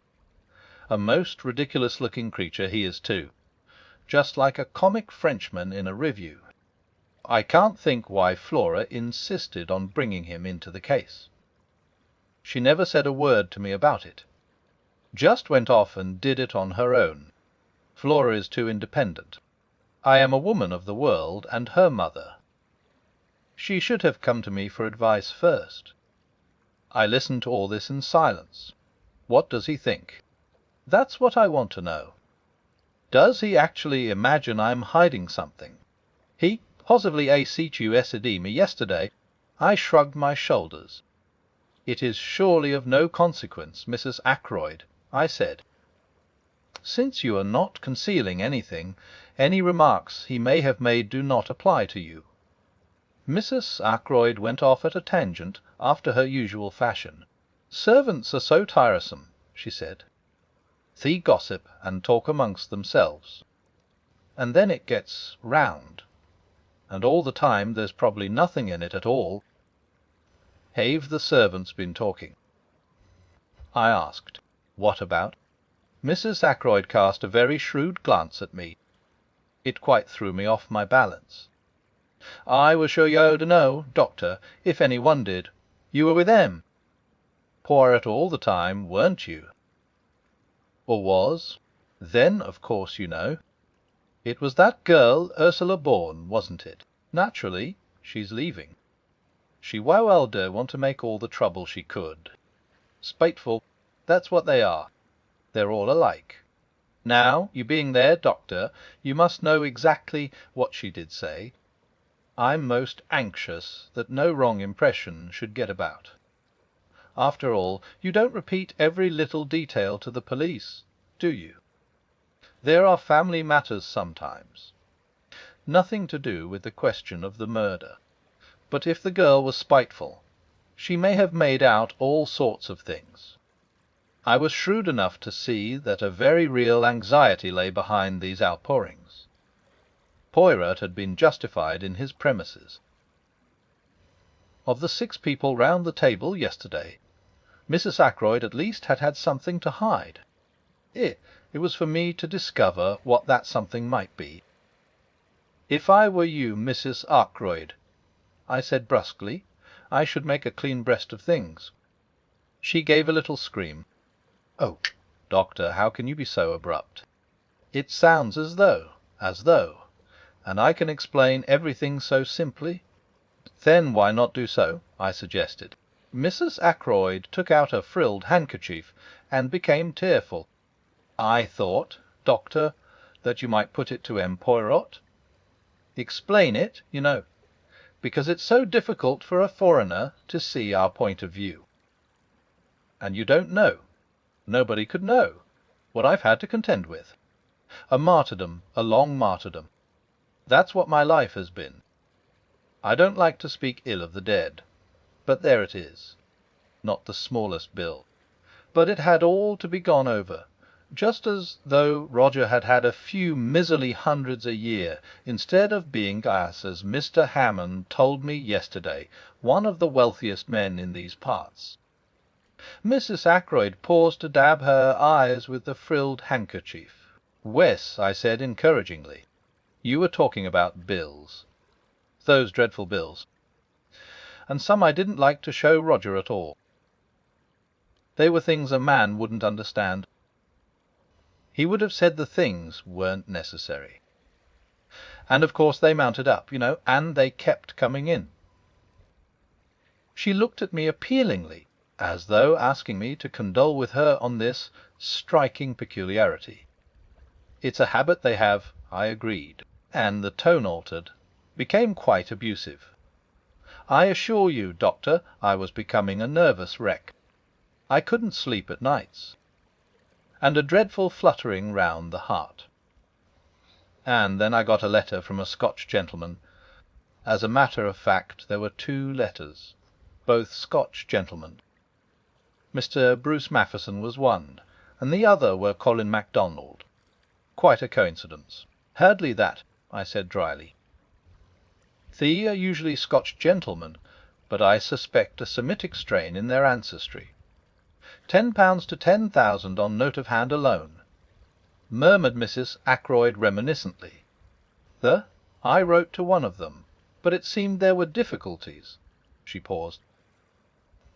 I gathered that we were just coming to delicate ground. I have never known any one more difficult to bring to the point. "You see," murmured Mrs. Ackroyd, "it's all a question of expectations, isn't it? Testamentary expectations. And though, of course, I expected that Roger would provide for me, I didn't K.N.O. I thought that if only I could glance over a copy of his will, not in any sense of vulgar prying, but just so that I could make my own arrangements." She glanced sideways at me. The position was now very delicate indeed. Fortunately, words, ingeniously used, will serve to mask the ugliness of naked facts. "I could only tell this to you, dear Dr. Shepherd," said Mrs. Ackroyd rapidly. "I can trust you not to misjudge me, and to represent the matter in the right light to M. Poirot. It was on Friday afternoon." She came to a stop and swallowed uncertainly. "Wes," I repeated encouragingly, "on Friday afternoon." Well, every one was out, or so I thought, and I went into Roger's study. I had some real reason for going there. I mean, there was nothing underhand about it. And as I saw all the papers heaped on the desk, it just came to me like a flash. I wonder if Roger keeps his will in one of the drawers of the desk. I'm so impulsive, always was, from a child, that I do things on the spur of the moment. He'd left his keys, very careless of him, in the lock of the top drawer. "I see," I said helpfully. "So you searched the desk. Did you find the will?" Mrs. Ackroyd gave a little scream, and I realized that I had not been sufficiently diplomatic. How dreadful it sounds! But it wasn't at all like that, really. Of course it wasn't. I said hastily, "You must forgive my unfortunate way of putting things. You see, men are so peculiar. In dear Roger's place, I should not have objected to revealing the provisions of my will. But men are so secretive. One is forced to adopt little subterfuges in self-defence." "And the result of the little subterfuge?" I asked. "That's just what I'm telling you. As I got to the bottom drawer, Bourne came in. Most awkward. Of course I shut the drawer and stood up, and I called her attention to a few specks of dust on the surface. But I didn't like the way she looked. Quite respectful in manner, but a very nasty light in her eyes. Almost contemptuous, if you know what I mean. I never have liked that girl very much. She's a good servant, and she says ma'am, and doesn't object to wearing caps and aprons, which I declare to you a lot of them do nowadays. And she can say 'not at home' without scruples if she has to answer the door instead of Parker, and she doesn't have those peculiar gurgling noises inside which so many parlour maids seem to have when they wait at table. Let me see, where was I? You were saying that in spite of several valuable qualities you never liked Bourne. No more I do. She's odd. There's something different about her from the others.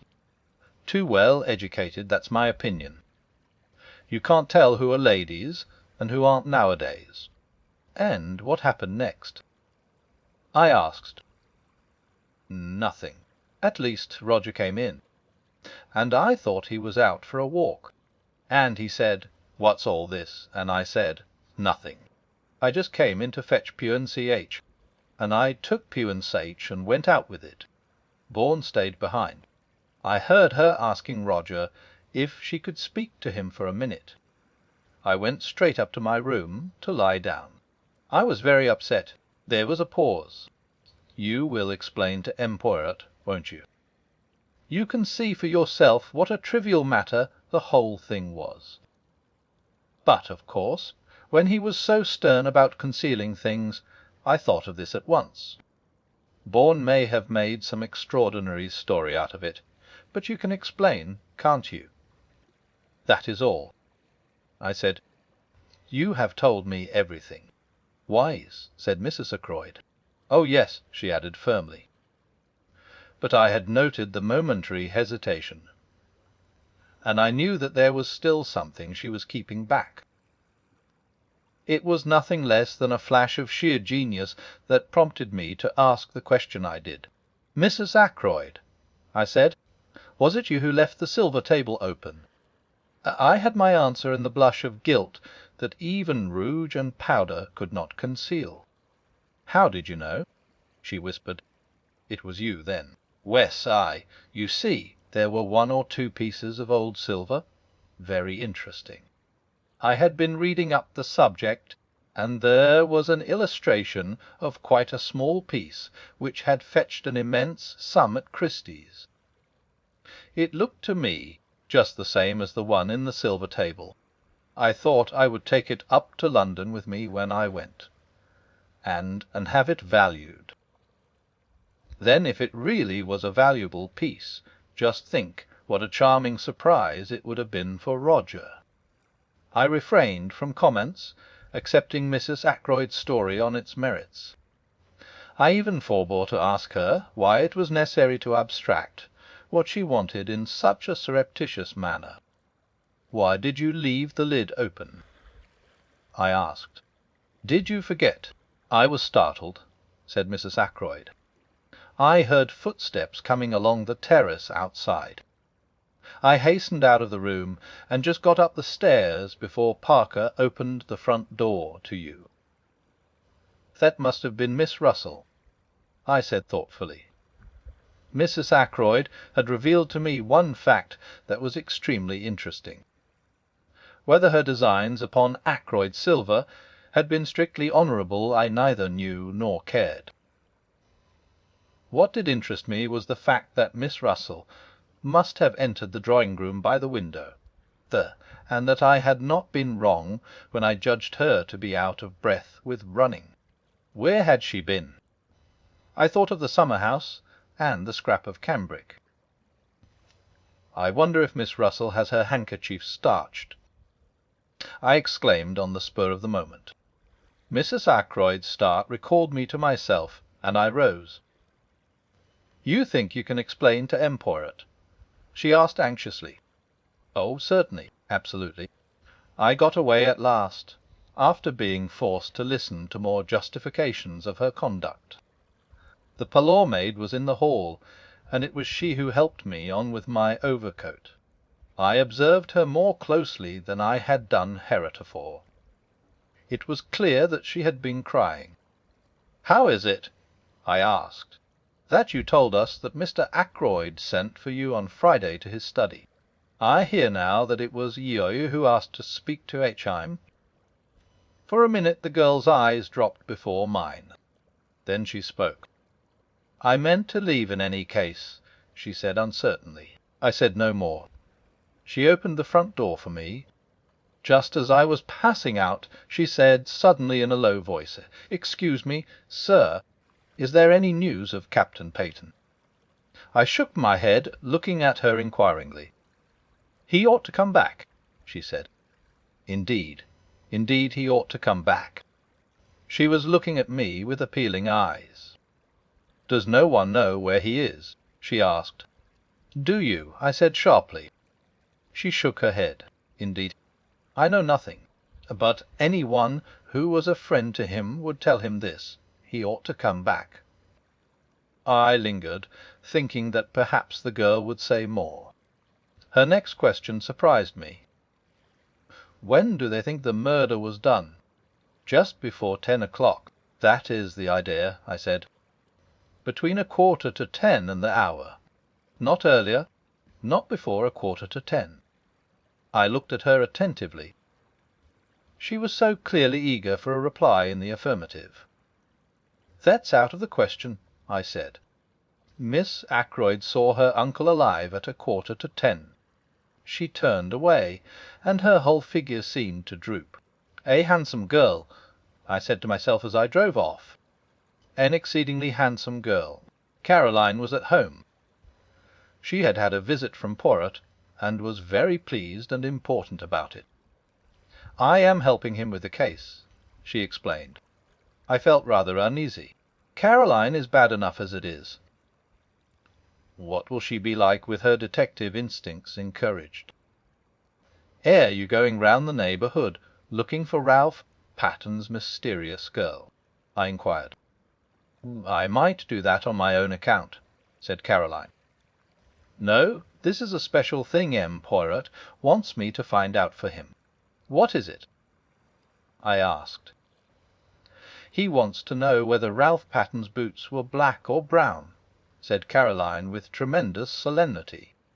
I stared at her. I see now that I was unbelievably stupid about these boots.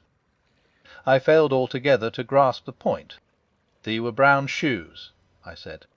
"I saw them. Not shoes, James, boots. M. Poirot wants to know whether a pair of boots Ralph had with him at the hotel were brown or black.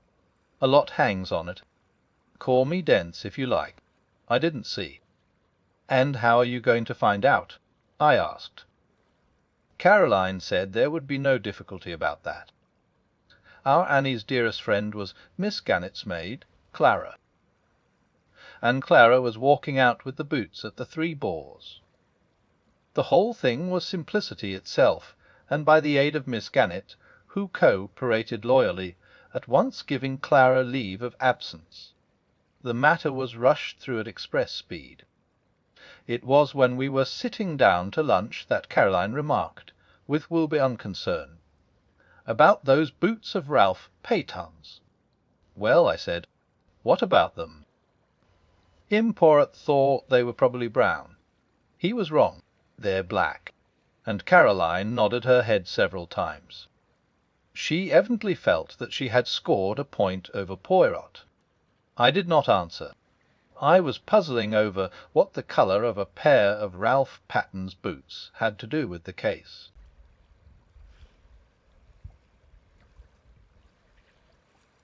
The Murder of Roger Ackroyd. Chapter 15. Geoffrey Raymond. I was to have a further proof that day of the success of Poirot's tactics. That challenge of his had been a subtle touch born of his knowledge of human nature.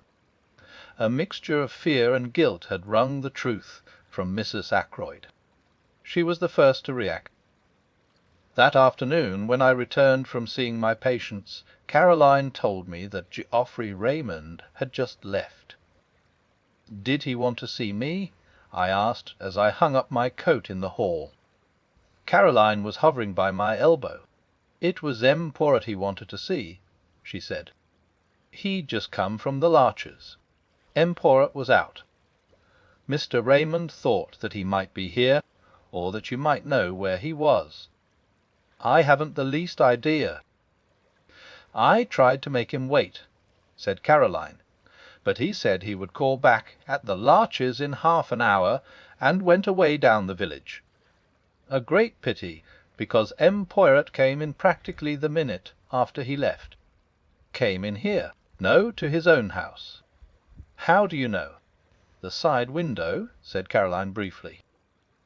It seemed to me that we had now exhausted the topic. Caroline thought otherwise. "Aren't you going across?" "Across where?" "To the Larches, of course." "My dear Caroline," I said, "what for?" "Mr. Raymond wanted to see him very particularly," said Caroline. "You might hear what it's all about." I raised my eyebrows. "Curiosity is not my besetting sin," I remarked coldly. "I can exist comfortably without knowing exactly what my neighbours are doing and thinking." "Stuff and nonsense, James," said my sister. "You want to know just as much as I do. You're not so honest, that's all. You always have to pretend." "Really, Caroline," I said, and retired into my surgery. 10 minutes later Caroline tapped at the door and entered. In her hand she held what seemed to be a pot of jam. "I wonder, James," she said, "if you would mind taking this pot of medlar jelly across to M. Poirot." I promised it to him.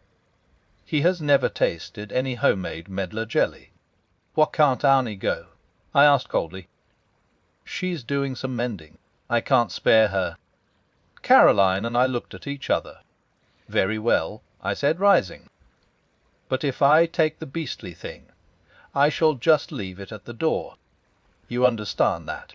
My sister raised her eyebrows. "Naturally," she said. "Who suggested you should do anything else? The honours were with Caroline. If you do happen to see M. Poirot," she said, "as I opened the front door, you might tell him about the boots." It was a most subtle parting shot. I wanted dreadfully to understand the enigma of the boots. When the old lady with the Briton cap opened the door to me, I found myself asking if M. Poirot was in, quite automatically. Poirot sprang up to meet me with every appearance of pleasure. "Sit down, my good friend," he said. "The big chair, this small one. The room is not too hot, no." I thought it was stifling, but refrained from saying so. The windows were closed, and a large fire burned in the grate. "The English people, they have a mania for the fresh air," declared Poirot. "The big air, it is all very well outside, where it belongs. Why admit it to the house? But let us not discuss such banalities. You have something for me, yes?" "Two things," I said. "For first, this from my sister." I handed over the pot of medlar jelly. "How kind of Mademoiselle Caroline! She has remembered her promise. And the second thing, information of a kind." And I told him of my interview with Mrs. Ackroyd. He listened with interest, but not much excitement. "It clears the ground," he said thoughtfully. "And it has a certain value as confirming the evidence of the housekeeper. She said, you remember, that she found the silver table lid open and closed it down in passing. What about her statement that she went into the drawing-room to see if the flowers were fresh? Ah, we never took that very seriously, did we, my friend? It was patently an excuse trumped up in a hurry by a woman who felt it urgent to explain her presence, which, by the way, you would probably never have thought of questioning. I considered it possible that her agitation might arise from the fact that she had been tampering with the silver table, but I think now that we must look for another cause." "Yes," I said. "Whom did she go out to meet? And why?" "You think she went to meet someone?" "I do." Poirot nodded. "So do I," he said thoughtfully. There was a pause. "By the way," I said, "I've got a message for you from my sister. Ralph Patton's boots were black, not brown." I was watching him closely as I gave the message, and I fancied that I saw a momentary flicker of discomposure. If so, it passed almost immediately. "She is absolutely positive they are not brown?" "Absolutely." "Oh," said Poirot regretfully, "that is a pity." And he seemed quite crestfallen. He entered into no explanations, but at once started a new subject of conversation. "The housekeeper, Miss Russell, who came to consult you on that Friday morning. Is it indiscreet to ask what passed at the interview? Apart from the medical details." "I mean?" "Not at all," I said. When the professional part of the conversation was over, we talked for a few minutes about poisons, and the ease or difficulty of detecting them, and about drug-taking and drug-takers. "With special reference to cocaine?" asked Poirot. "How did you know?" I asked, somewhat surprised. For answer, the little man rose and crossed the room to where newspapers were filed. He brought me a copy of the YBG, dated Friday, 16th September, and showed me an article dealing with the smuggling of cocaine. It was a somewhat lurid article, written with an eye to picturesque effect. "That is what put cocaine into her head, my friend," he said. I would have catechized him further, for I did not quite understand his meaning, but at that moment the door opened and Geoffrey Raymond was announced. He came in fresh and debonair as ever, and greeted us both. "How are you, Doctor?" "M. Poirot, this is the second time I've been here this morning. I was anxious to catch you." Perhaps I'd better be off, I suggested rather awkwardly. Not on my account, Doctor. No, it's just this, he went on, seating himself at a wave of invitation from Poirot. I've got a confession to make. I invite her, said Poirot, with an air of polite interest. Oh, it's of no consequence, really. But, as a matter of fact, my conscience has been pricking me ever since yesterday afternoon. You accused us all of keeping back something, M. Poirot. I pled guilty. I've had something up my sleeve. And what is that, M. Raymond? As I say, it's nothing of consequence. Just this. I was in debt, badly, and that legacy came in the nick of time. £500 puts me on my feet again with a little to spare. He smiled at us both with that engaging frankness that made him such a likeable youngster. You know how it is. Suspicious-looking policeman. Don't like to admit you were hard up for money. Think it will look bad to them. But I was a fool, really, because Blunt and I were in the billiard-room from 9:45 onwards, so I've got a watertight alibi and nothing to fear. Still, when you thundered out that stuff about concealing things, I felt a nasty prick of conscience, and I thought I'd like to get it off my mind. He got up again and stood smiling at us. You are a very wise young man, said Poirot, nodding at him with approval. See you, when I know that any one is hiding things from me, I suspect that the thing hidden may be something very bad indeed. You have done well. I'm glad I'm cleared from suspicion, laughed Raymond. I'll be off now. So that is that, I remarked, as the door closed behind the young secretary. Pues, agreed Poirot. A mere bagatelle. But if he had not been in the billiard-room, who knows? After all, many crimes have been committed for the sake of less than £500. It all depends on what sum is sufficient to break a man. A question of the relativity, is it not so? Have you reflected, my friend, that many people in that house stood to benefit by Mr. Ackroyd's death? Mrs. Ackroyd, Miss Flora, young Mr. Raymond, the housekeeper, Miss Russell. Only one, in fact, does not Major Blunt. His tone in uttering that name was so peculiar that I looked up, puzzled. I don't quite understand you, I said. Two of the people I accused have given me the truth. You think Major Blunt has something to conceal also.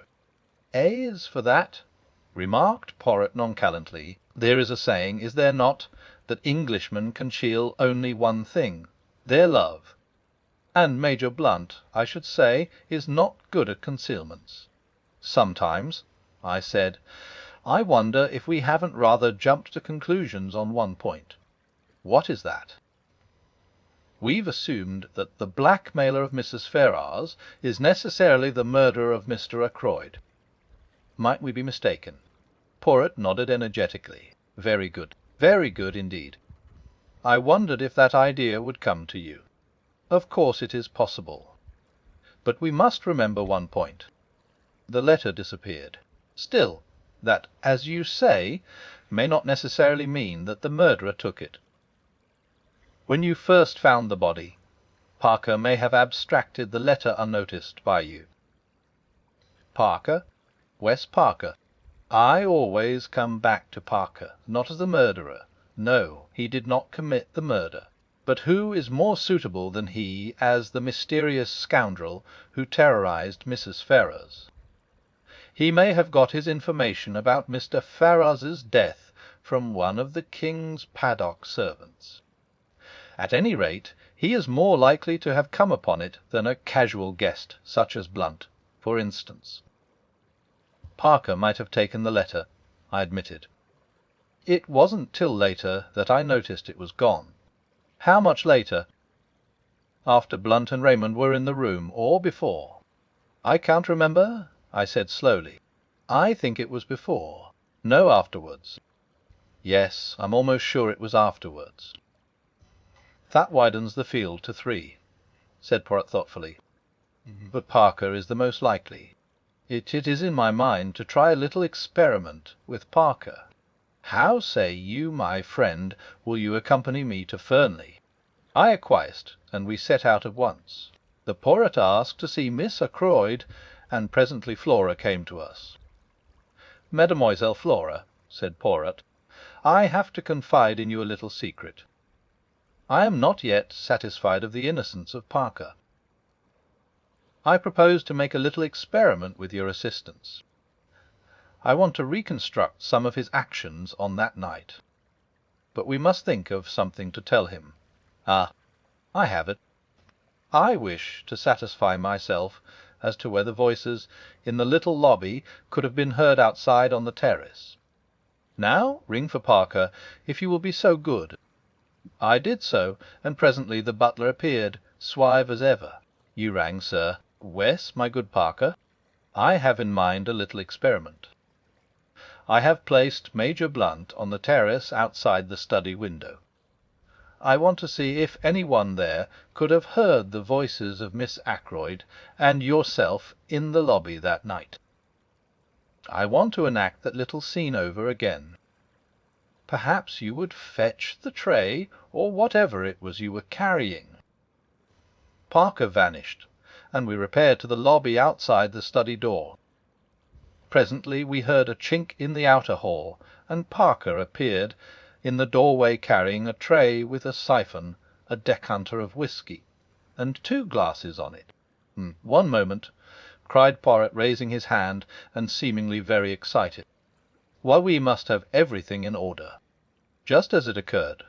It is a little method of mine." "A foreign custom, sir," said Parker. "Reconstruction of the crime, they call it, do they not?" He was quite imperturbable as he stood there, politely waiting on Poirot's orders. "Aish, he knows something, the good Parker," cried Poirot. "He has read of these things.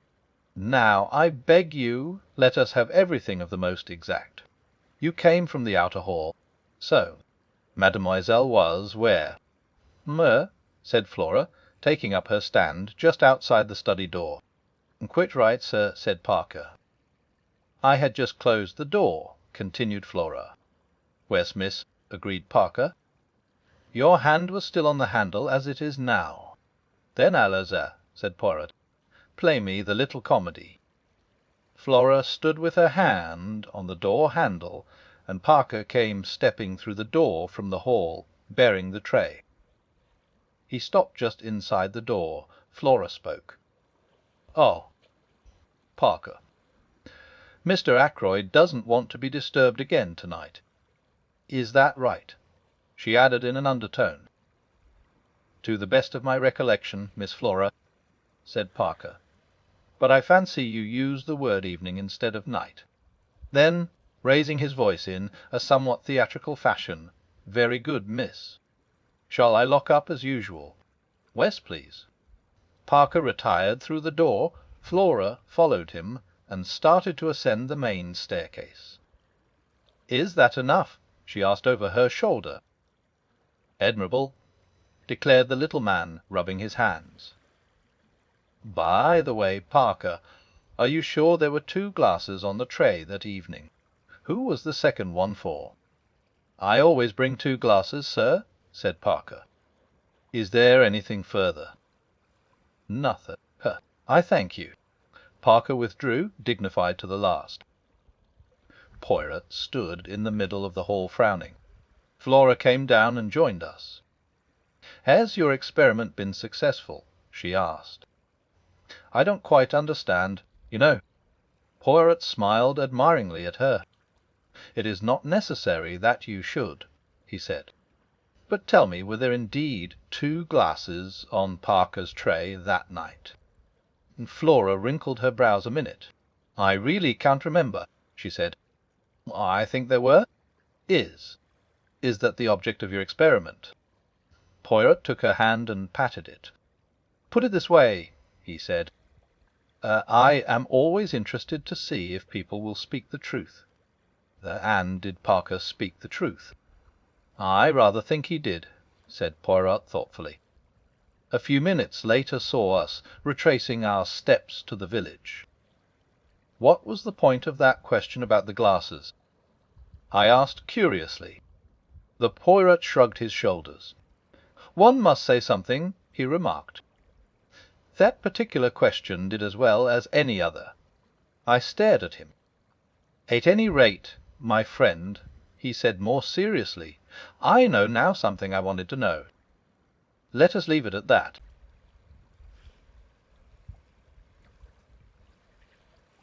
The Murder of Roger Ackroyd. Chapter 16. An evening at Mahjong. That night we had a little Mahjong party. This kind of simple entertainment is very popular in King's Abbott. The guests arrive in goloshes and waterproofs after dinner. They partake of coffee and later of cake, sandwiches, and tea. On this particular night our guests were Miss Gannet and Colonel Carter, who lives near the church. A good deal of gossip is handed round at these evenings, sometimes seriously interfering with the game in progress. We used to play bridge, chatty bridge of the worst description. We find Mahjong much more peaceful. The irritated demand as to why on earth your partner did not lead a certain card is entirely done away with, and though we still criticisms frankly, there is not the same acrimonious spirit. Very cold evening. Shepherd, said Colonel Carter, standing with his back to the fire. Caroline had taken Miss Gannet to her own room, and was there assisting her to disentangle herself from her many wraps. Reminds me of the Afghan passes. Indeed, I said politely. Very mysterious business this about poor Ackroyd, continued the Colonel, accepting a cup of coffee. A deuce of a lot behind it. That's what I say. That between you and me, Shepherd, I've heard the word blackmail mentioned. The Colonel gave me the look which might be tabulated, "Hone man of the world to another." A woman in it, no doubt, he said. Depend upon it, a woman in it. Caroline and Miss Gannet joined us at this minute. Miss Gannet drank coffee, whilst Caroline got out the Mahjong box and poured out the tiles upon the table. Washing the tiles, said the Colonel facetiously. That's right. Washing the tiles, as we used to say in the Shanghai Club. It is the private opinion of both Caroline and myself that Colonel Carter has never been in the Shanghai Club in his life. More, that he has never been farther east than India, where he juggled with tins of bully beef and plum and apple jam during the Great War. But the Colonel is determinedly military, and in King's Abbott we permit people to indulge their little idiosyncrasies freely. Shall we begin? Said Caroline. We sat round the table. For some 5 minutes there was complete silence, owing to the fact that there is tremendous secret competition amongst us as to who can build their wall quickest. Go on, James, said Caroline at last. Your east wind. I discarded a tile. A round or two proceeded, broken by the monotonous remarks of 3 bamboos, 2 circles. Pung, and frequently from Miss Gannet, unpung, owing to that lady's habit of too hastily claiming tiles to which she had no right. I saw Flora Ackroyd this morning, said Miss Gannet. Pung, no, unpung. I made a mistake. 4 circles, said Caroline. Where did you see her? She didn't see M.E., said Miss Gannet, with that tremendous significance only to be met with in small villages. Said Caroline interestedly. Chow. I believe, said Miss Gannet, temporarily diverted, that it's the right thing nowadays to say chi, not chow. Nonsense, said Caroline. I have always said Shishihobiu. In the Shanghai Club, said Colonel Carter, they say C-W. Miss Gannet retired, crushed. What were you saying about Flora Ackroyd? Asked Caroline, after a moment or two devoted to the game. Where's she with anyone? Very much so, said Miss Gannet. The eyes of the two ladies met and seemed to exchange information. "Really?" said Caroline interestedly. "Is that it?" "Well, it doesn't surprise me in the least." "We're waiting for you to discard, Miss Caroline," said the Colonel. He sometimes affects the pose of the bluff male, intent on the game and indifferent to gossip. But nobody is deceived. "If you ask me," said Miss Gannet. "Ah, was that a bamboo you discarded, dear?" "Oh, no, I see now. It was a circle. As I was saying, if you ask me, Flora's been exceedingly lucky. Exceedingly lucky she's been." "How's that, Miss Gannet?" asked the Colonel. "I'll pung that green dragon." "How do you make out that Miss Flora's been lucky?" "Very charming girl and all that, I know. I might know very much about crime," said Miss Gannet, with the air of one who knows everything there is to know. "But I can tell you one thing. The first question that's always asked is who last saw the deceased alive. And the person who did is regarded with suspicion. Now, Flora Ackroyd last saw her uncle alive. It might have looked very nasty for her, very nasty indeed. It's my opinion, and I give it for what it's worth, that Ralph Peyton is staying away on her account, to draw suspicion away from her." "Come now," I protested mildly, "you surely can't suggest that a young girl like Flora Ackroyd is capable of stabbing her uncle in cold blood?" "Well, I don't know," said Miss Gannet. I've just been reading a book from the library about the underworld of Paris, and it says that some of the worst women criminals are young girls with the faces of angels." "That's in France," said Caroline instantly. "Just so," said the Colonel. "Now, I'll tell you a very curious thing, a story that was going round the bazaars in India." The Colonel's story was one of interminable length, and of curiously little interest. A thing that happened in many years ago cannot compare for a moment with an event that took place in King's Abbott the day before yesterday. It was Caroline who brought the Colonel's story to a close by fortunately going mahjong.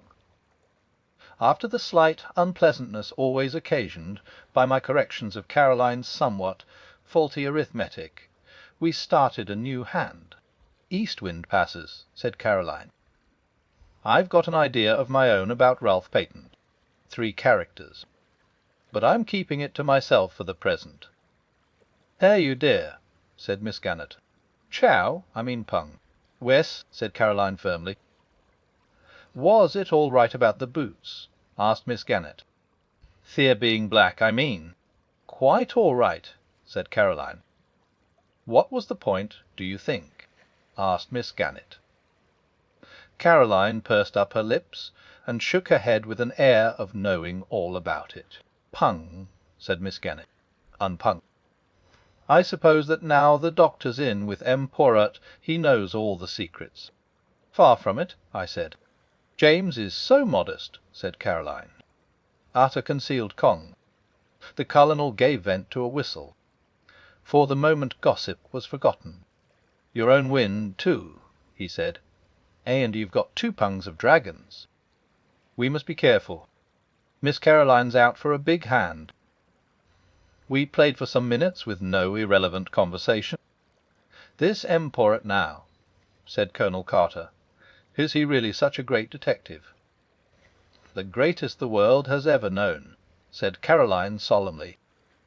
"He had to come here incognito to avoid publicity." "Chow," said Miss Gannet. "Quite wonderful for our little village, I'm sure. By the way, Clara, my maid, you know, is great friends with Elsie, the housemaid at Fernley, and what do you think Elsie told her?" "That there's been a lot of money stolen, and it's her opinion, Elsie's, I mean, that the parlour maid had something to do with it. She's leaving at the month, and she's crying a good deal at night. If you ask me, the girl is very likely in league with a Gange. She's always been a queer girl. She's not friends with any of the girls round here." She goes off by herself on her days out, very unnatural, I call it, and most suspicious. I asked her once to come to our girls' friendly evenings, but she refused, and then I asked her a few questions about her home and her family, all that sort of thing, and I'm bound to say I considered her manner most impertinent. Outwardly very respectful, but she shut me up in the most barefaced way. Miss Gannett stopped for breath, and the Colonel, who was totally uninterested in the servant question, remarked that in the Shanghai club brisk play was the invariable rule. We had a round of brisk play. "Let Miss Russell," said Caroline. She came here pretending to consult James on Friday morning. It's my opinion she wanted to see where the poisons were kept. 5 characters. "Chow," said Miss Gannett. "What an extraordinary idea! I wonder if you can be right." "Talking of poisons," said the Colonel. What haven't I discarded?" "Oh, 8 bamboos. Mao Jong," said Miss Gannett. Caroline was very much annoyed. "1 red dragon," she said regretfully, "and I should have had a hand of 3 doubles." "I've had 2 red dragons all the time," I mentioned. "They're so exactly like you, James," said Caroline reproachfully.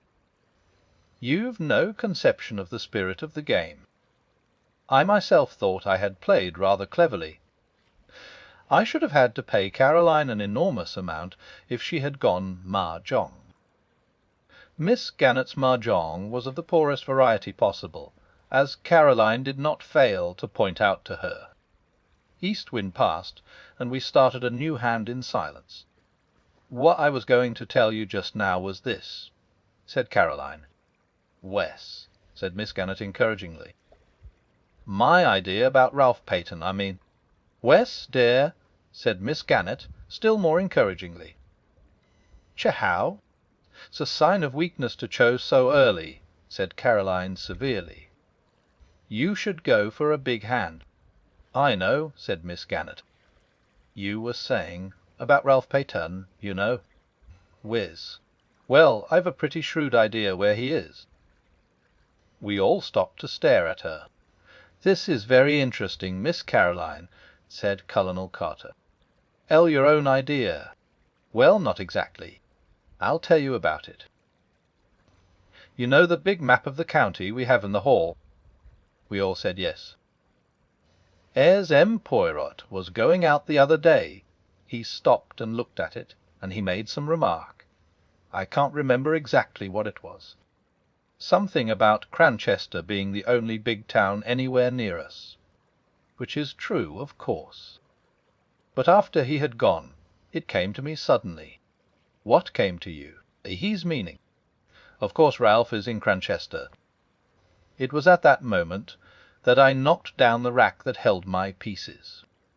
My sister immediately reproved me for clumsiness, but half-heartedly. She was intent on her theory. "For Cranchester, Miss Caroline," said Colonel Carter.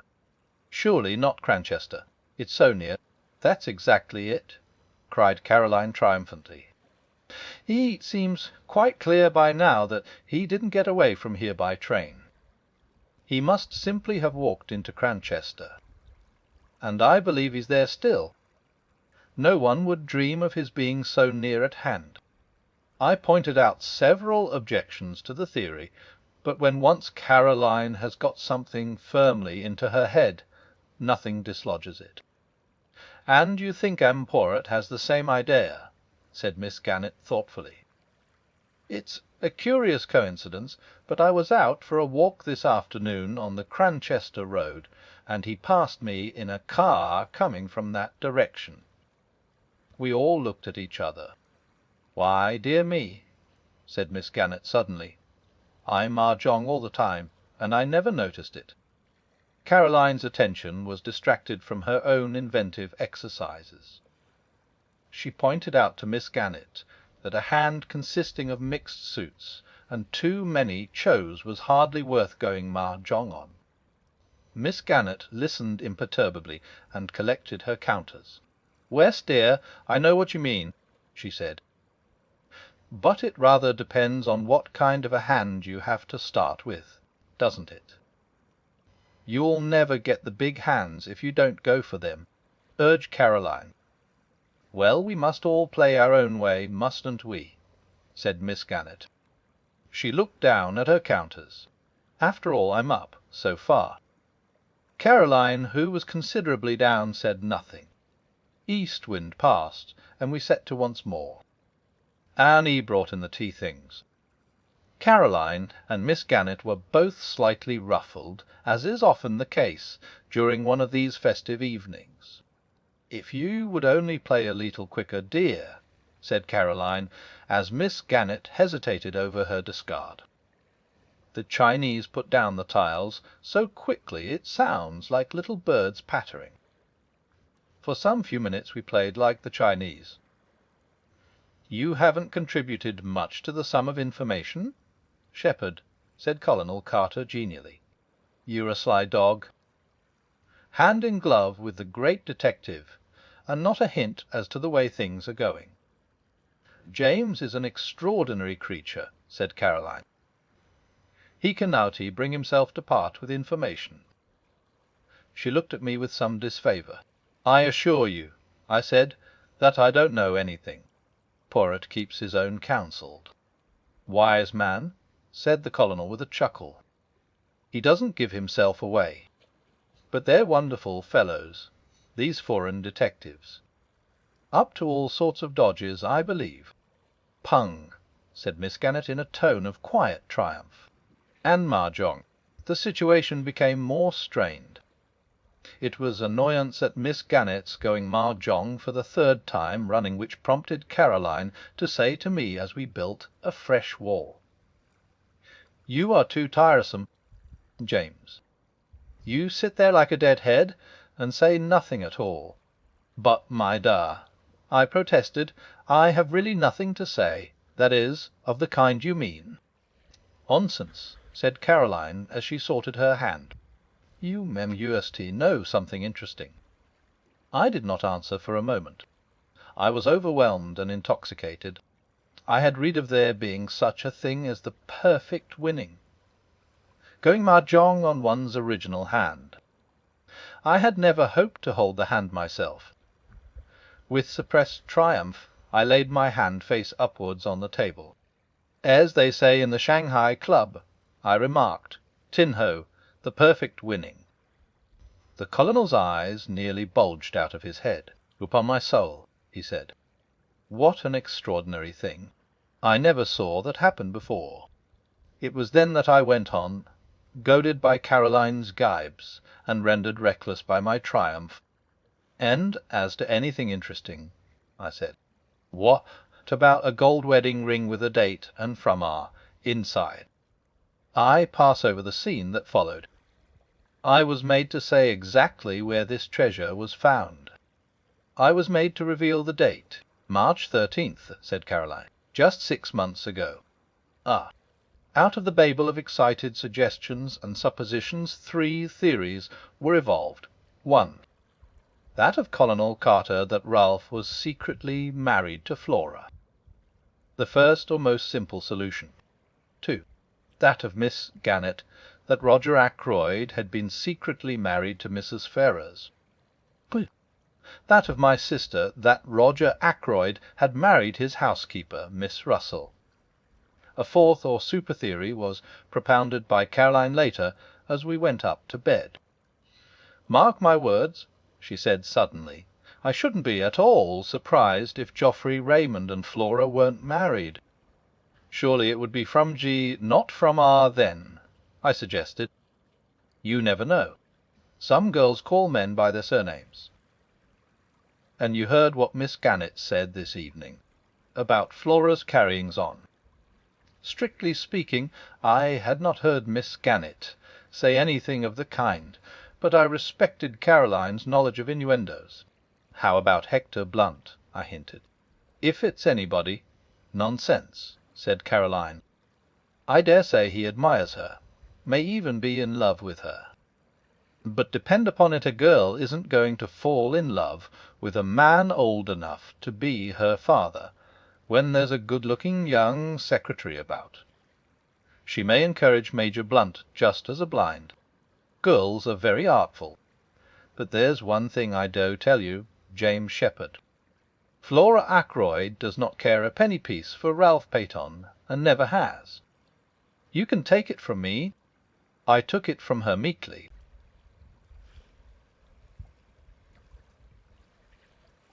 The Murder of Roger Ackroyd. Chapter 17. Parker. It occurred to me the next morning that, under the exhilaration produced by Tinho, or the perfect winning, I might have been slightly indiscreet. True, Poirot had not asked me to keep the discovery of the ring to myself. On the other hand, he had said nothing about it whilst at Fernley, and, as far as I knew, I was the only person aware that it had been found. I felt distinctly guilty. The fact was by now spreading through King's Abbott like wildfire. I was expecting wholesale reproaches from Poirot any minute. The joint funeral of Mrs. Ferrars and Roger Ackroyd was fixed for 11 o'clock. It was a melancholy and impressive ceremony. All the party from Fernley were there. After it was over, Poirot, who had also been present, took me by the arm and invited me to accompany him back to the Larches. He was looking very grave, and I feared that my indiscretion of the night before had got round to his ears. But it soon transpired that his thoughts were occupied by something of a totally different nature. "See you," he said, "we must. With your help I propose to examine a witness. We will question him, we will put such fear into him that the truth is bound to come out." "What witness are you talking of?" I asked, very much surprised. "Parker," said Poirot. "I asked him to be at my house this morning at 12 o'clock. He should await us there at this very minute. What do you think?" I ventured, glancing sideways at his face. "I know this, that I am not satisfied. You think that it was he who blackmailed Mrs. Ferrars?" "Either or." "Well," I said, after waiting a minute or two, "my friend, I will say this to you: hope it was he." The gravity of his manner, and something indefinable that tinged it, reduced me to silence. On arrival at the Larches, we were informed that Parker was already there awaiting our return. As we entered the room, the butler rose respectfully. "Good morning, Parker," said Poirot pleasantly. "One instant, I pray of you." He removed his overcoat and gloves. "Allow me, sir," said Parker, and sprang forward to assist him. He deposited the articles neatly on a chair by the door. Poirot watched him with approval. "Thank you, my good Parker," he said. "Take a seat, will you not? What I have to say may take some time." Parker seated himself with an apologetic bend of the head. "Now, what do you think I asked you to come here for this morning?" Parker coughed. "I understood, sir, that you wished to ask me a few questions about my late master. Private like." "PRC eyes meant," said Poirot, beaming. "Have you made many experiments in blackmail?" "Cela." The butler sprang to his feet. "Do not excite yourself," said Poirot placidly. "Do not play the farce of the honest, injured man. You know all there is to know about the blackmail. Is it not so?" "Sir, I have never been insulted," suggested Poirot in such a way before. "Then why, my excellent Parker, were you so anxious to overhear the conversation in Mr. Ackroyd's study the other evening, after you had caught the word blackmail? I wasn't Ike." "Who was your last master?" rapped out Poirot suddenly. "My last master?" "Yes, the master you were with before you came to Mr. Ackroyd." "A Major Ellerby, sir." Poirot took the words out of his mouth. "Just so, Major Ellerby. Major Ellerby was addicted to drugs, was he not? You travelled about with him. When he was in Bermuda there was some trouble. A man was killed. Major Ellerby was partly responsible. It was hushed up. But you knew about it. How much did Major Ellerby pay you to keep your mouth shut?" Parker was staring at him open-mouthed. The man had gone to pieces. His cheeks shook flabbily. "You see me. I have made inquiries," said Poirot pleasantly. "It is as I say. You got a good sum then as blackmail, and Major Ellerby'd on paying you until he died. Now I want to hear about your latest experiment." Parker still stared. "It is useless to deny. Hercule Poirot gave us. It is so. What I have said about Major Ellerby, is it not?" As though against his will, Parker nodded reluctantly once. His face was ashen pale. "But I never hurt a hair of Mr. Ackroyd's head," he moaned. "Honest to God, sir, I didn't. I've been afraid of this coming all the time. And I tell you I didn't. I didn't kill him." His voice rose almost to a scream. "I am inclined to believe you, my friend," said Poirot. "You have not the nerve, the courage. But I must have the truth. I'll tell you anything, sir, anything you want to know. It's true that I tried to listen that night. A word or two I heard made me curious. And Mr. Ackroyd's wanting not to be disturbed, and shutting himself up with the doctor the way he did. It's God's own truth what I told the police. I heard the word blackmail, sir, and well." He paused.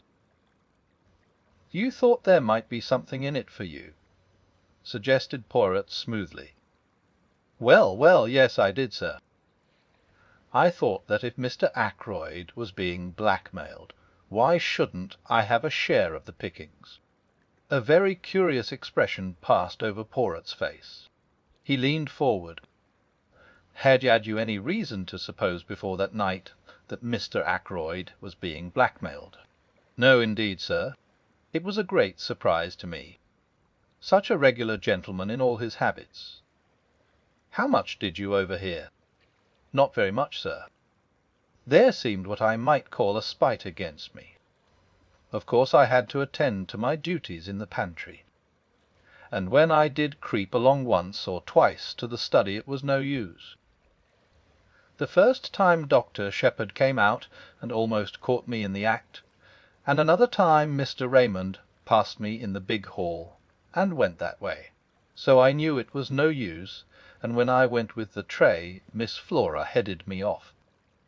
Poirot stared for a long time at the man, as if to test his sincerity. Parker returned his gaze earnestly. "I hope you believe me, sir.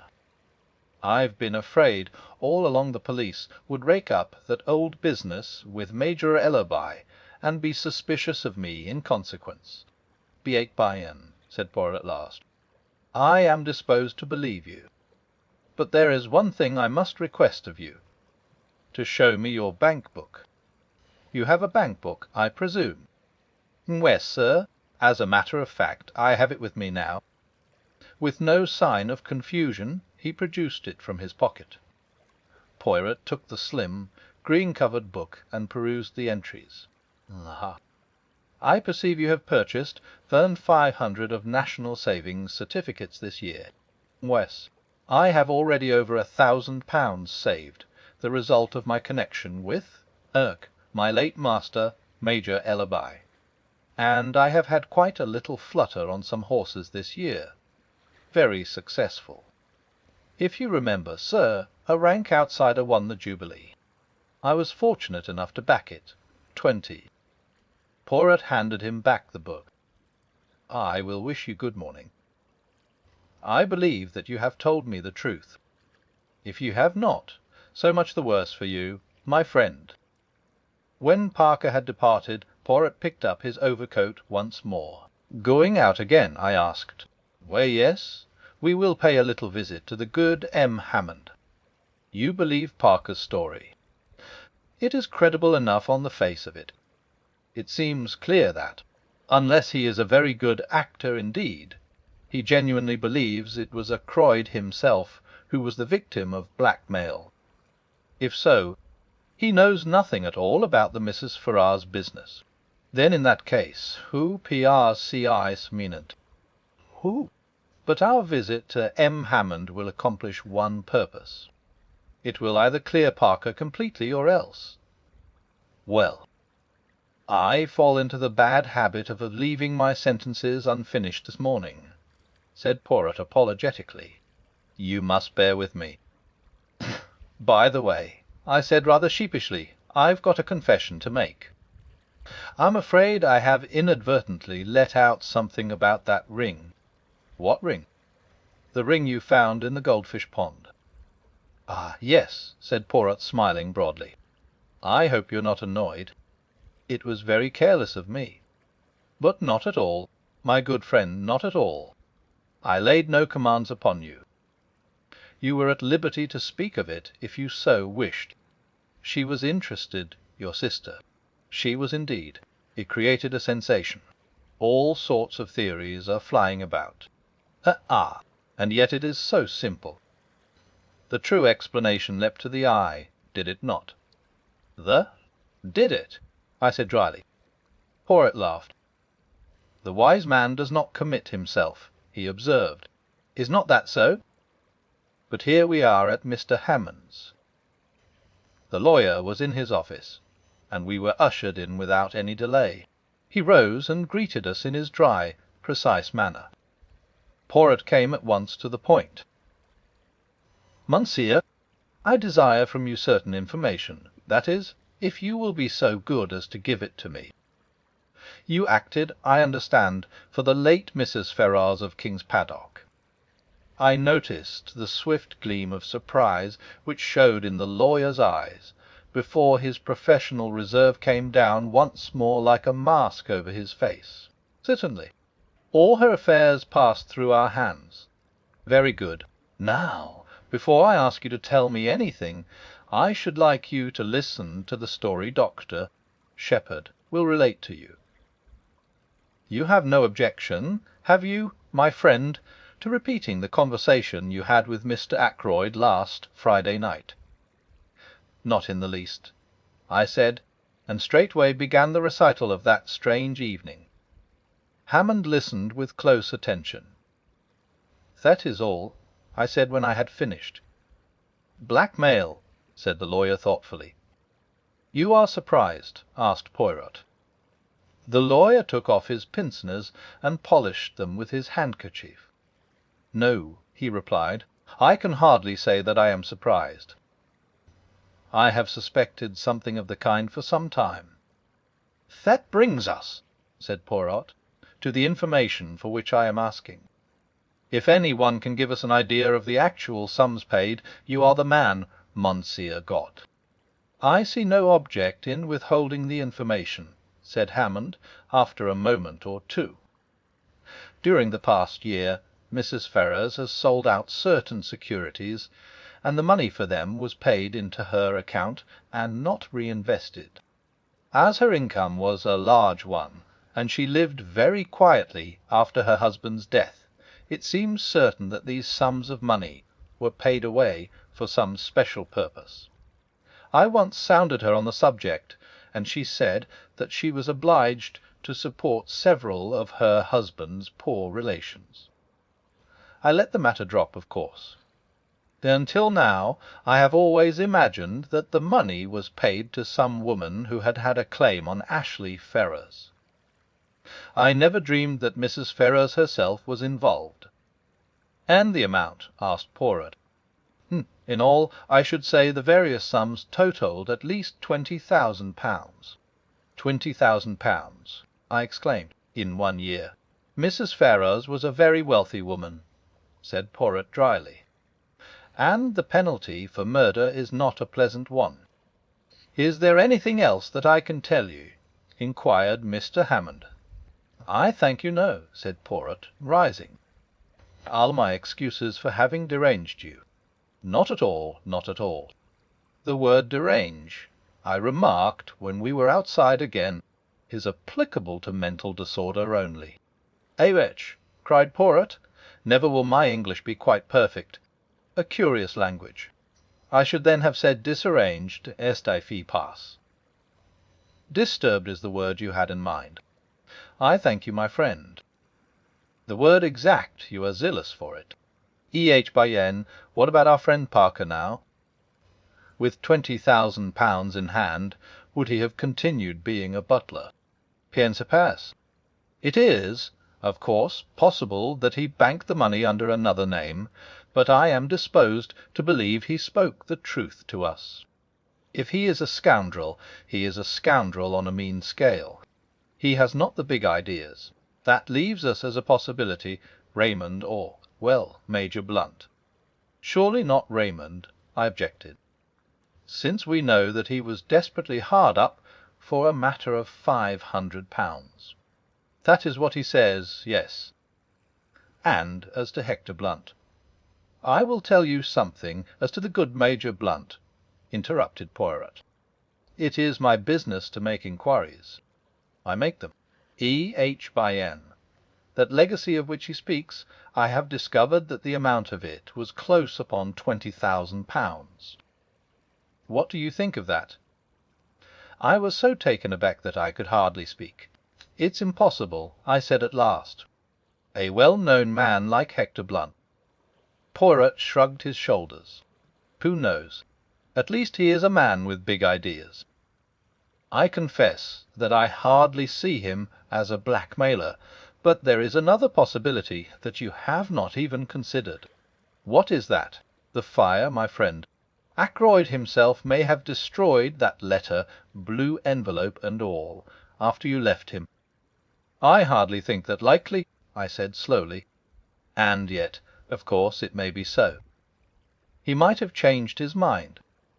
We had just arrived at my house, and on the spur of the moment I invited Poirot to come in and take pot luck. I thought Caroline would be pleased with me, but it is hard to satisfy one's womenfolk. It appears that we were eating chops for lunch, the kitchen staff being regaled on tripe and onions. And 2 chops set before 3 people are productive of embarrassment. But Caroline is seldom daunted for long. With magnificent mendacity, she explained to Poirot that although James laughed at her for doing so, she adhered strictly to a vegetarian diet. She descanted ecstatically on the delights of nut cutlets, so which I am quite sure she has never tasted, and ate a Welsh rarebit with gusto and frequent cutting remarks as to the dangers of flesh foods. Afterwards, when we were sitting in front of the fire and smoking, Caroline attacked Poirot directly. "Not found Ralph Paton yet?" she asked. "Where here should I find him, mademoiselle?" "I thought, perhaps, you'd found him in Cranchester," said Caroline, with intense meaning in her tone. Poirot looked merely bewildered. "In Cranchester? But why in Cranchester?" I enlightened him with a touch of malice. "One of our ample staff of private detectives happened to see you in a car on the Cranchester road yesterday," I explained. Poirot's bewilderment vanished. He laughed heartily. "That? A simple visit to the dentist, C.S. Toad. My tooth it aches. I go there. My tooth it is at once better. I think to return quickly. The dentist, he says no. Better to have it out. I argue. He insists. He has his way. That particular tooth, it will never ache again." Caroline collapsed rather like a pricked balloon. We fell to discussing Ralph Paton. A weak nature, I insisted. "But not a vicious one," said Poirot. "But weakness, where does it end?" "Exactly," said Caroline. "Take James here. Weak as water, if I weren't about to look after him." "My dear Caroline," I said irritably, "can't you talk without dragging in personalities?" "You are weak, James," said Caroline, quite unmoved. "I'm 8 years older than you are. Oh! I don't mind M. Poirot knowing that." "I should never have guessed it, mademoiselle," said Poirot, with a gallant little bow. 8 years older.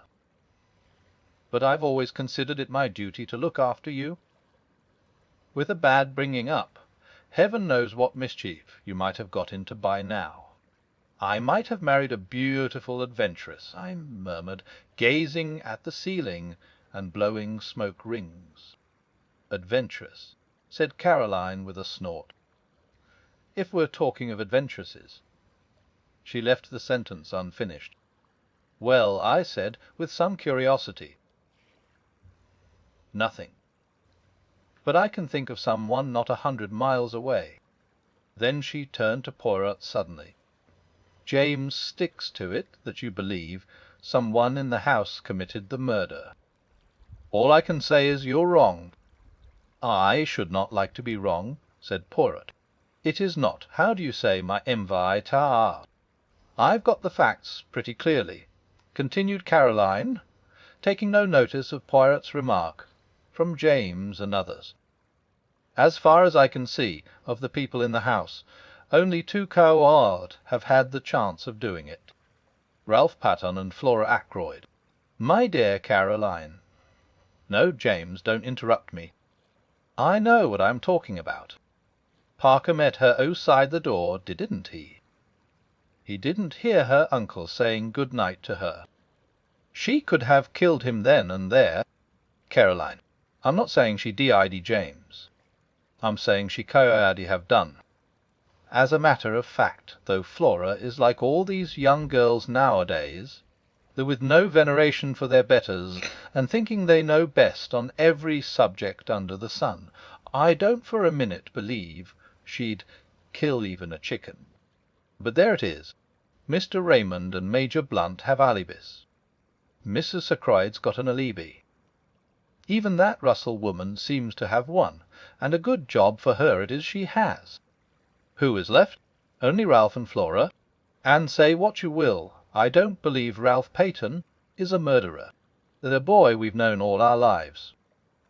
Poirot was silent for a minute, watching the curling smoke rise from his cigarette. When at last he spoke, it was in a gentle faraway voice that produced a curious impression. It was totally unlike his usual manner. Let us take a man, a very ordinary man. A man with no idea of murder in his heart. There is in him somewhere a strain of weakness, deep down. It has so far never been called into play. Perhaps it never will be, and if so he will go to his grave honoured and respected by every one. But let us suppose that something occurs. He is in difficulties, or perhaps not that even. He may stumble by accident on a secret involving life or death to some one. And his first impulse will be to speak out, to do his duty as an honest citizen. And then the strain of weakness tells. Here is a chance of money, a great amount of money. He wants money, he desires it, and it is so easy. He has to do nothing for it, just keep silence. That is the beginning. The desire for money grows. He must have more and more. He is intoxicated by the gold mine which has opened at his feet. He becomes greedy, and in his greed he overreaches himself. One can press a man as far as one likes, but with a woman one must not press too far. For a woman has at heart a great desire to speak the truth. How many husbands who have deceived their wives go comfortably to their graves, carrying their secret with them? How many wives who have deceived their husbands wreck their lives by throwing the fact in those same husbands' teeth? They have been pressed too far. In a reckless moment, as which they will afterwards regret, be untenendu, they fling safety to the winds and turn at bay, proclaiming the truth with great momentary satisfaction to themselves. So it was, I think, in this case. The strain was too great.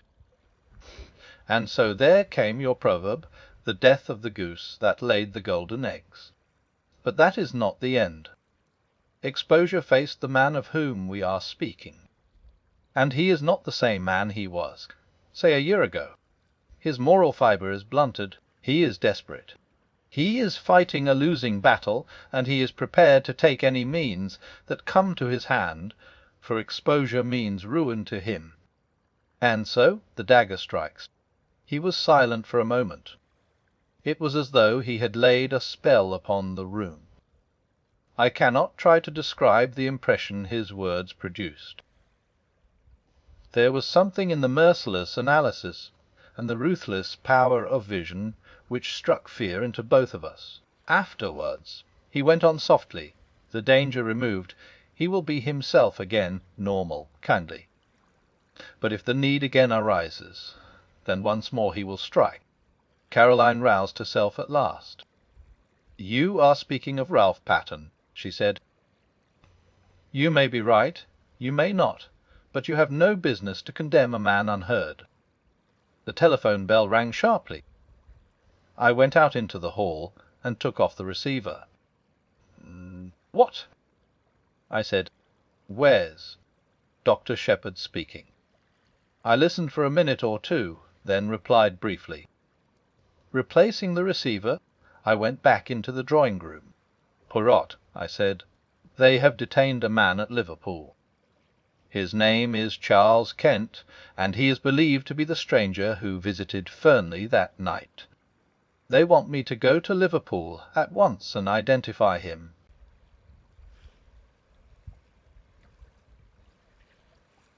The Murder of Roger Ackroyd.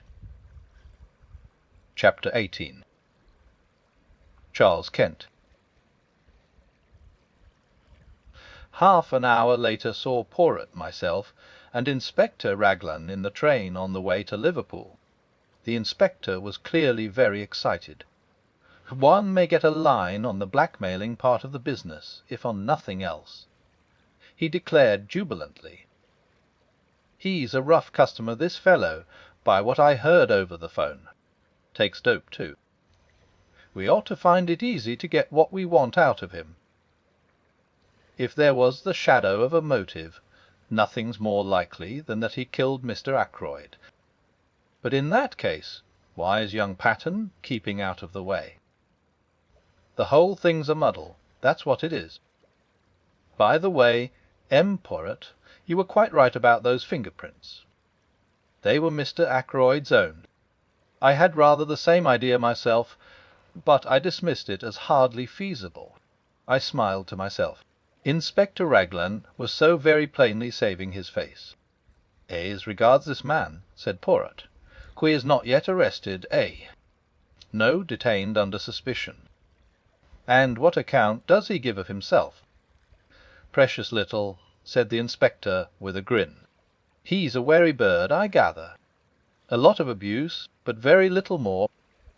On arrival at Liverpool, I was surprised to find that Poirot was welcomed with acclamation. Superintendent Hayes, who met us, had worked with Poirot over some case long ago, and had evidently an exaggerated opinion of his powers. "Now we've got Poirot here, we shan't be long," he said cheerfully. "I thought you'd retired, Musier." "So I had, my good Hayes, so I had. But how tedious is retirement! You cannot imagine to yourself the monotony with which day comes after day. Very likely. So you've come to have a look at our own particular find. Is this Dr. Shepherd? Think you'll be able to identify him, sir?" "I'm not very sure," I said doubtfully. "How did you get hold of him?" inquired Poirot. Description was circulated, as you know, in the press and privately. Not much to go on, I admit. This fellow has an American accent all right, and he doesn't deny that he was near King's Abbott that night. Just asks what the hell it is to do with us, and that he'll see us in, before he answers any questions. "Is it permitted that I, too, see him?" asked Poirot. The superintendent closed one eye knowingly. "Very glad to have you, sir. You've got permission to do anything you please. Inspector Japp of Scotland Yard was asking after you the other day.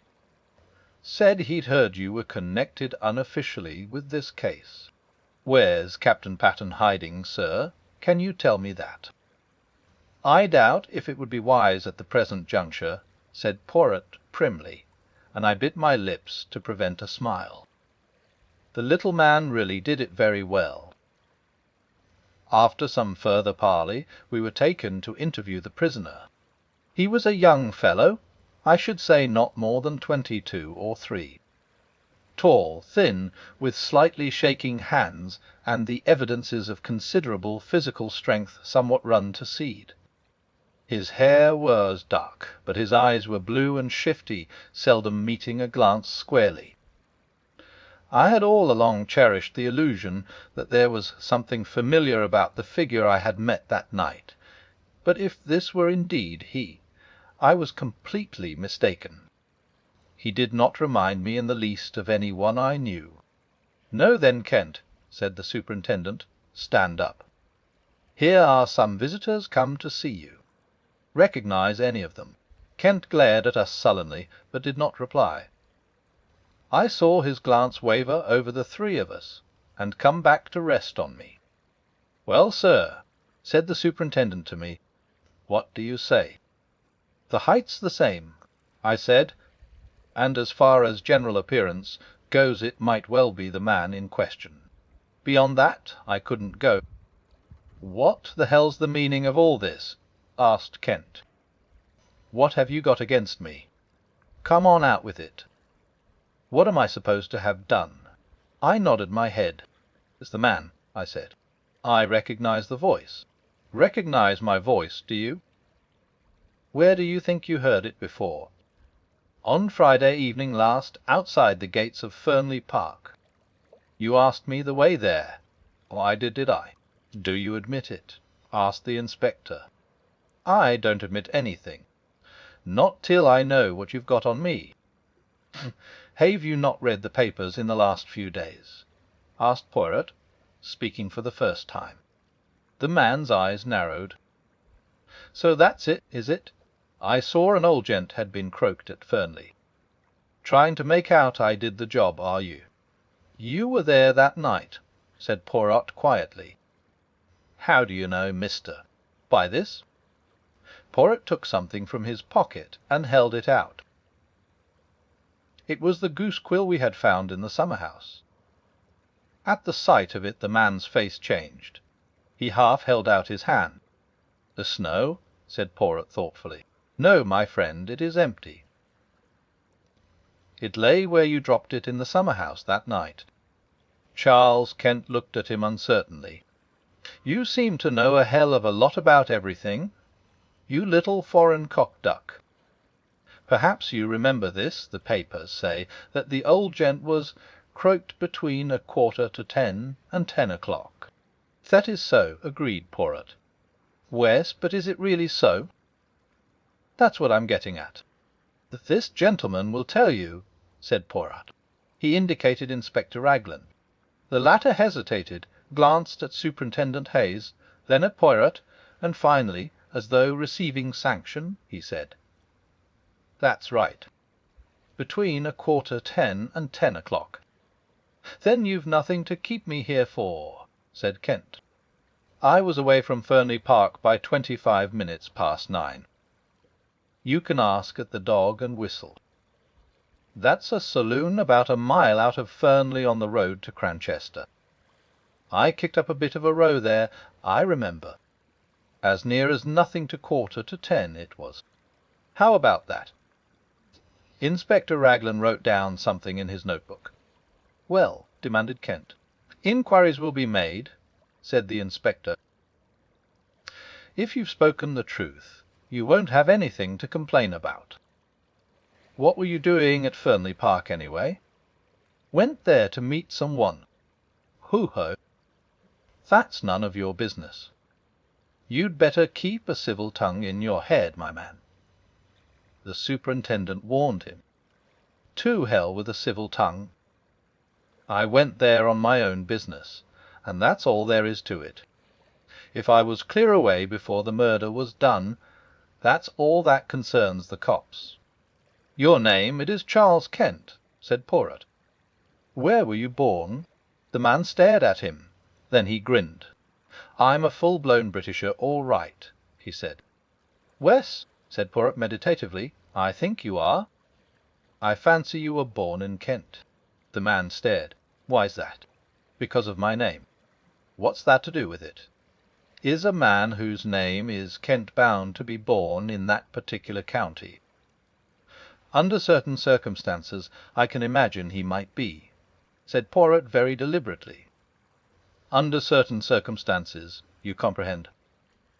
There was so much meaning in his voice as to surprise the two police officers.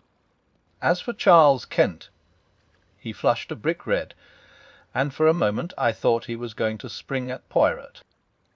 He thought better of it, however, and turned away with a kind of laugh. Poirot nodded as though satisfied, and made his way out through the door. He was joined presently by the two officers. "Will verify that statement," remarked Raglan. "I don't think he's lying, though. But he's got to come clear with a statement as to what he was doing at Fernley. It looks to me as though we'd got our blackmailer all right. On the other hand, granted his story's correct, he couldn't have had anything to do with the actual murder. He'd got £10 on him when he was arrested, rather a large sum. I fancy that £40 went to him.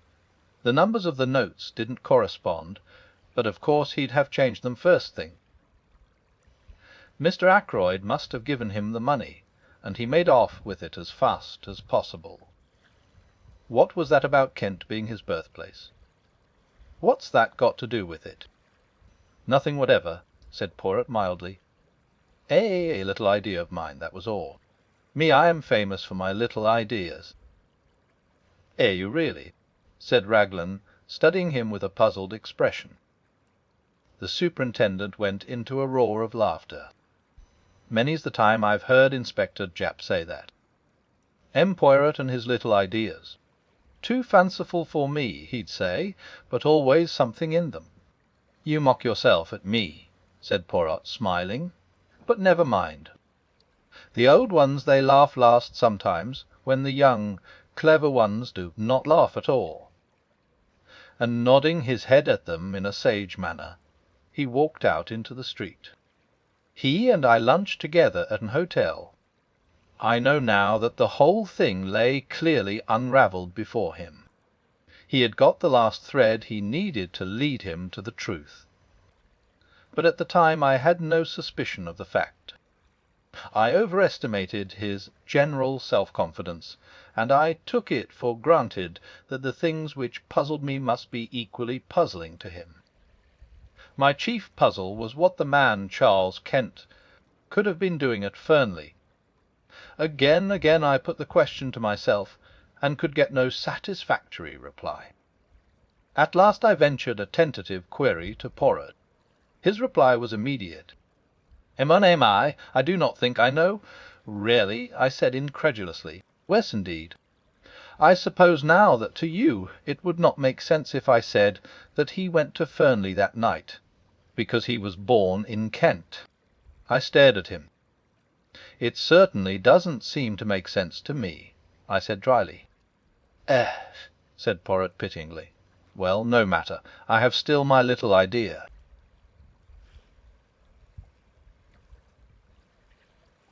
The Murder of Roger Ackroyd. Chapter 19. For Ackroyd. As I was returning from my round the following morning, I was hailed by Inspector Raglan.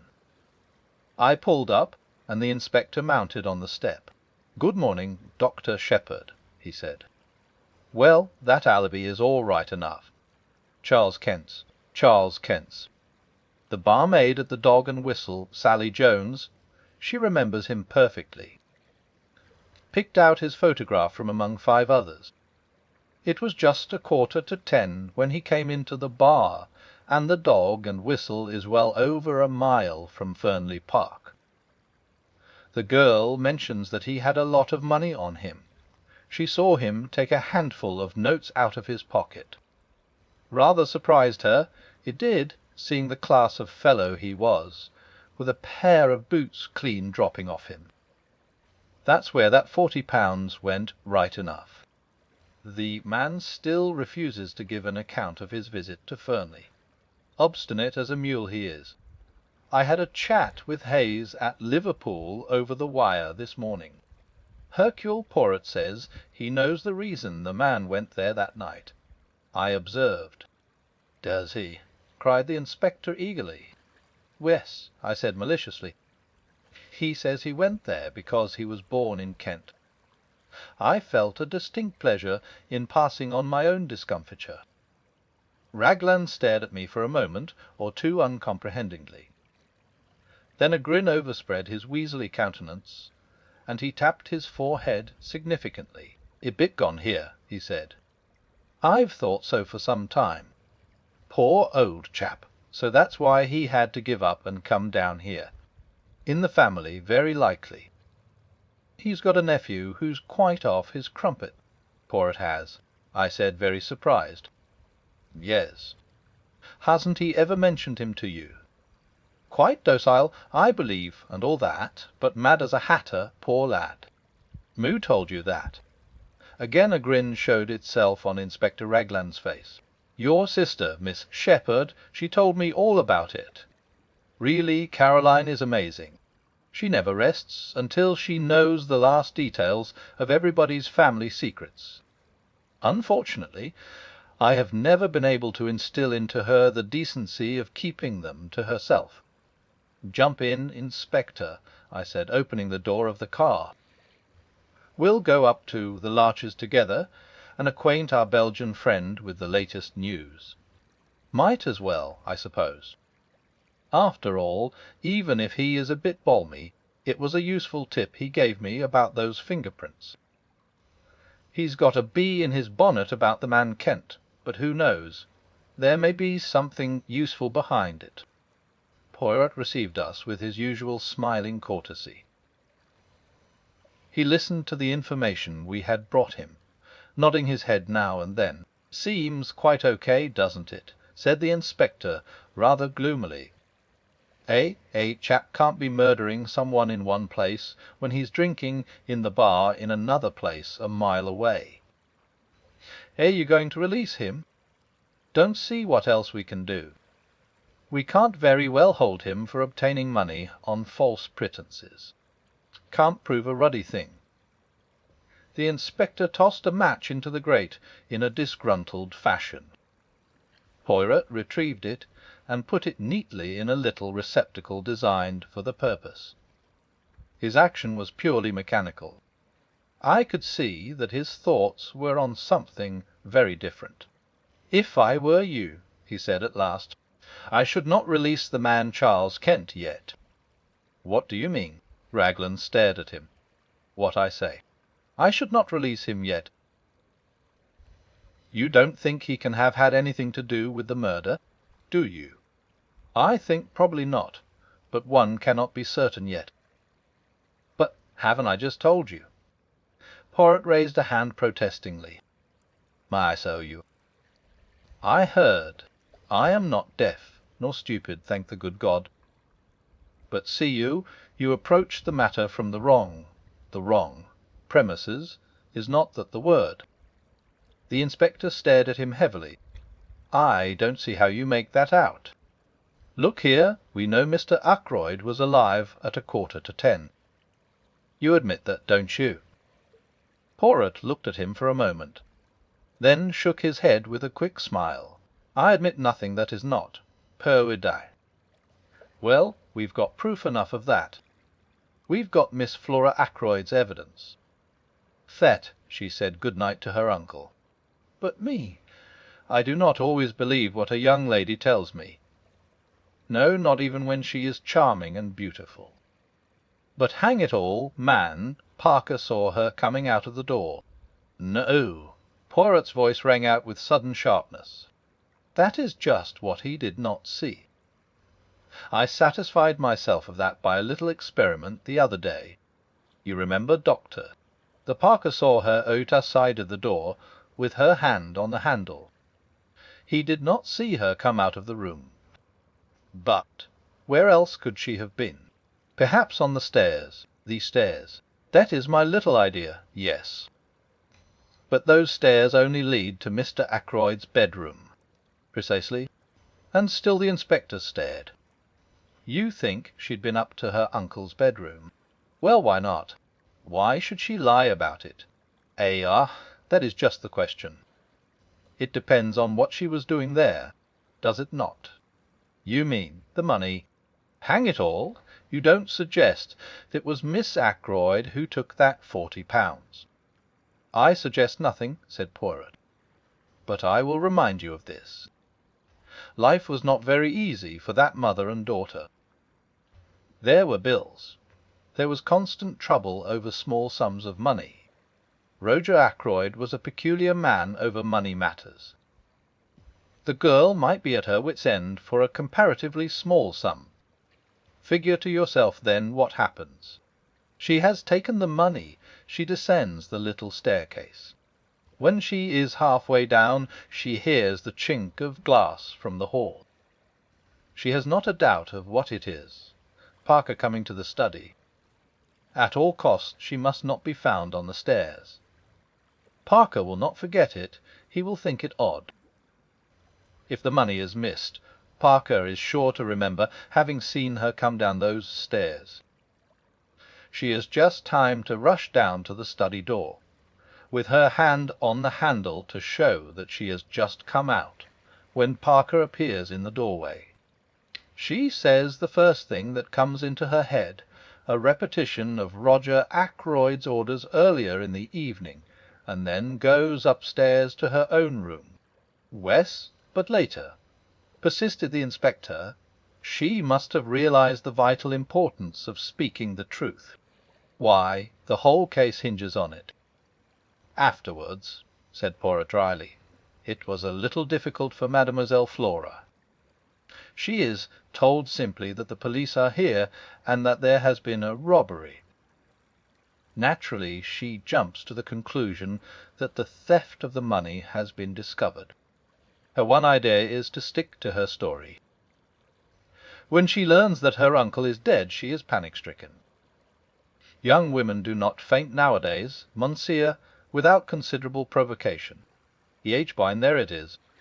She is bound to stick to her story, or else confess everything.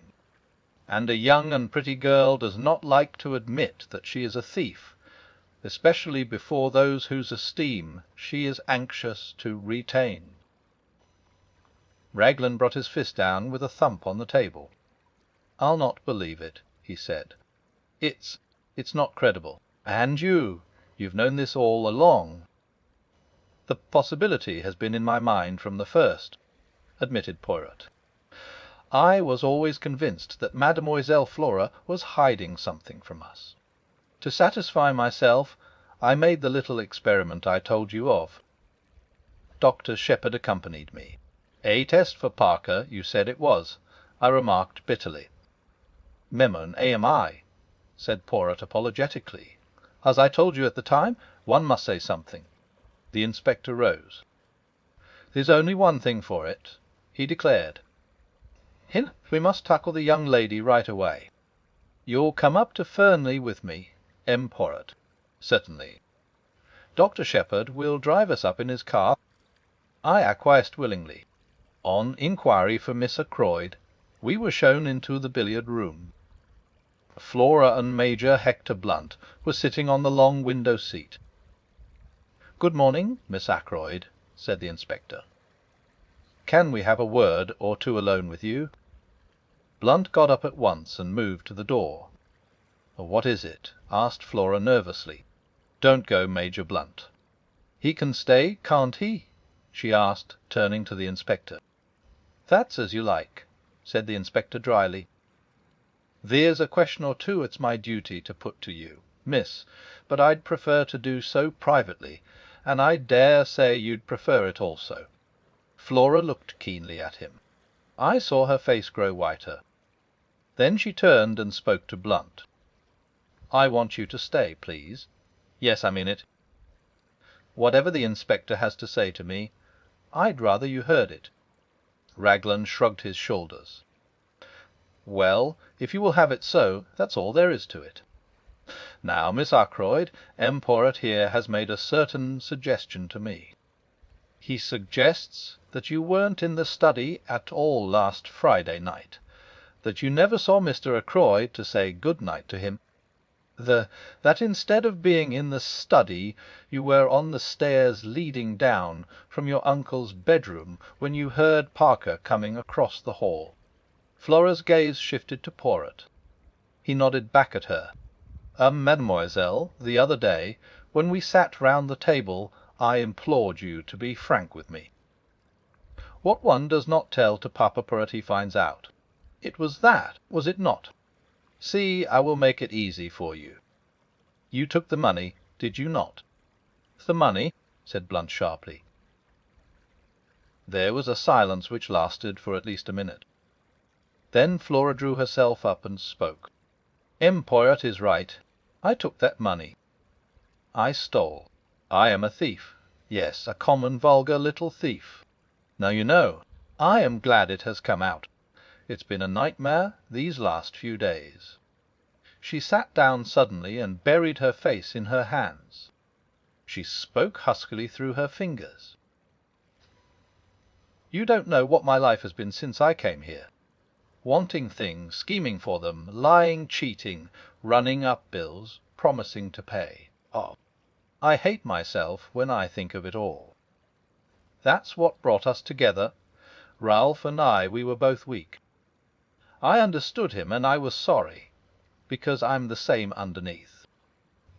We're not strong enough to stand alone, either of us.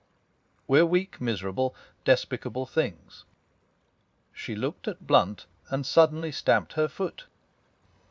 "Why do you look at me like that, as though you couldn't believe? I may be a thief, but at any rate I'm real now. I'm not lying any more. I'm not pretending to be the kind of girl you like, young and innocent and simple. I don't care if you never want to see me again. I hate myself, despise myself. But you've got to believe one thing. If speaking the truth would have made things better for Ralph, I would have spoken out. But I've seen all along that it wouldn't be better for Ralph. It makes the case against him blacker than ever. I was not doing him any harm by sticking to my lie." "Ralph," said Blunt. "There, I see, always Ralph." "You don't understand," said Flora hopelessly. "You never will." She turned to the inspector. "I admit everything. I was at my wits' end for money. I never saw my uncle that evening after he left the dinner table. As to the money, you can take what steps you please. Nothing could be worse than it is now." Suddenly she broke down again, hid her face in her hands, and rushed from the room. "Well," said the inspector in a flat tone, "so that's that." He seemed rather at a loss what to do next. Blunt came forward. "Inspector Raglan," he said, quietly, "that money was given to me by Mr. Ackroyd for a special purpose. Miss Ackroyd never touched it. When she says she did, she is lying with the idea of shielding Captain Patterne. The truth is as I said, and I am prepared to go into the witness box and swear to it." He made a kind of jerky bow, then, turning abruptly, he left the room. Poirot was after him in a flash. He caught the other up in the hall. "Monsieur, a moment, I beg of you, if you will be so good." "Well, sir?" Blunt was obviously impatient. He stood frowning down on Poirot. "It is this," said Poirot rapidly. "I am not deceived by your little fantasy. No, indeed. It was truly Miss Flora who took the money. All the same, it is well imagined what you say. It pleases me. It is very good what you have done there. You are a man quick to think and to act. I am not in the least anxious for your opinion." "Thank you," said Blunt coldly. He made once more as though to pass on, but Poirot, not at all offended, laid a detaining hand on his arm. "Ah, but you are to listen to me. I have more to say. The other day I spoke of concealments. Very well, all along have I seen what you are concealing. Mademoiselle Flora, you love her with all your heart. From the first moment you saw her, is it not so?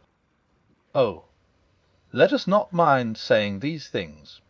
Why must one in England think it necessary to mention love, as though it were some disgraceful secret? You love Mademoiselle Flora. You seek to conceal that fact from all the world. That is very good. That is as it should be. But take the advice of Hercule Poirot. Do not conceal it from Mademoiselle herself. Blunt had shown several signs of restlessness whilst Poirot was speaking, but the closing words seemed to rivet his attention. "What do you mean by that?" he said sharply. "You think that she loves the Capitaine Ralph Peyton, but I, Hercule Poirot, tell you that that is not so.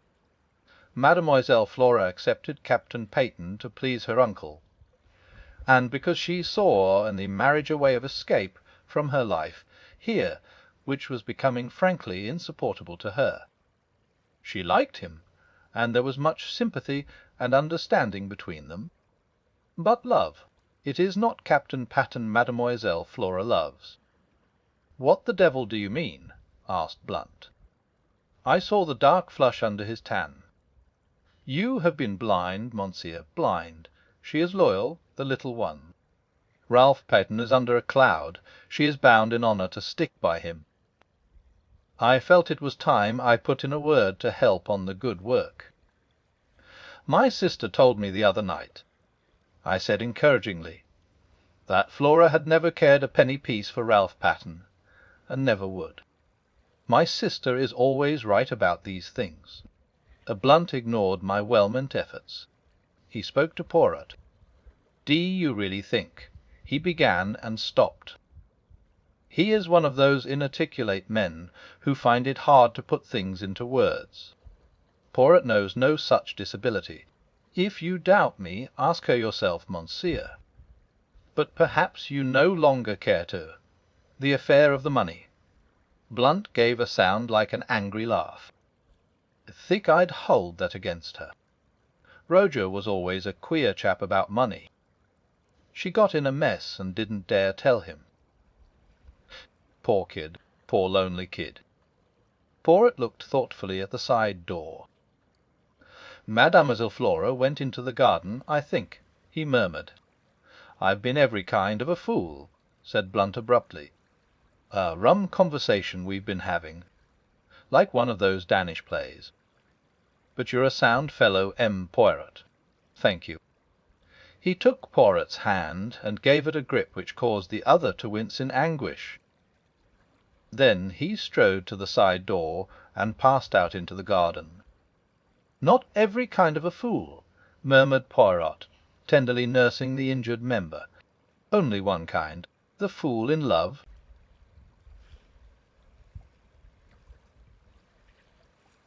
The Murder of Roger Ackroyd. Chapter 20. Miss Russell. Inspector Raglan had received a bad jolt. He was not deceived by Blunt's valiant lie any more than we had been. Our way back to the village was punctuated by his complaints. "This alters everything, this does. I don't know whether you've realized it, Monsieur Poirot." "I think so, yes, I think so," said Poirot. "You see me. I have been familiar with the idea for some time."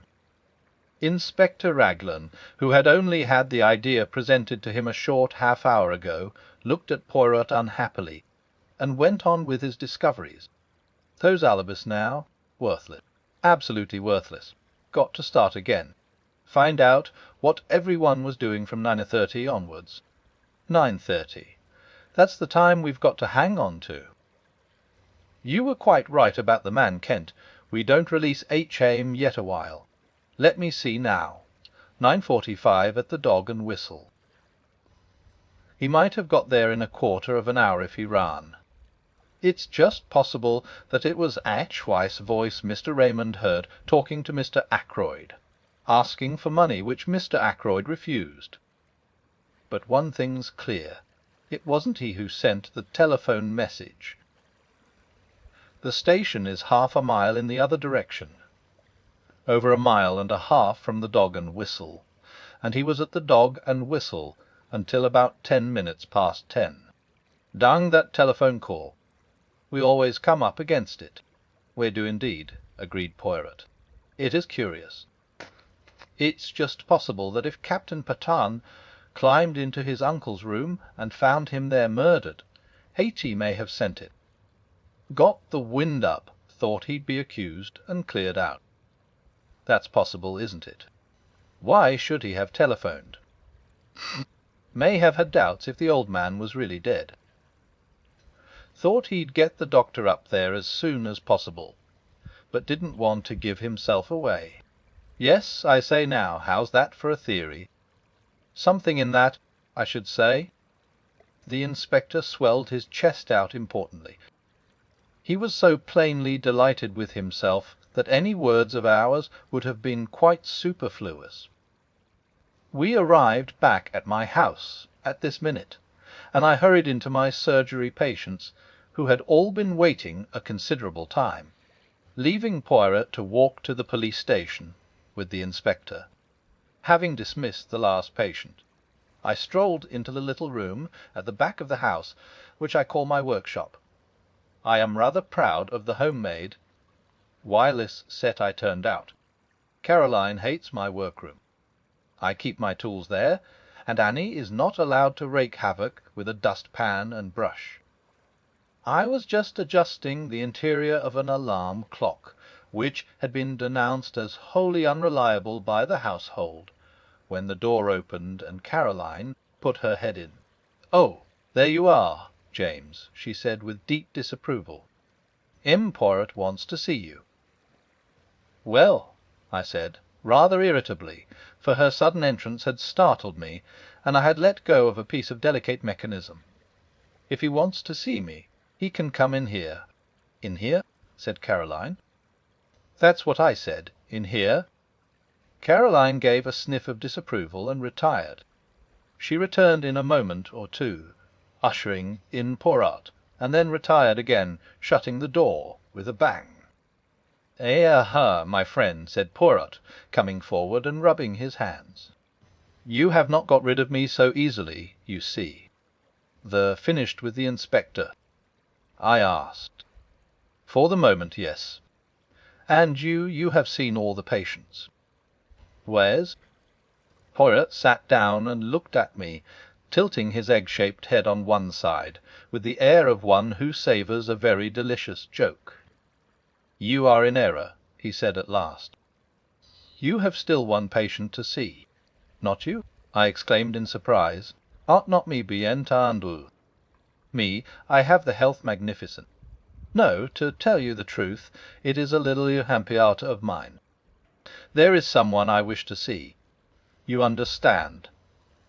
And at the same time it is not necessary that the whole village should intrigue itself about the matter, which is what would happen if the lady were seen to come to my house. For it is a lady. But to you she has already come as a patient before." "Miss Russell!" I exclaimed. "Eh bien, sir. I wish much to speak with her, so I send her the little note, and make the appointment in your surgery. You are not annoyed with me?" "On the contrary," I said. "That is, presuming I am allowed to be present at the interview. But naturally, in your own surgery." "You know?" I said, throwing down the pincers I was holding. "It's extraordinarily intriguing, the whole thing. Every new development that arises is like the shake you give to a kaleidoscope.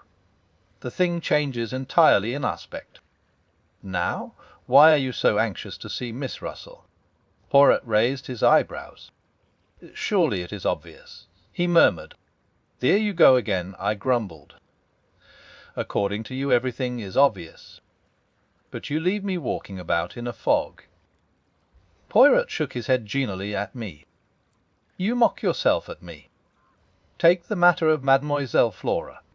The inspector was surprised, but you were not." "I never dreamed of her being the thief," I expostulated. "That, perhaps, no. But I was watching your face, and you were not, like Inspector Raglan, startled and incredulous. I thought for a minute or two. 'Perhaps you are right,' I said at last. along I felt that Flora was keeping back something. So the truth, when it came, was subconsciously expected. It upset Inspector Raglan very much indeed, poor man. I? Why? The poor man must rearrange all his ideas. I profited by his state of mental chaos to induce him to grant me a little favour. What was that? Poirot took a sheet of notepaper from his pocket. Some words were written on it, and he read them aloud. The police have, for some days, been seeking for Captain Ralph Peyton, the nephew of Mr. Ackroyd of Fernley Park, whose death occurred under such tragic circumstances last Friday. Captain Peyton has been found at Liverpool, where he was on the point of embarking for America. He folded up the piece of paper again. That, my friend, will be in the newspapers tomorrow morning. I stared at him, dumbfounded. But it isn't true. He's not at Liverpool. Poirot beamed on me. You have the intelligence so quick. No, he has not been found at Liverpool. Inspector Raglan was very loath to let me send this paragraph to the press, especially as I could not take him into my confidence. But I assured him most solemnly that very interesting results would follow its appearance in print, so he gave in, after stipulating that he was on no account to bear the responsibility. I stared at Poirot. He smiled back at me. "It beats me," I said at last, "what you expect to get out of that." "You should employ your little grey cells," said Poirot gravely. He rose and came across to the bench. "It is that you have really the love of the machinery," he said, after inspecting the diabris of my labours. "Every man has his hobby." I immediately drew Poirot's attention to my home-made wireless. Finding him sympathetic, I showed him one or two little inventions of my own. Trifling things, but useful in the house. "Decidedly," said Poirot, "you should be an inventor by trade, not a doctor. But I hear the bell. That is your patient. Let us go into the surgery." Once before I had been struck by the remnants of beauty in the housekeeper's face. This morning I was struck anew. Very simply dressed in black, tall, upright and independent as ever, with her big dark eyes and an unwonted flush of colour in her usually pale cheeks. I realized that as a girl she must have been startlingly handsome. "Good morning, mademoiselle," said Poirot. "Will you be seated? Dr. Shepherd is so kind as to permit me the use of his surgery for a little conversation I am anxious to have with you."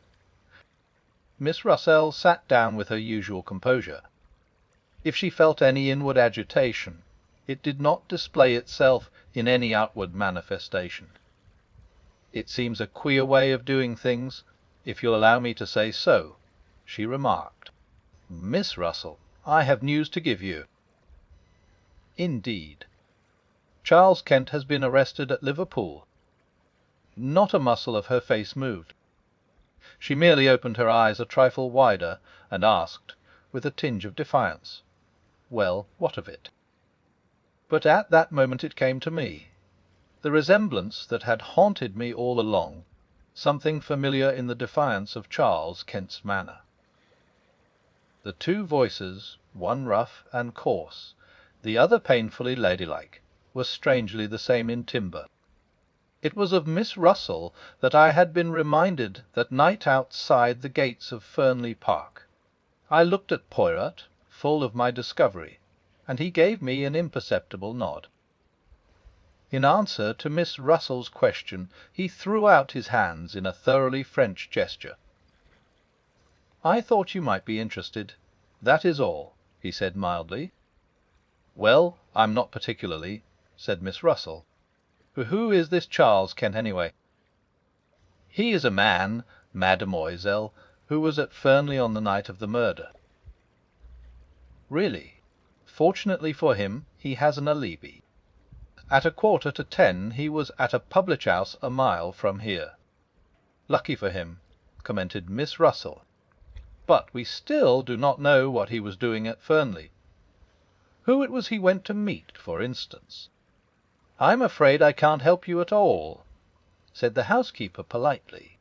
Nothing came to M.Y. ears. "If that is all." She made a tentative movement as though to rise. Poirot stopped her. "It is not quite all," he said smoothly. "This morning fresh developments have arisen. It seems now that Mr. Ackroyd was murdered, not at 9:45, but billet for R. between 10 minutes to 9, when Dr. Shepherd left, and 9:45. I saw the colour drain from the housekeeper's face, leaving it dead white. She leaned forward, her figure swaying. But Miss Ackroyd said... Miss Ackroyd has admitted that she was lying. She was never in the study at all that evening. Then it would seem that in this Charles Kent we have the man we are looking for. He came to Fernley, can give no account of what he was doing there. I can tell you what he was doing there. He never touched a hair of old Ackroyd's head. He never went near the study. He didn't do it, I tell you. She was leaning forward. That iron self-control was broken through at last. Terror and desperation were in her face. Impudent. Oh, do you believe me? Poirot got up and came to her. He patted her reassuringly on the shoulder. But yes, I will believe. I had to make you speak, you know. For an instant suspicion flared up in her. Is what you said true? That Charles Kent is suspected of the crime. Yes, that is true. You alone can save him, by telling the reason for his being at Fernley. He came to see me. She spoke in a low, hurried voice. I went out to meet him. In the summer house. Yes, I know. How do you know? Mademoiselle, it is the business of Hercule Poirot to know things. I know that you went out earlier in the evening, that you left a message in the summer house to say what time you would be there. Yes, I did. I had heard from him, saying he was coming. I dared not let him come to the house. I wrote to the address he gave me and said I would meet him in the summer house, and described it to him, so that he would be able to find it. Then I was afraid he might not wait there patiently, and I ran out and left a piece of paper to say I would be there about 10 minutes past 9. I didn't want the servants to see me, so I slipped out through the drawing-room window. As I came back I met Dr. Shepherd, and I fancied that he would think it queer. I was out of breath, for I had been running. I had no idea that he was expected to dinner that night. She paused. Go on, said Poirot. You went out to meet him at 10 minutes past 9. What did you say to each other? It's difficult. You see. Mademoiselle, said Poirot, interrupting her, in this matter I must have the whole truth. What you tell us need never go beyond these 4 walls. Dr. Shepherd will be discreet, and so shall I see. I will help you. This Charles Kent, he is your son, is he not? She nodded. The colour had flamed into her cheeks. No one has ever known. It was long ago, down in Kent. I was not married. So you took the name of the county as a surname for him. I understand. I got work. I managed to pay for his board and lodging. I never told him that I was his mother. But he turned out badly. He drank, then took to drugs. I managed to pay his passage out to Canada. I didn't hear of him for a year or 2. Then, somehow or other, he found out that I was his mother. He wrote asking me for money. Finally, I heard from him back in this country again. He was coming to see me at Fernley, he said. I dared not let him come to the house. I have always been considered so very respectable. If any one got an inkling, it would have been all up with my post as housekeeper. So I wrote to him in the way I have just told you. And in the morning you came to see Dr. Shepherd. Wes? I wondered if something could be done. He was not a bad boy before he took to drugs. I see, said Poirot. No, let us go on with the story. He came that night to the summer house. Wes, he was waiting for me when I got there. He was very rough and abusive. I had brought with me all the money I had, and I gave it to him. We talked a little, and then he went away. What time was that? It must have been between 20 and 25 minutes past 9. It was not yet half past when I got back to the house. Which way did he go? Straight out the same way he came, by the path that joined the drive, just inside the lodge gates. Poirot nodded. And you, what did you do? I went back to the house. Major Blunt was walking up and down the terrace smoking, so I made a detour to get round to the side door. It was then just on 9:30, as I tell you. Poirot nodded again. He made a note or two in a microscopic pocket-book. I think that is all, he said thoughtfully. What I? She hesitated. Ought I to tell all this to Inspector Raglan? It may come to that. But let us not be in a hurry. Let us proceed slowly, with due order and method. Charles Kent is not yet formally charged with murder. Circumstances may arise which will render your story unnecessary. Miss Russell rose.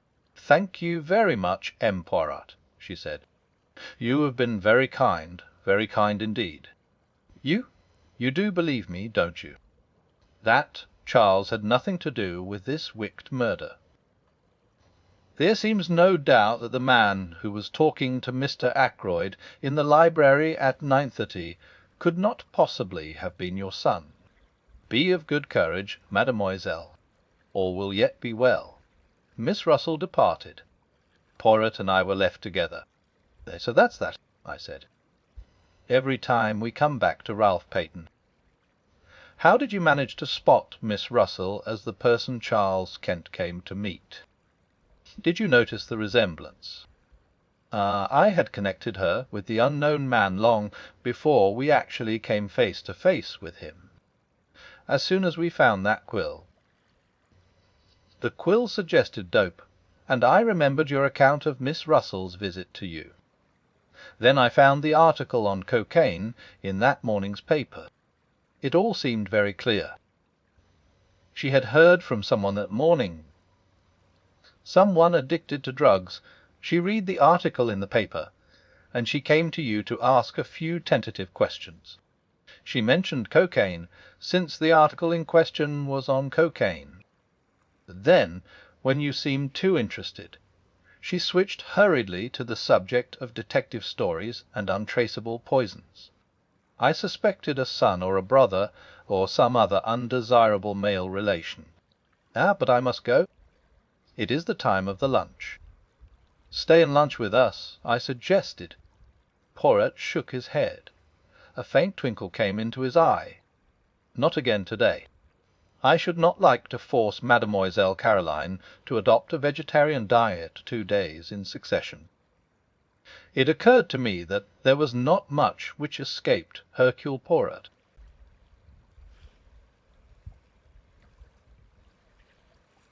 The Murder of Roger Ackroyd. Chapter 21.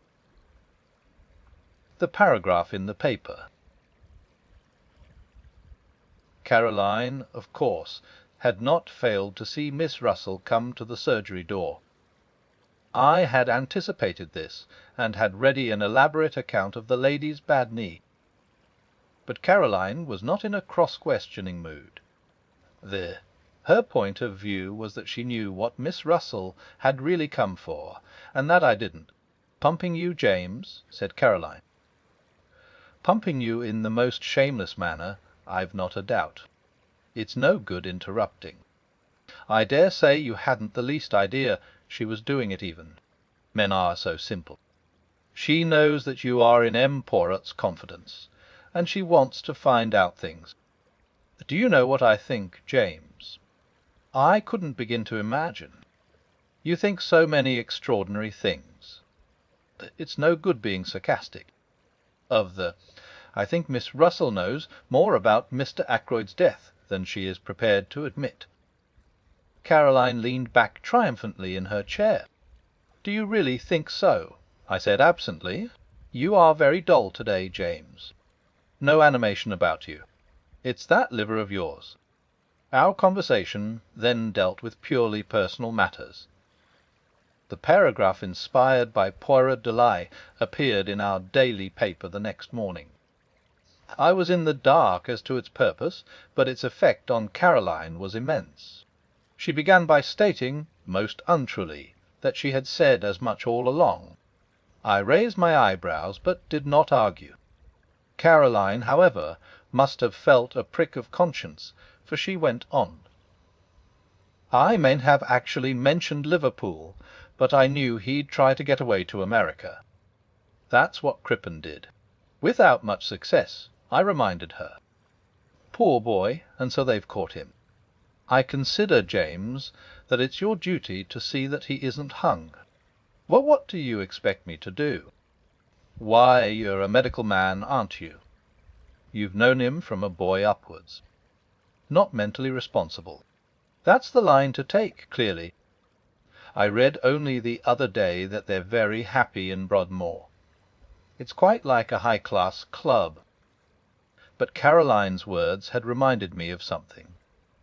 "I never knew that Poirot had an imbecile nephew," I said curiously. "Didn't you?" "Oh, he told me all about it." "Poor lad. It's a great grief to all the family. They've kept him at home so far, but it's getting to such a pitch that they're afraid he'll have to go into some kind of institution. I suppose you know pretty well everything there is to know about Poirot's family by this time," I said, exasperated. "Pretty well," said Caroline complacently. "It's a great relief to people to be able to tell all their troubles to someone." "It might be," I said, "if they were ever allowed to do so spontaneously.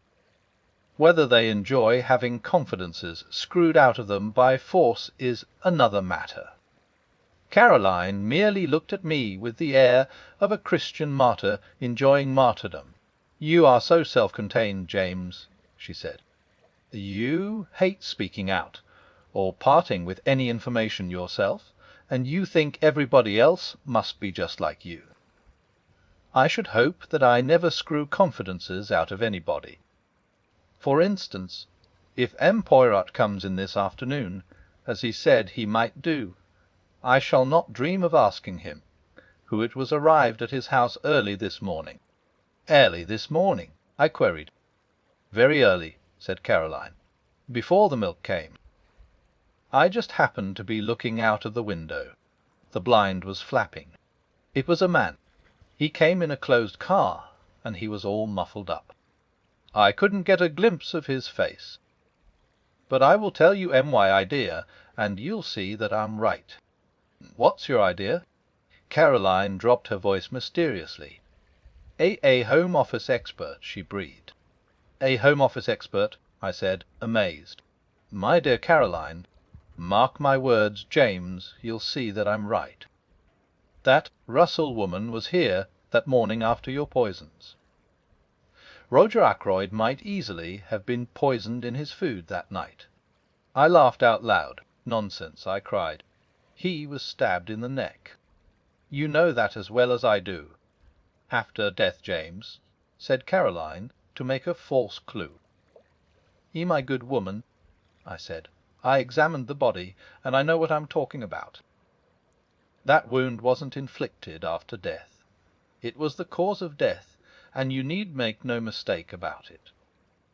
Caroline merely continued to look omniscient, which so annoyed me that I went on. "Perhaps you will tell me, Caroline, if I have a medical degree, or if I have not. You have the medical degree, I dare say, James. At least, I know you have. But you've no imagination whatever. Having endowed you with a treble portion, there was none left over for me," I said dryly. I was amused to notice Caroline's manoeuvres that afternoon when Poirot de L'Aille arrived.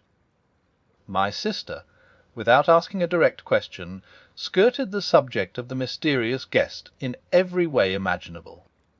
By the twinkle in Porrett's eyes, I saw that he realized her object. He remained blandly impervious, and blocked her bowling so successfully that she herself was at a loss how to proceed. Having, I suspect, quietly enjoyed the little game, he rose to his feet and suggested a walk. "It is that I need to reduce the figure a little," he explained. "You will come with me, Doctor. And perhaps later Miss Caroline will give us some tea." "Delighted," said Caroline. "Want your guest come in also?" "You are too kind," said Porrett. "But no, my friend reposes himself. Soon you must make his acquaintance." "Quite an old friend of yours, so somebody told me," said Caroline, making one last valiant effort. "Did they?" murmured Poirot. "Well, we must start." Our tramp took us in the direction of Fernley. I had guessed beforehand that it might do so. I was beginning to understand Porrett's methods. Every little irrelevancy had a bearing upon the whole. "I have a commission for you, my friend," he said at last. "To-night, at my house, I desire to have a little conference. You will attend, will you not?" "Certainly," I said. "Good. I need also all those in the house. That is to say, Mrs. Ackroyd, Mademoiselle Flora, Major Blunt, M. Raymond. I want you to be my ambassador. This little reunion is fixed for 9 o'clock. You will ask them, yes?" "With pleasure. But why not ask them yourself?" "Because they will then put the questions why." "What for?" "They will demand what my idea is. And, as you know, my friend, I much dislike to have to explain my little ideas until the time comes." I smiled a little. My friend Hastings, he of whom I told you, used to say of me that I was the human oyster. But he was unjust. Of facts I keep nothing to myself, but to every one his own interpretation of them. When do you want me to do this?" "Now, if you will. We are close to the house." "Aren't you coming in?" "No, me. I will promenade myself in the grounds. I will rejoin you by the lodge gates in a quarter of an hour's time." I nodded and set off on my task. The only member of the family at home proved to be Mrs. Ackroyd, who was sipping an early cup of tea. She received me very graciously. "So grateful to you, Doctor," she murmured, "for clearing up that little matter with M. Poirot. But life is one trouble after another. You have heard about Flora, of course." "What exactly?" I asked cautiously. "This new engagement, the Flora and Hector Blunt. Of course not such a good match as Ralph would have been. But after all, happiness comes first. What dear Flora needs is an older man, someone steady and reliable, and then Hector is really a very distinguished man in his way. You saw the news of Ralph's arrest in the paper this morning?" "Yes," I said I did. "Horrible." Mrs. Ackroyd closed her eyes and shuddered. Geoffrey Raymond was in a terrible way. Rang up Liverpool. But they wouldn't tell him anything at the police station there. In fact, they said they hadn't arrested Ralph at all. Mr. Raymond insists that it's all a mistake. What do they call it? Canardi of the newspapers. I've forbidden it to be mentioned before the servants. Such a terrible disgrace. Fancy if Flora had actually been married to him. Mrs. Ackroyd shut her eyes in anguish. I began to wonder how soon I should be able to deliver Poirot's invitation. Before I had time to speak, Mrs. Ackroyd was off again. "You were here yesterday, weren't you, with that dreadful Inspector Raglan? Brute of a man. He terrified Flora into saying she took that money from poor Roger's room. And the matter was so simple, really. The dear child wanted to borrow a few pounds, didn't like to disturb her uncle, since he'd given strict orders against it. But knowing where He kept his notes. She went there and took what she needed. Is that Flora's account of the matter? I asked. My dear doctor, you know what girls are nowadays. So easily acted on by suggestion. You, of course, know all about hypnosis and that sort of thing. The inspector shouts at her, says the word steal, over and over again, until the poor child gets an inhibition. Or is it a complex? I always mix up those two words, and actually thinks herself that she has stolen the money. I saw at once how it was. But I can't be too thankful for the whole misunderstanding in one way. It seems to have brought those two together, Hector and Flora, I mean. And I assure you that I have been very much worried about Flora in the past. Why? At one time I actually thought there was going to be some kind of understanding between her and young Raymond. Just think of it. Mrs. Ackroyd's voice rose in shrill horror. A private secretary, with practically no means of his own. It would have been a severe blow to you, I said.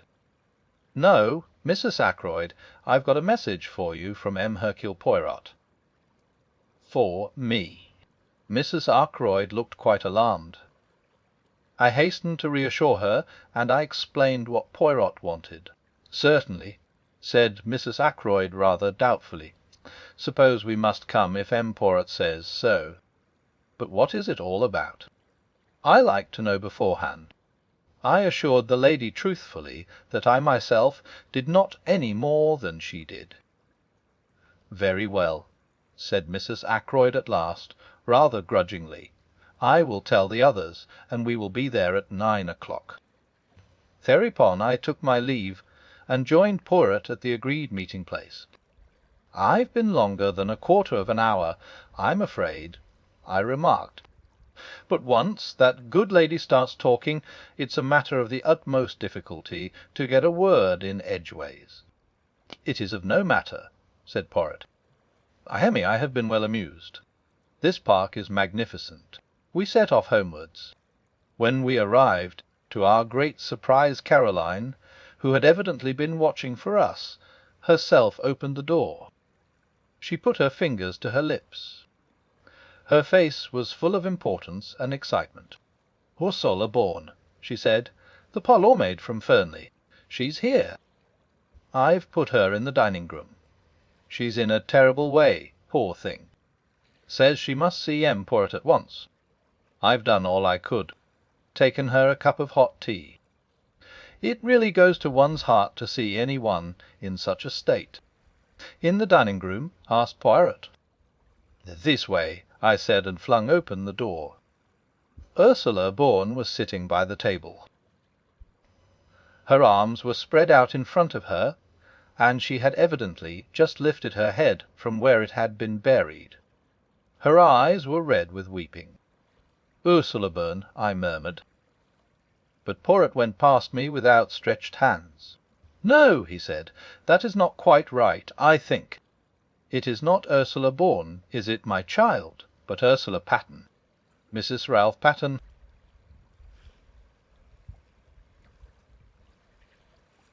The Murder of Roger Ackroyd.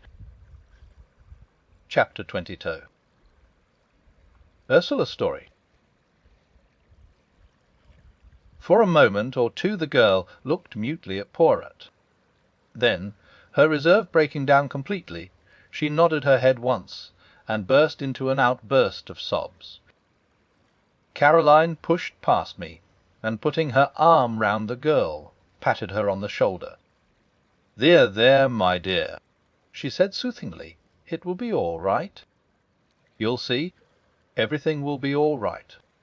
Buried under curiosity and scandalmongering there is a lot of kindness in Caroline." For the moment, even the interest of Poirot's revelation was lost in the sight of the girl's distress. Presently Ursula sat up and wiped her eyes. "This is very weak and silly of me," she said. "No, no, my child," said Poirot kindly. "We can all realize the strain of this last week." "It must have been a terrible ordeal," I said. And then to find that you knew," continued Ursula. "How did you know?" "Was it Ralph who told you?" Poirot shook his head. "You know what brought me to you tonight?" went on the girl. "Teach ice." She held out a crumpled piece of newspaper, and I recognized the paragraph that Poirot had inserted. "Says that Ralph has been arrested, so everything is useless. I need not pretend any longer. Newspaper paragraphs are not always true, mademoiselle," murmured Poirot, having the grace to look ashamed of himself. "All the same, I think you will do well to make a clean breast of things. The truth is what we need now." The girl hesitated, looking at him doubtfully. "You do not trust me," said Poirot gently. "Yet all the same you came here to find me, did you not? Why was that?" "Because I don't believe that Ralph did it," said the girl in a very low voice. "And I think that you are clever, and will find out the truth. And also, yes, I think you are kind." Poirot nodded his head several times. "It is very good that, yes, it is very good. Listen. I do in verity believe that this husband of yours is innocent, but the affair marches badly. If I am to save him, I must know all there is to know, even if it should seem to make the case against him blacker than before." "How well you understand," said Ursula. So you will tell me the whole story, will you not? From the beginning.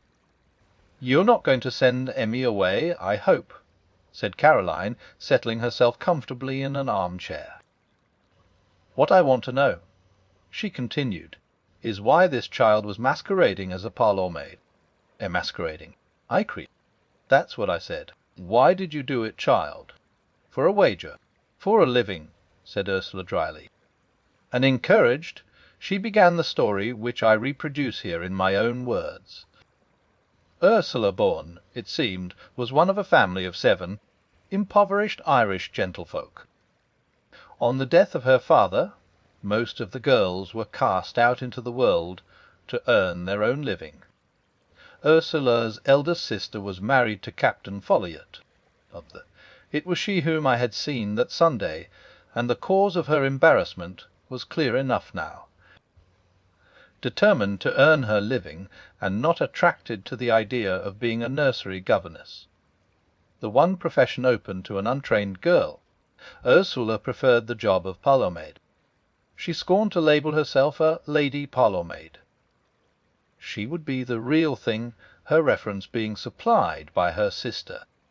At Fernley, despite an aloofness which, as has been seen, caused some comment, she was a success at her job. Quick, competent, and thorough. I enjoyed the work, she explained. And I had plenty of time to myself. And then came her meeting with Ralph Paton, and the love affair which culminated in a secret marriage. Ralph had persuaded her into that, somewhat against her will. He had declared that his stepfather would not hear of his marrying a penniless girl. Better to be married secretly, and break the news to him at some later and more favourable minute. And so the deed was done, and Ursula Bourne became Ursula Paton.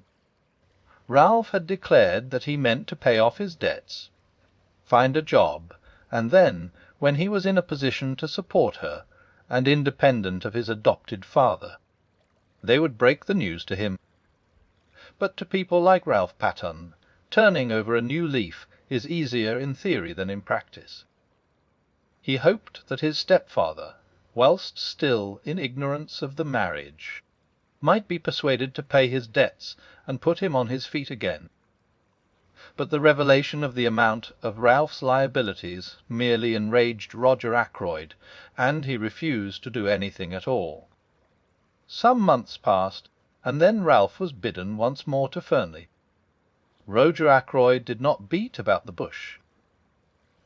It was the desire of his heart that Ralph should marry Flora, and he put the matter plainly before the young man. And here it was that the innate weakness of Ralph Paton showed itself. As always, he grasped at the easy, the immediate solution, As far as I could make out, neither Flora nor Ralph made any pretence of love. It was on both sides a business arrangement. Roger Ackroyd dictated his wishes; they agreed to them. Flora accepted a chance of liberty money and an enlarged horizon. Ralph, of course, was playing a different game. But he was in a very awkward hole financially. He seized at the chance. His debts would be paid. He could start again with a clean sheet. His was not a nature to envisage the future, but I gather that he saw vaguely the engagement with Flora being broken off after a decent interval had elapsed. Both Flora and he stipulated that it should be kept a secret for the present. He was anxious to conceal it from Ursula. He felt instinctively that her nature, strong and resolute, with an inherent distaste for duplicity, was not one to welcome such a course. Then came the crucial moment when Roger Ackroyd, always high-handed, decided to announce the engagement. He said no word of his intention to Ralph. Only to Flora, and Flora, apathetic, raised no objection. On Ursula the news fell like a bombshell. Summoned by her, Ralph came hurriedly down from town. They met in the wood, where part of their conversation was overheard by my sister. Ralph implored her to keep silent for a little while longer. Ursula was equally determined to have done with concealments. She would tell Mr. Ackroyd the truth without any further delay. Husband and wife parted acrimoniously. Ursula, steadfast in her purpose, sought an interview with Roger Ackroyd that very afternoon, and revealed the truth to him. Their interview was a stormy one. It might have been even more stormy had not Roger Ackroyd been already obsessed with his own troubles. It was bad enough, however. Ackroyd was not the kind of man to forgive the deceit that had been practised upon him.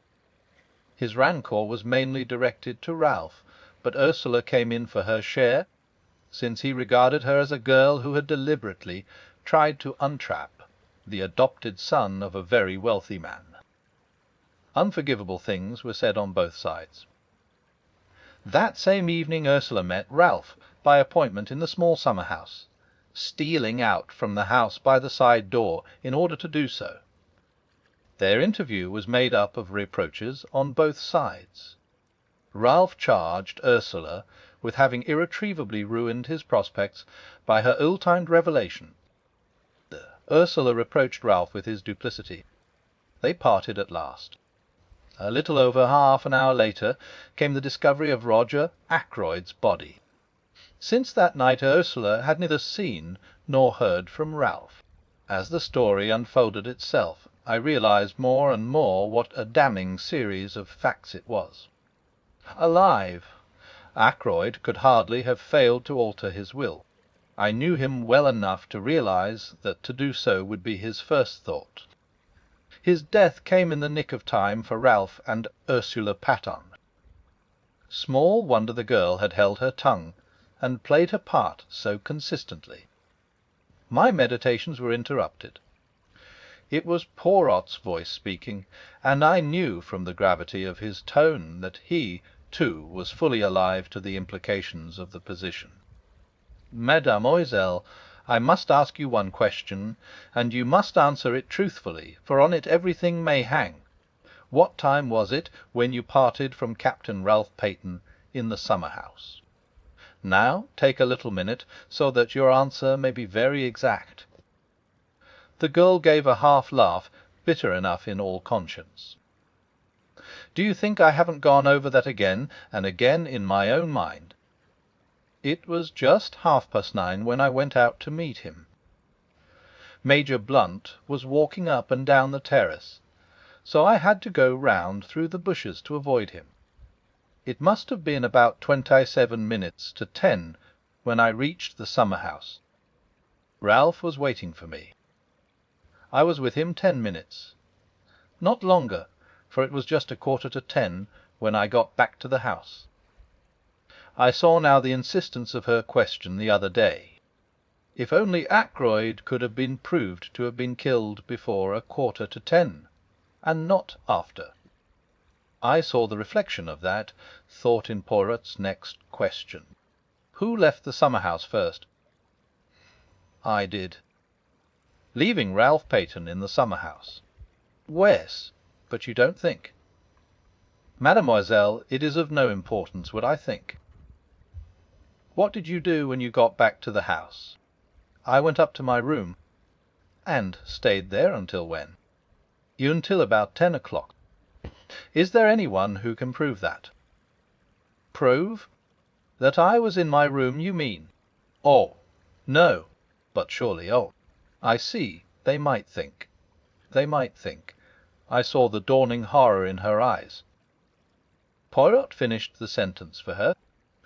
That it was Yaoyu who entered by the window and stabbed Mr. Ackroyd as he sat in his chair. Yes, they might think just that. Nobody but a fool would think any such thing, said Caroline indignantly. She patted Ursula on the shoulder. The girl had her face hidden in her hands. Horrible, she was murmuring. Horrible. Caroline gave her a friendly shake. Don't worry, my dear, she said. Poirot doesn't think that really. As for that husband of yours, I don't think much of him, and I tell you so candidly. Running away and leaving you to face the music. But Ursula shook her head energetically. No, she cried. It wasn't like that at all. Ralph would not run away on his own account. I see now. If he heard of his stepfather's murder, he might think himself that I had done it. He wouldn't think any such thing, said Caroline. I was so cruel to him that night, so hard and bitter. I wouldn't listen to what he was trying to say, wouldn't believe that he really cared. I just stood there telling him what I thought of him, and saying the coldest, cruelest things that came into my mind, trying my best to hurt him. Do him no harm, said Caroline. Never worry about what you say to a man. They're so conceited that they never believe you mean it, if it's unflattering. Ursula went on, nervously twisting and untwisting her hands. When the murder was discovered and he didn't come forward, I was terribly upset. Just for a moment I wondered. But then I knew he couldn't. But I wished he would come forward and say openly that he'd had nothing to do with it. I knew that he was very fond of Dr. Shepherd, and I fancied that perhaps Dr. Shepherd might know where he was hiding. She turned to me. That's why I said what I did to you that day. I thought if you knew where he was, you might pass on the message to him. I exclaimed. Why should James know where he was? Demanded Caroline sharply. It was very unlikely, I know, admitted Ursula, but Ralph had often spoken of Dr. Shepherd, and I knew that he would be likely to consider him as his best friend in King's Abbott. My dear child, I said, I have not the least idea where Ralph Paton is at the present moment. That is true enough, said Poirot. But Ursula held out the newspaper cutting in a puzzled fashion. Ah, that, said Poirot, slightly embarrassed. Bagatelle, mademoiselle. A Ronantot. Not for a moment do I believe that Ralph Paton has been arrested. But then, began the girl slowly. Poirot went on quickly. There is one thing I should like to know. Did Captain Paton wear shoes or boots that night? Ursula shook her head. I can't remember. A pity. But how should you? Now, madame, he smiled at her, his head on one side, his forefinger wagging eloquently, no questions. And do not torment yourself. Be of good courage, and place your faith in Hercule Poirot.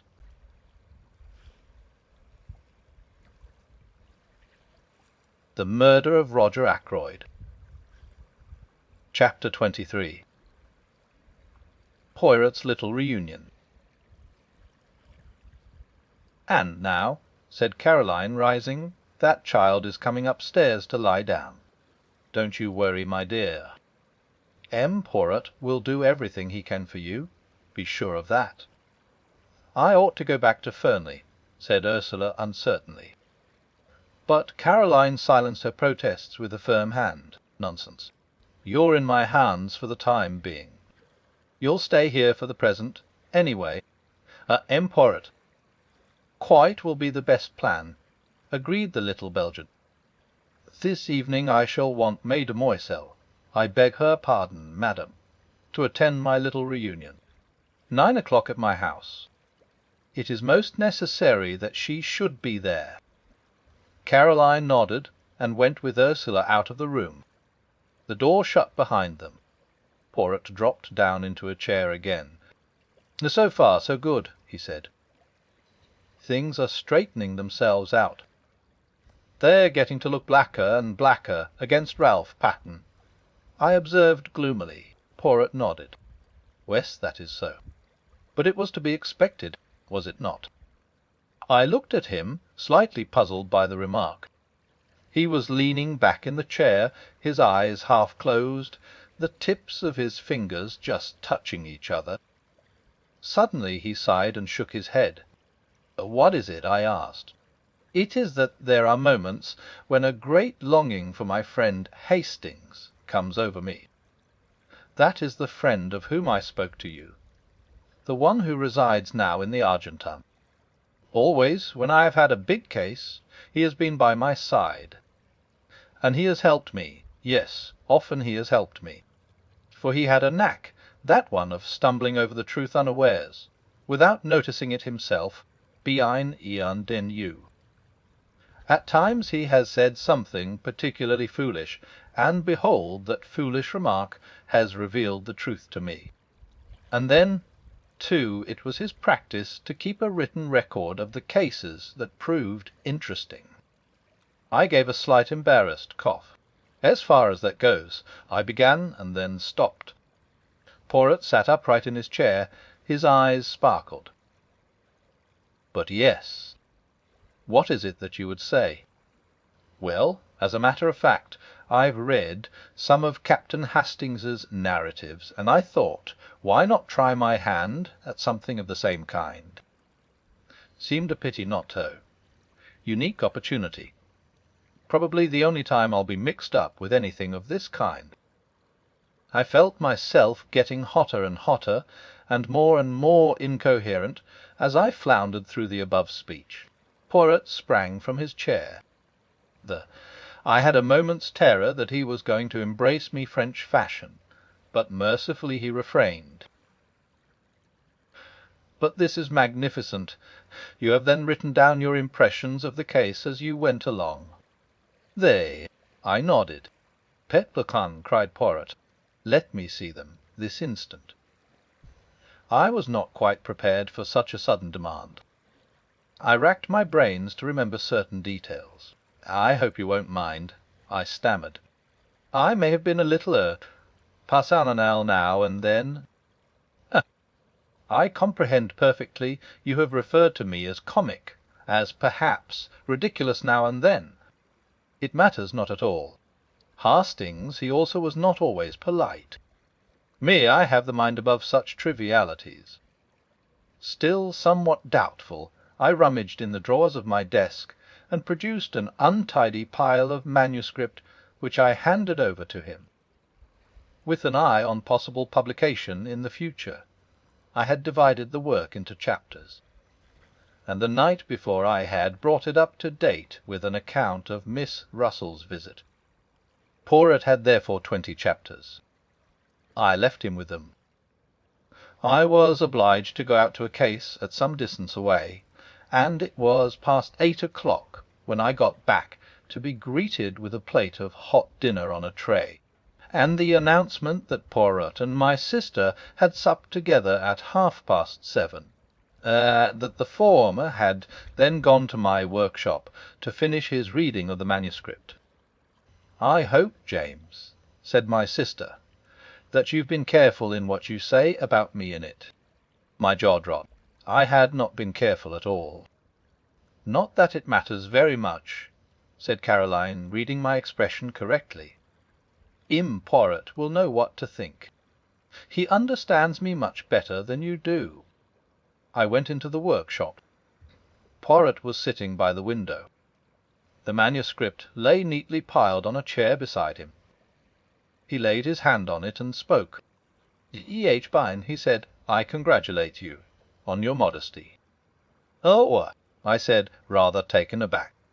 "And on your reticence," he added. I said again. "The 'not so did Hastings write,'" continued my friend. "On every page, many, many times, was the word 'I.' What she thought, what she did. But you have kept your personality in the background. Only once or twice does it obtrude, in scenes of home life, shall we say." I blushed a little before the twinkle in his eye. "What do you really think of the stuff?" I asked nervously. "You want my candid opinion?" "Yes." Poirot laid his jesting manner aside. "A very meticulous and accurate account," he said kindly. "You have recorded all the facts faithfully and exactly, though you have shown yourself becomingly reticent as to your own share in them. And it has helped you." "Wes?" "I may say that it has helped me considerably. Come, we must go over to my house and set the stage for my little performance." Caroline was in the hall. I think she hoped that she might be invited to accompany us. Poirot dealt with the situation tactfully. "I should much like to have had you present, mademoiselle," he said regretfully. "But at this juncture it would not be wise. See you, all these people tonight are suspects. Amongst them I shall find the person who killed Mr. Ackroyd." "You really believe that?" I said incredulously. "I see that you do not," said Poirot dryly. "Not yet do you appreciate Hercule Poirot at his true worth." At that minute Ursula came down the staircase. "You are ready, my child," said Poirot. "That is good. We will go to my house together. Mademoiselle Caroline, believe me, I do everything possible to render you service. Good evening." We went out, leaving Caroline, rather like a dog who has been refused a walk, standing on the front door step, gazing after us. The sitting-room at the Larches had been got ready. On the table were various sauce and glasses, also a plate of biscuits. Several chairs had been brought in from the other room. Poirot ran to and fro rearranging things, pulling out a chair here, altering the position of a lamp there, occasionally stooping to straighten one of the mats that covered the floor. He was specially fussy over the lighting. The lamps were arranged in such a way as to throw a clear light on the side of the room where the chairs were grouped, at the same time leaving the other end of the room, where I presumed Poirot himself would sit, in a dim twilight. Ursula and I watched him. Presently a bell was heard. "Thee arrive," said Poirot.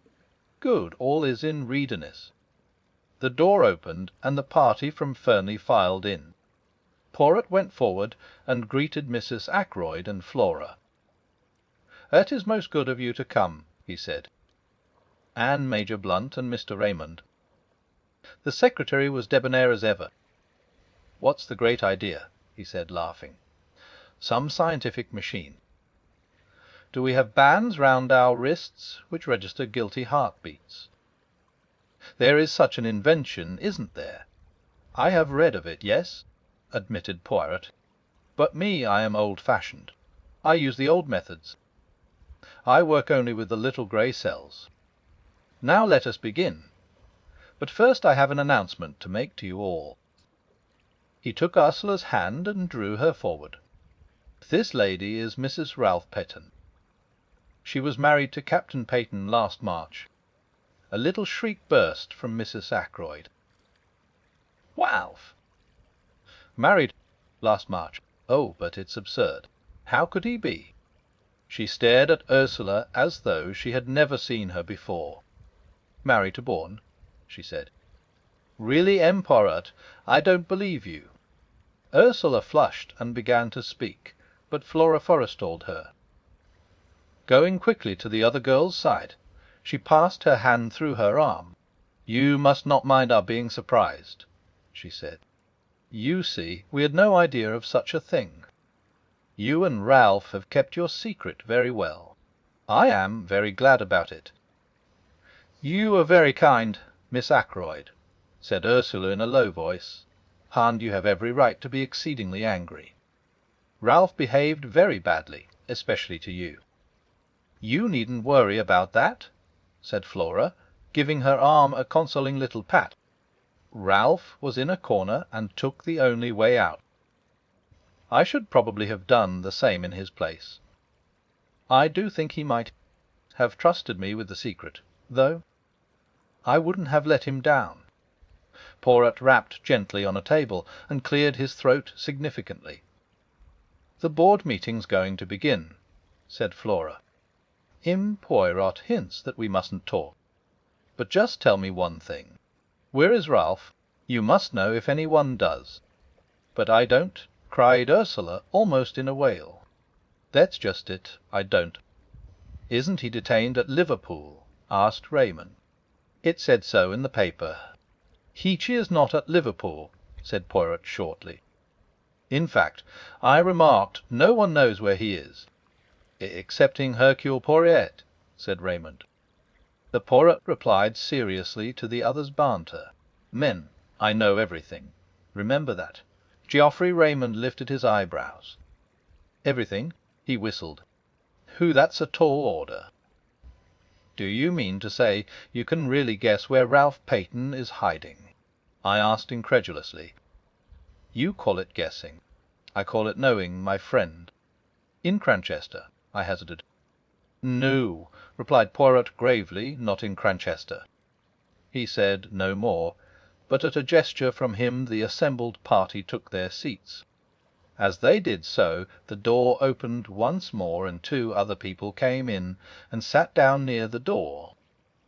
They were Parker and the housekeeper. "The number is complete," said Poirot. "Everyone is here." There was a ring of satisfaction in his tone. And with the sound of it I saw a ripple of something like uneasiness pass over all those faces grouped at the other end of the room.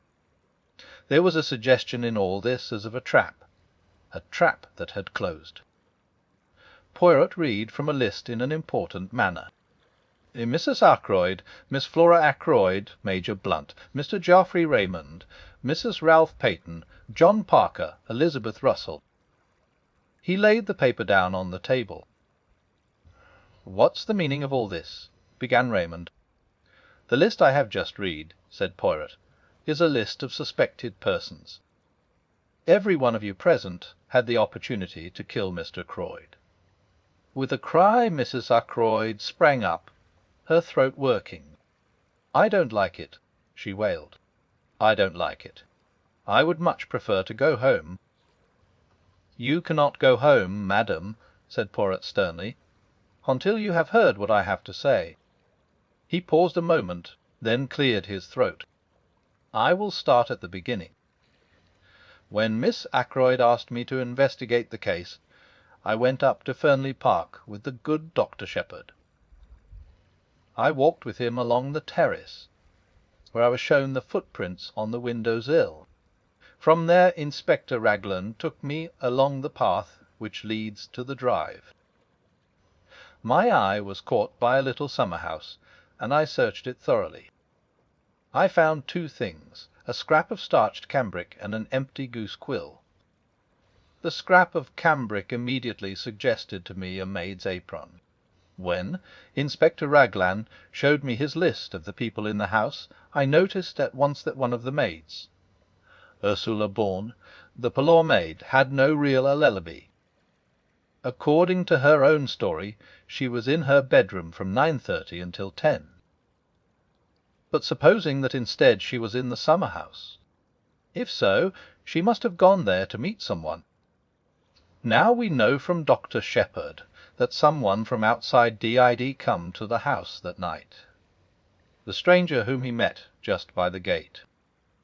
At a first glance it would seem that our problem was solved, and the stranger went to the summer-house to meet Ursula Bourne. It was fairly certain that he did go to the summer-house because of the goose Quill. That suggested at once to my mind a taker of drugs, and one who had acquired the habit on the other side of the Atlantic, where sniffing snow is more common than in this country. The man whom Dr. Shepherd met had an American accent, which fitted in with that supposition. But I was held up by one point. Ti timis dimity fate. Ursula Bourne could certainly not have gone to the summer-house before 9:30, whereas the man must have got there by a few minutes past 9. I could, of course, assume that he waited there for half an hour. The only alternative supposition was that there had been two separate meetings in the summer-house that night. E.H. As soon as I went into that alternative, I found several significant facts. I discovered that Miss Russell, the housekeeper, had visited Dr. Shepherd that morning, and had displayed a good deal of interest in cures for victims of the drug habit. Taking that in conjunction with the goose Quill, I assumed that the man in question came to Fernley to meet the housekeeper, and not Ursula Bourne. Who, then, did Ursula Bourne come to the Rendezvous to meet? I was not long in doubt. First I found a ring, a wedding ring, with from R and a date inside it. Then I learnt that Ralph Patten had been seen coming up the path which led to the summer-house at 25 minutes past 9. And I also heard of a certain conversation which had taken place in the wood near the village that very afternoon. A conversation between Ralph Patten and some unknown girl. So I had my facts succeeding each other in a neat and orderly manner. A secret marriage, an engagement announced on the day of the tragedy, the stormy interview in the wood, and the meeting arranged for the summer-house that night. Incidentally, this proved to me one thing, that both Ralph Patten and Ursula Bourne, Zidore Patton, had the strongest motives for wishing Mr. Ackroyd out of the way, and it also made one other point unexpectedly clear. It could not have been Ralph Patten who was with Mr. Ackroyd in the study at 9:30. So we come to another and most interesting aspect of the crime. Who was it in the room with Mr. Ackroyd at 9:30? Not Ralph Patten, who was in the summer-house with his wife. Not Charles Kent, who had already left.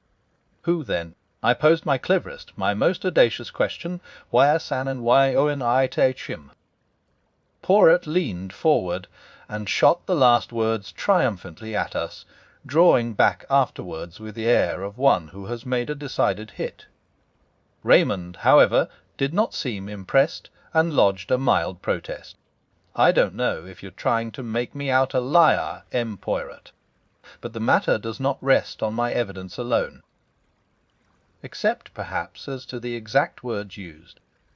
Remember, Major Blunt also heard Mr. Ackroyd talking to someone. He was on the terrace outside, and couldn't catch the words clearly, but he distinctly heard the voices. Poirot nodded. "I have not forgotten," he said quietly. But Major Blunt was under the impression that it was Yo-Yu to whom Mr. Ackroyd was speaking. For a moment Raymond seemed taken aback. Then he recovered himself. "Blunt knows now that he was mistaken," he said. "Exactly," agreed the other man. Yet there must have been some reason for his thinking so," mused Poirot. "Oh, no." He held up his hand in protest. "I know the reason you will give, but 'tis not enough. We must seek elsewhere. I will put it this way. From the beginning of the case I have been struck by one thing: the nature of those words which Mr. Raymond overheard. It has been amazing to me that no one has commented on them, has seen anything odd about them. He paused a minute and then quoted softly. "Th careless, or remember, purscb and so feet there through FLIT yet I am PSIZB L CCD to URQEST. Does nothing strike you as odd about that?" "I don't think so," said Raymond. "He has frequently dictated letters to me, using almost exactly those same words." "Exactly," cried Poirot. "That is what I seek to arrive at. Would any man use such a phrase in Taillarenghi to another?" Impossible that that should be part of a real conversation. Now, if he had been dictating a letter— "You mean he was reading a letter aloud?" said Raymond slowly. "Even so, he must have been reading to someone." "But why? We have no evidence that there was any one else in the room. No other voice but Mr. Ackroyd's was heard, remember.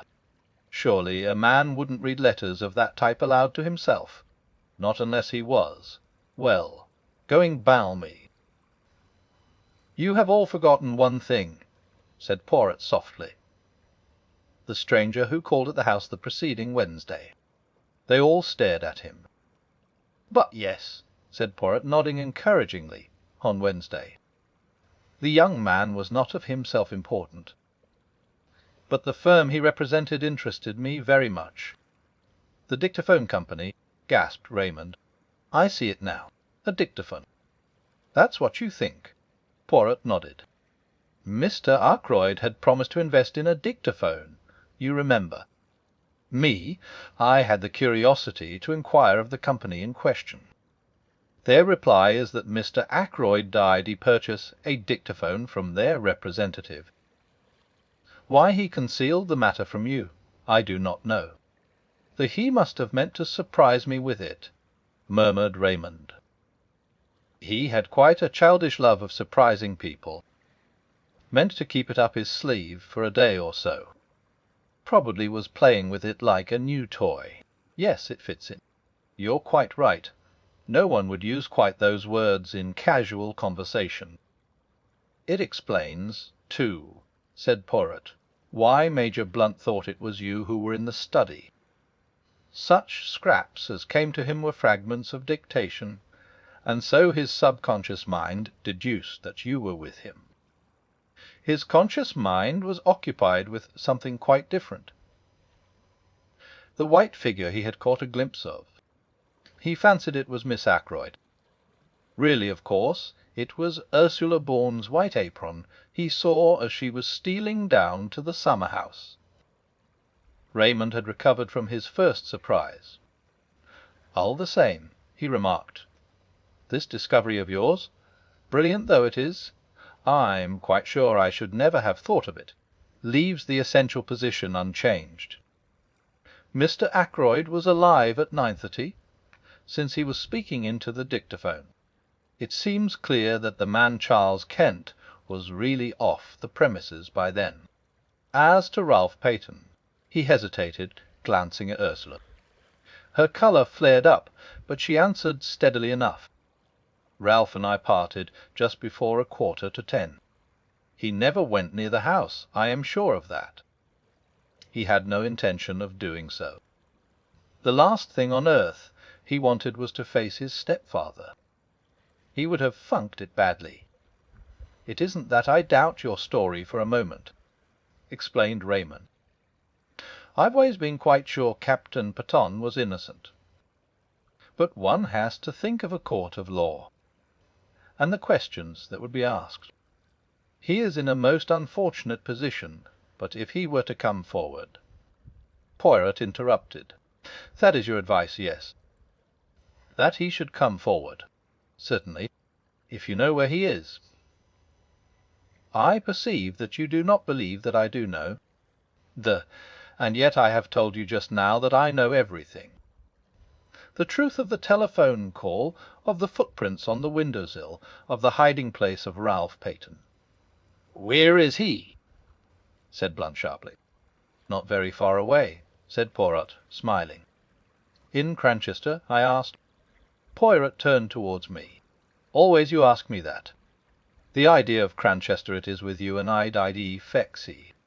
No, he is not in Cranchester. He is?" He pointed a dramatic forefinger. Everyone's head turned. Ralph Patten was standing in the doorway.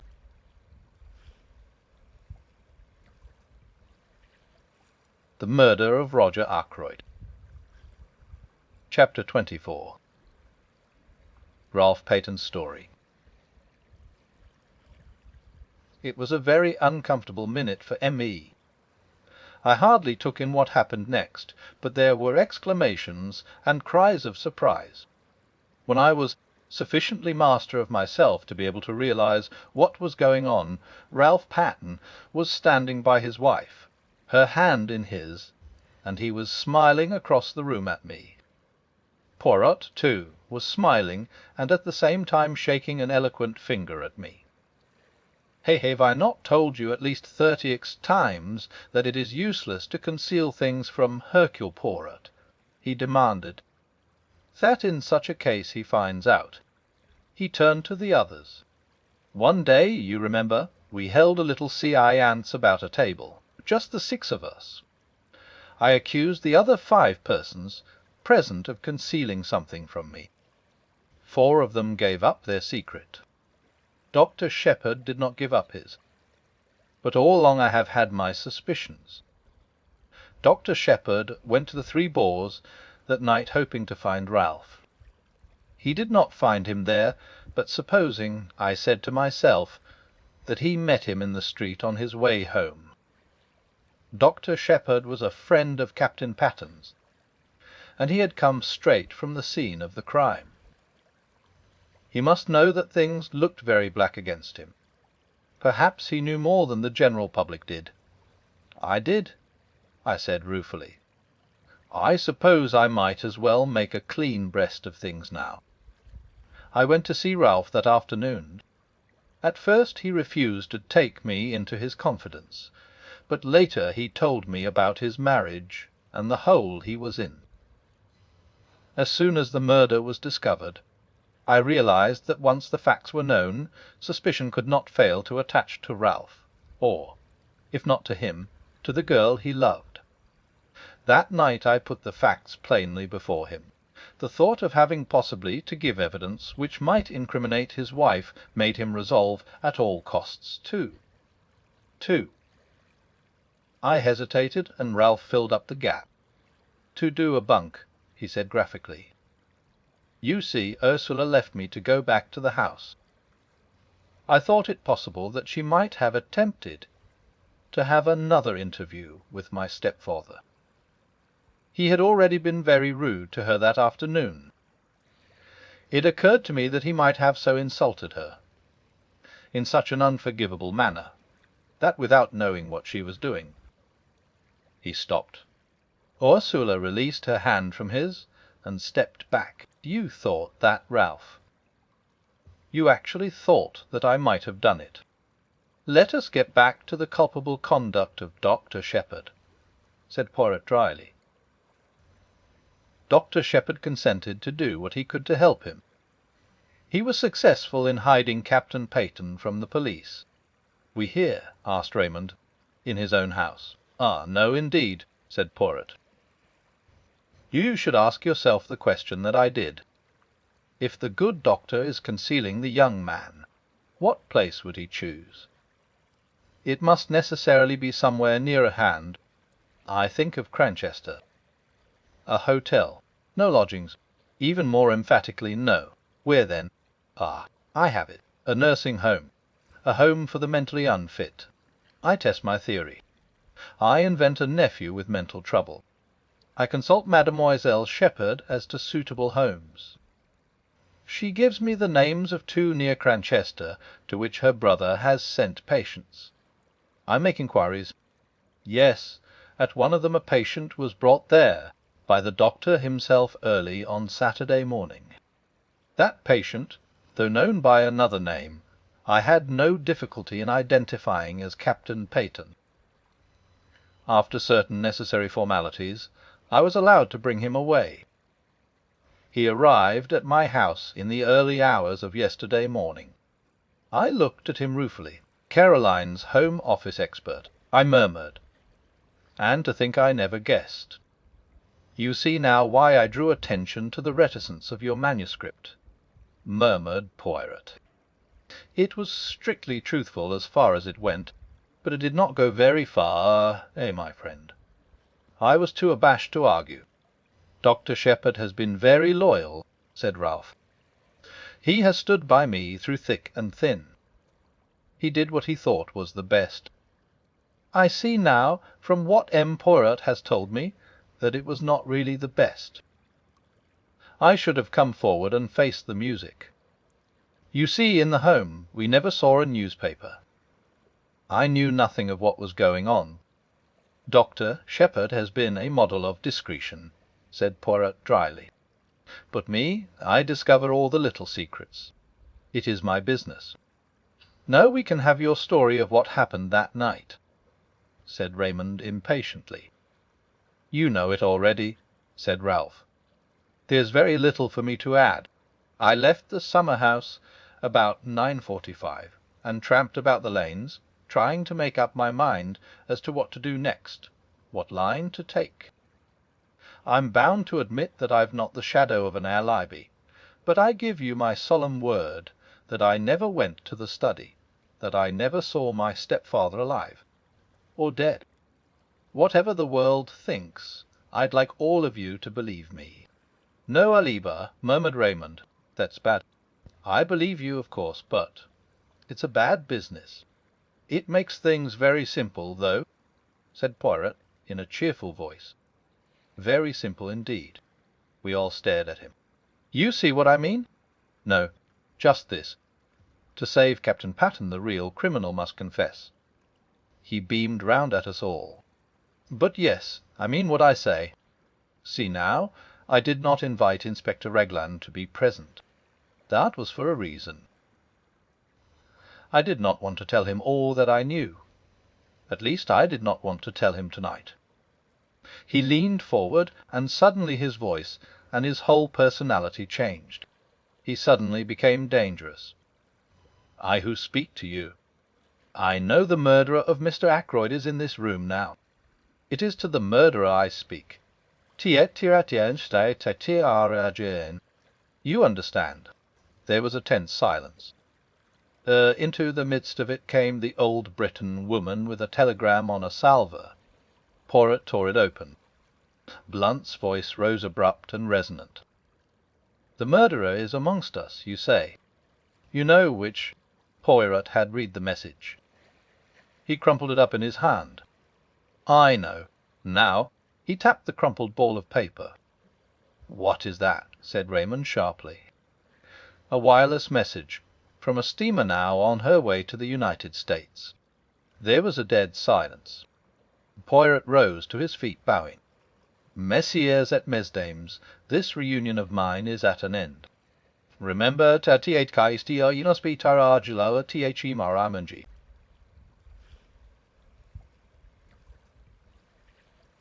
The Murder of Roger Ackroyd. Chapter 25. The Whole Truth. A slight gesture from Poirot enjoined me to stay behind the rest. I obeyed, going over to the fire and thoughtfully stirring the big logs on it with the toe of my boot. I was puzzled. For the first time I was absolutely at sea as to Poirot's meaning. For a moment I was inclined to think that the scene I had just witnessed was a gigantic piece of bombast, that he had been what he called playing the comedy, with a view to making himself interesting and important. But, in spite of myself, I was forced to believe in an underlying reality. There had been real menace in his words, a certain indisputable sincerity. But I still believed him to be on entirely the wrong tack. When the door shut behind the last of the party, he came over to the fire. "Well, my friend," he said quietly, "and what do you think of it all?" "I don't know what to think," I said frankly. What was the point?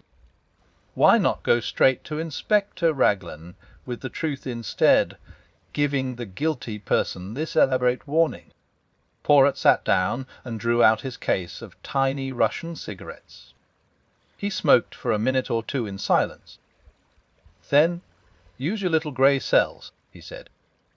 "There's always a reason behind my actions." I hesitated for a moment, and then I said slowly, "The first one that occurs to me is that you yourself do not know who the guilty person is, but that you are sure that he is to be found amongst the people here tonight. Therefore your words were intended to force a confession from the unknown murderer." Poirot nodded approvingly.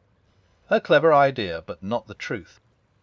I thought, perhaps, that by making him believe you knew, you might force him out into the open. Not necessarily by confession. He might try to silence you as he formerly silenced Mr. Ackroyd, before you could act tomorrow morning. A trap with myself as the bait.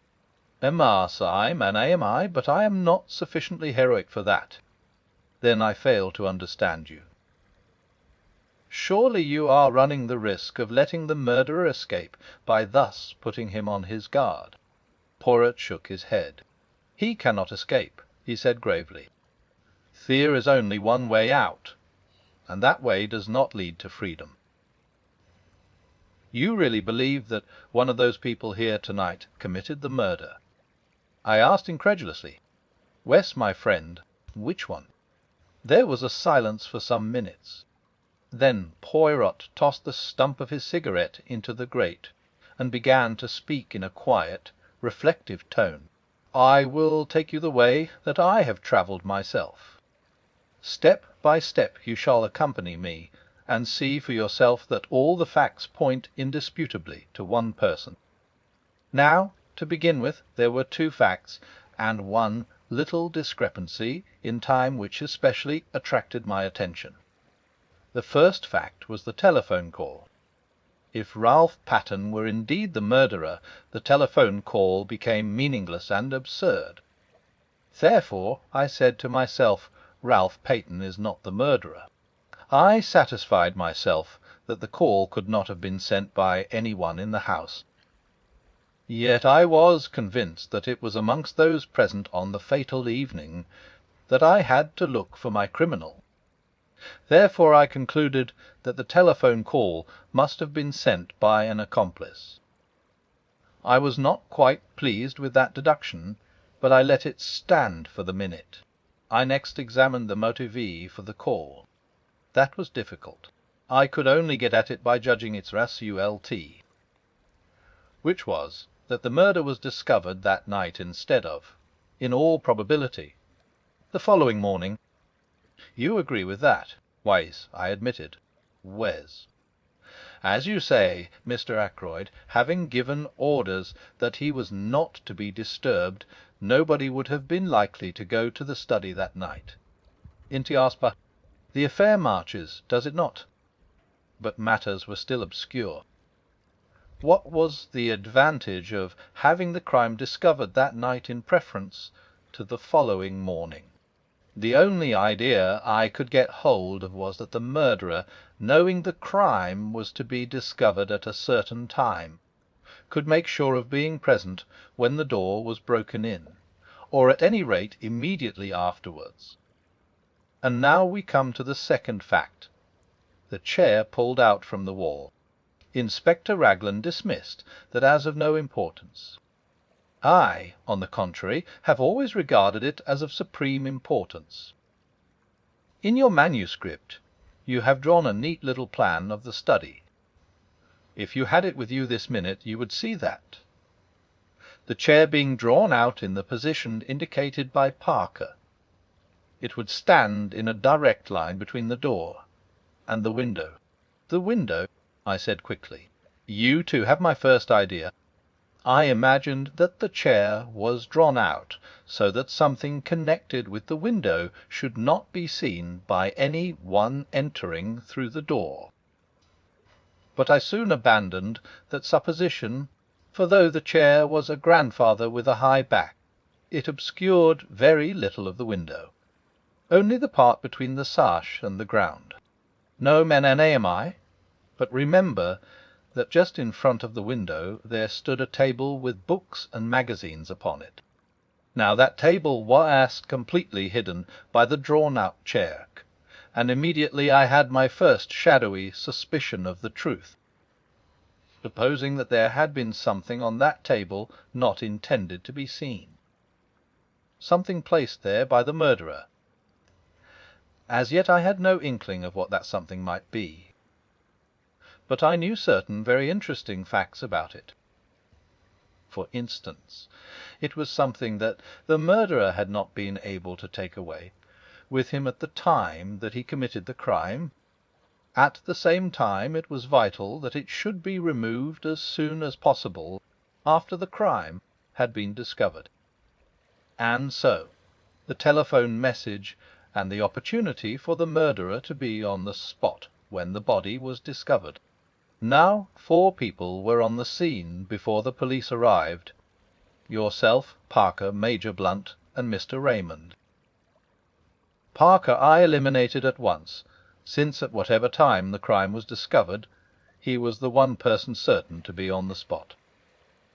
Also it was he who told me of the pulled-out chair.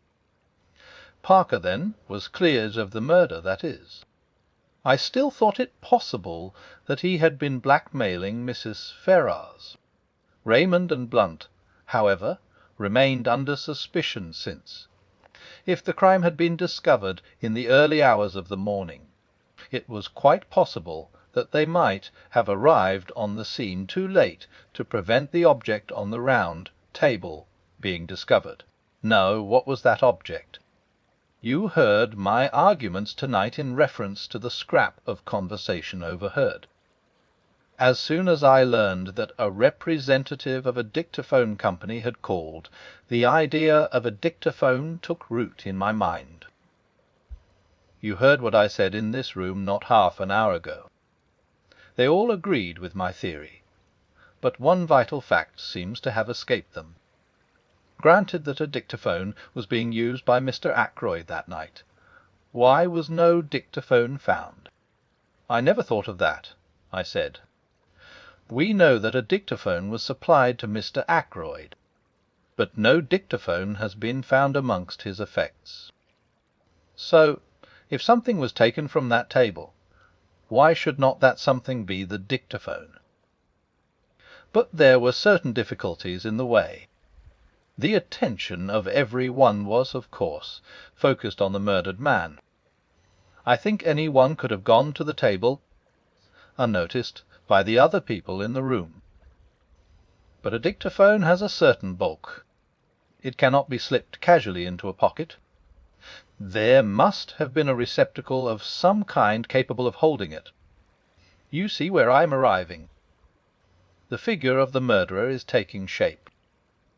A person who was on the scene straightway, but who might not have been if the crime had been discovered the following morning.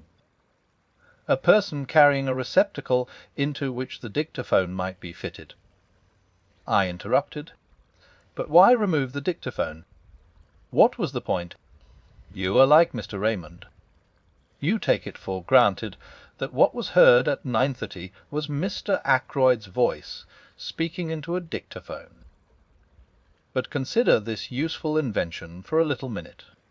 You dictate into it, do you not? And at some later time a secretary or a typist turns it on, and the voice speaks again. You mean?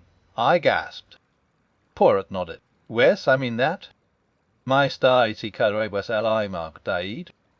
It was the dictaphone speaking, not the man. And the murderer switched it on. Then he must have been in the room at that minute. Possibly. But we must not exclude the likelihood of some mechanical device having been applied. Something after the nature of a time lock, or even of a simple alarm clock.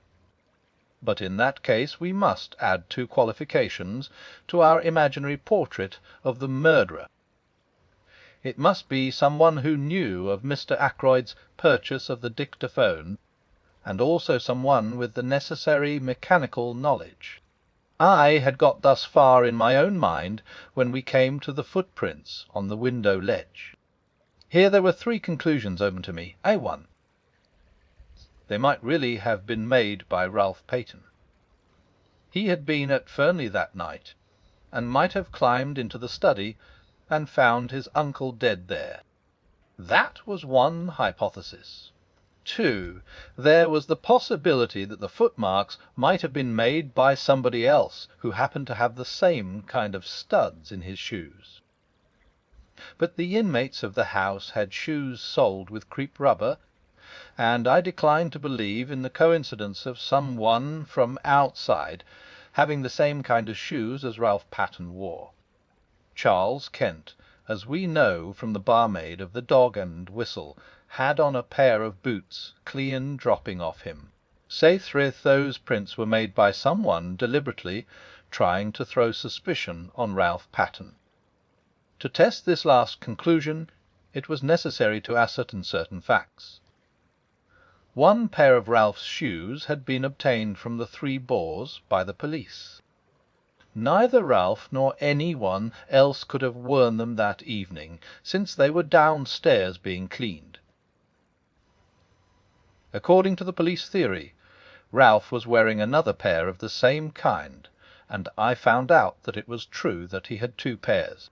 Now, for my theory to be proved correct, it was necessary for the murderer to have worn Ralph's shoes that evening, in which case Ralph must have been wearing yet a TIRD pair of footwear of some kind. I could hardly suppose that he would bring three pairs of shoes all alike. The third pair of footwear were more likely to be boots. I got your sister to make inquiries on this point, laying some stress on the colour, in order, I admit it frankly, to obscure the real reason for my asking. You know the result of her investigations.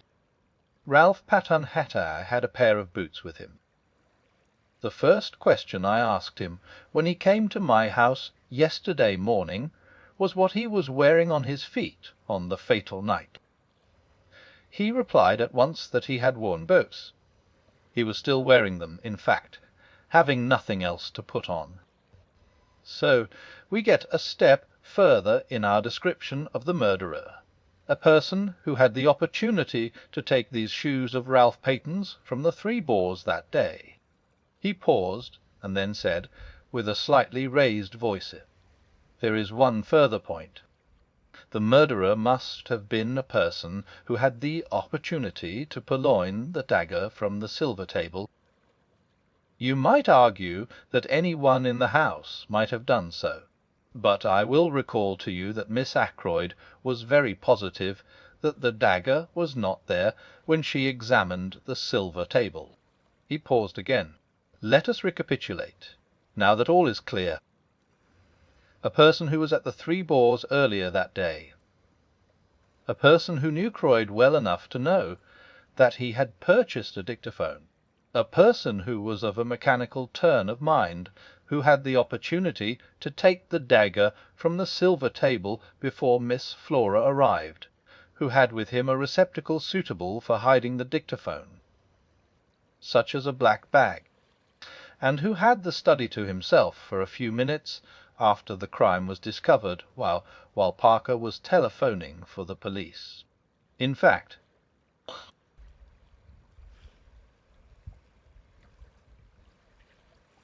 The Murder of Roger Ackroyd. Chapter 26. And nothing but the truth.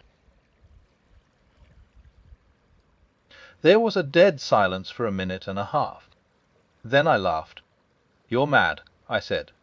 "No," said Poirot placidly, "I am not mad.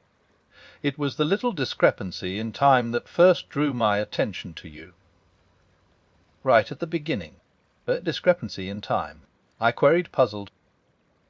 "But yes. You will remember that everyone agreed, you yourself included, that it took 5 minutes to walk from the lodge to the house. Less if you took the short cut to the terrace. But you left the house at 10 minutes to 9, both by your own statement and that of Parker, and yet it was 9 o'clock as you passed through the lodge gates. It was a chilly night. not an evening a man would be inclined to dawdle, why had you taken 10 minutes to do a 5 minutes walk? All along I realized that we had only your statement for it, that the study window was ever fastened. Ackroyd asked you if you had done so. He never looked to see. Supposing, then, that the study window was unfastened, would there be time in that 10 minutes for you to run round the outside of the house, change your shoes, climb in through the window, kill Ackroyd, and get to the gate by 9 o'clock? I decided against that theory, since in all probability a man as nervous as Ackroyd was that night would hear you climbing in, and then there would have been a struggle. But supposing that you killed Ackroyd afore you left, as you were standing beside his chair. Then you go out of the front door, run round to the summer-house, take Ralph Patton's shoes out of the bag you brought up with you that night, slip them on, walk through the mud in them, and leave prints on the window ledge. You climb in, lock the study door on the inside, run back to the summer-house, change back into your own shoes, and race down to the gate. I went through similar actions the other day, when you were with Mrs. Ackroyd. It took 10 minutes exactly, then home and an alibi. Since you had timed the dictaphone for 9:30. My dear Poirot, I said in a voice that sounded strange and forced to my own ears, you've been brooding over this case too long. What on earth had I to gain by murdering Ackroyd? Safety. It was you who blackmailed Mrs. Ferrars. Who could have had a better knowledge of what killed Mr. Ferrars than the doctor who was attending him?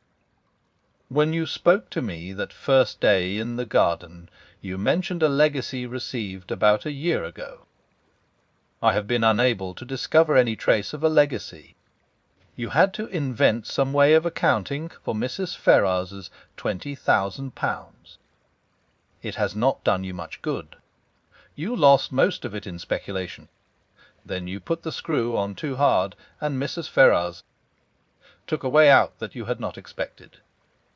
If Ackroyd had learnt the truth, he would have had no mercy on you.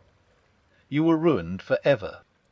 And the telephone call, I asked, trying to rally. You have a plausible explanation of that also, I suppose.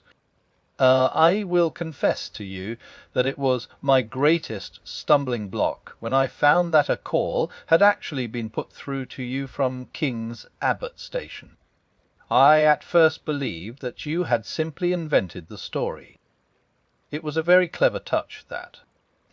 You must have some excuse for arriving at Fernley, finding the body, and so getting the chance to remove the dictaphone on which your alibi depended. I had a very vague notion of how it was worked when I came to see your sister that first day and inquired as to what patients you had seen on Friday morning. I had no thought of Miss Russell in my mind at that time. Her visit was a lucky coincidence, since it distracted your mind from the real object of my questions. I found what I was looking for. Among your patients that morning was the steward of an American liner. Who more suitable than he to be leaving for Liverpool by the train that evening? And afterwards he would be on the high seas, well out of the way. I noted that the Orion sailed on Saturday, and having obtained the name of the steward, I sent him a wireless message asking a certain question. This is his reply you saw me receive just now. He held out the message to me. It ran as follows. Quite correct. Dr. Shepherd asked me to leave a note at a patient's house. I was to ring him up from the station with the reply. Reply was no answer. It was a clever idea, said Poirot. The call was genuine. Your sister saw you take it. But there was only one man's word as to what was actually said. Your own. I yawned.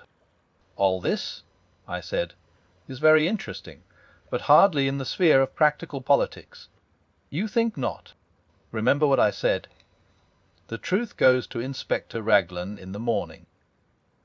But, for the sake of your good sister, I am willing to give you the chance of another way out.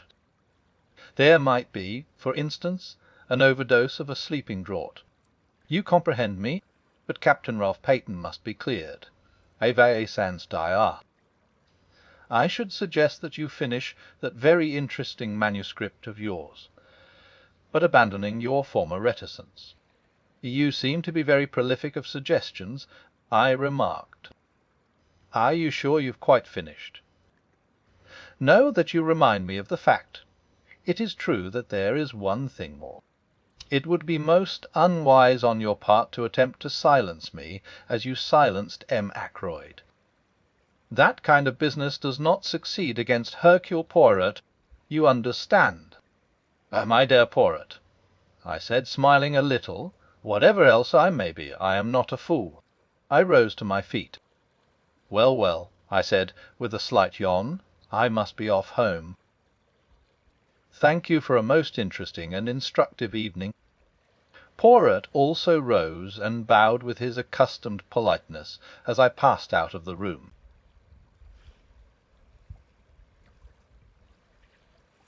The Murder of Roger Ackroyd. Chapter 27. Apologia. 5 a.m. I am very tired, but I have finished my task. My arm aches from writing. A strange end to my manuscript. I meant it to be published some day as the history of one of Poirot's failures. Odd how things pan out. All along I've had a premonition of disaster, from the moment I saw Ralph Patten and Mrs. Ferrars with their heads together. I thought then that she was confiding in him. As it happened, I was quite wrong there, but the idea persisted even after I went into the study with Ackroyd that night, until he told me the truth, poor old Ackroyd.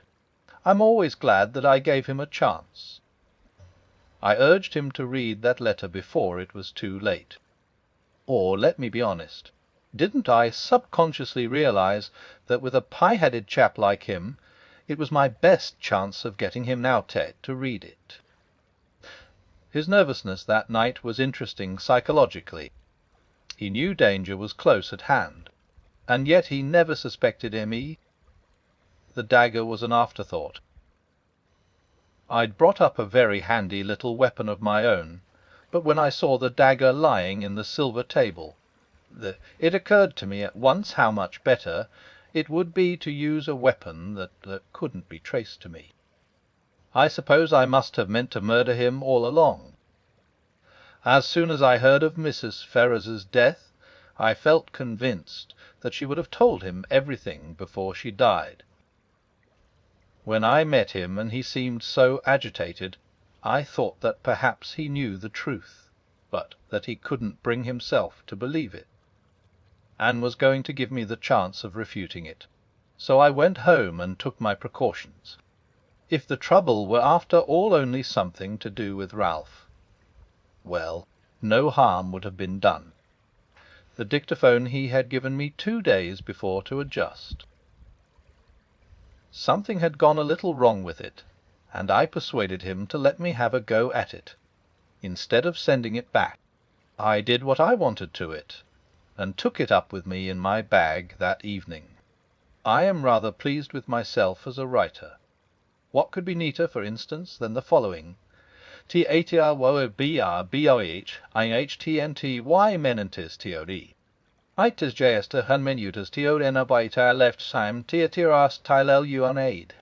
Iaside dead YTHM Gunkundanti do a lolokar GKA difefta was an engind I date lefty unefty on Dani. All true, you see. But suppose I had put a row of stars after the first sentence. Would somebody then have wondered what exactly happened in that blank 10 minutes? When I looked round the room from the door, I was quite satisfied. Nothing had been left undone. The dictaphone was on the table by the window. Time to go off at 9:30. The mechanism of that little device was rather clever. based on the principle of an alarm clock, and the armchair was pulled out so as to hide it from the door. I must admit that it gave me rather a shock to run into Parker just outside the door. I have faithfully recorded that fact. Then later, when the body was discovered, and I had sent Parker to telephone for the police, what a judicious use of words! Tydai di tlai titial toby b dan zian. It was quite little. Just to shove the dictaphone into my bag and push back the chair against the wall in its proper place. I never dreamed that Parker would have noticed that chair.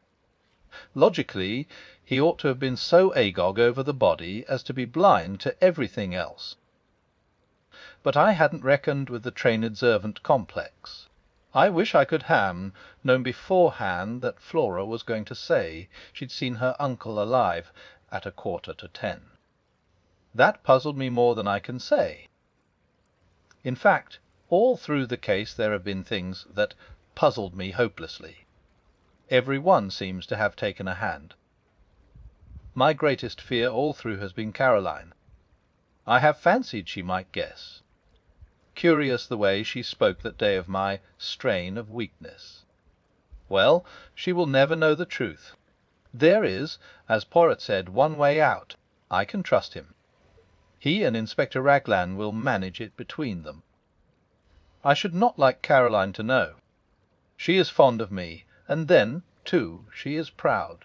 My death will be a grief to her, but grief passes.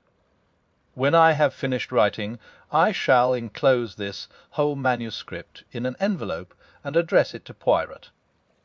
And then, what shall it be? Veronal? There would be a kind of poetic justice. Not that I take any responsibility for Mrs. Ferrars's death. It was the direct consequence of her own actions. I feel no pity for her. I have no pity for myself either, so let it be Veronal.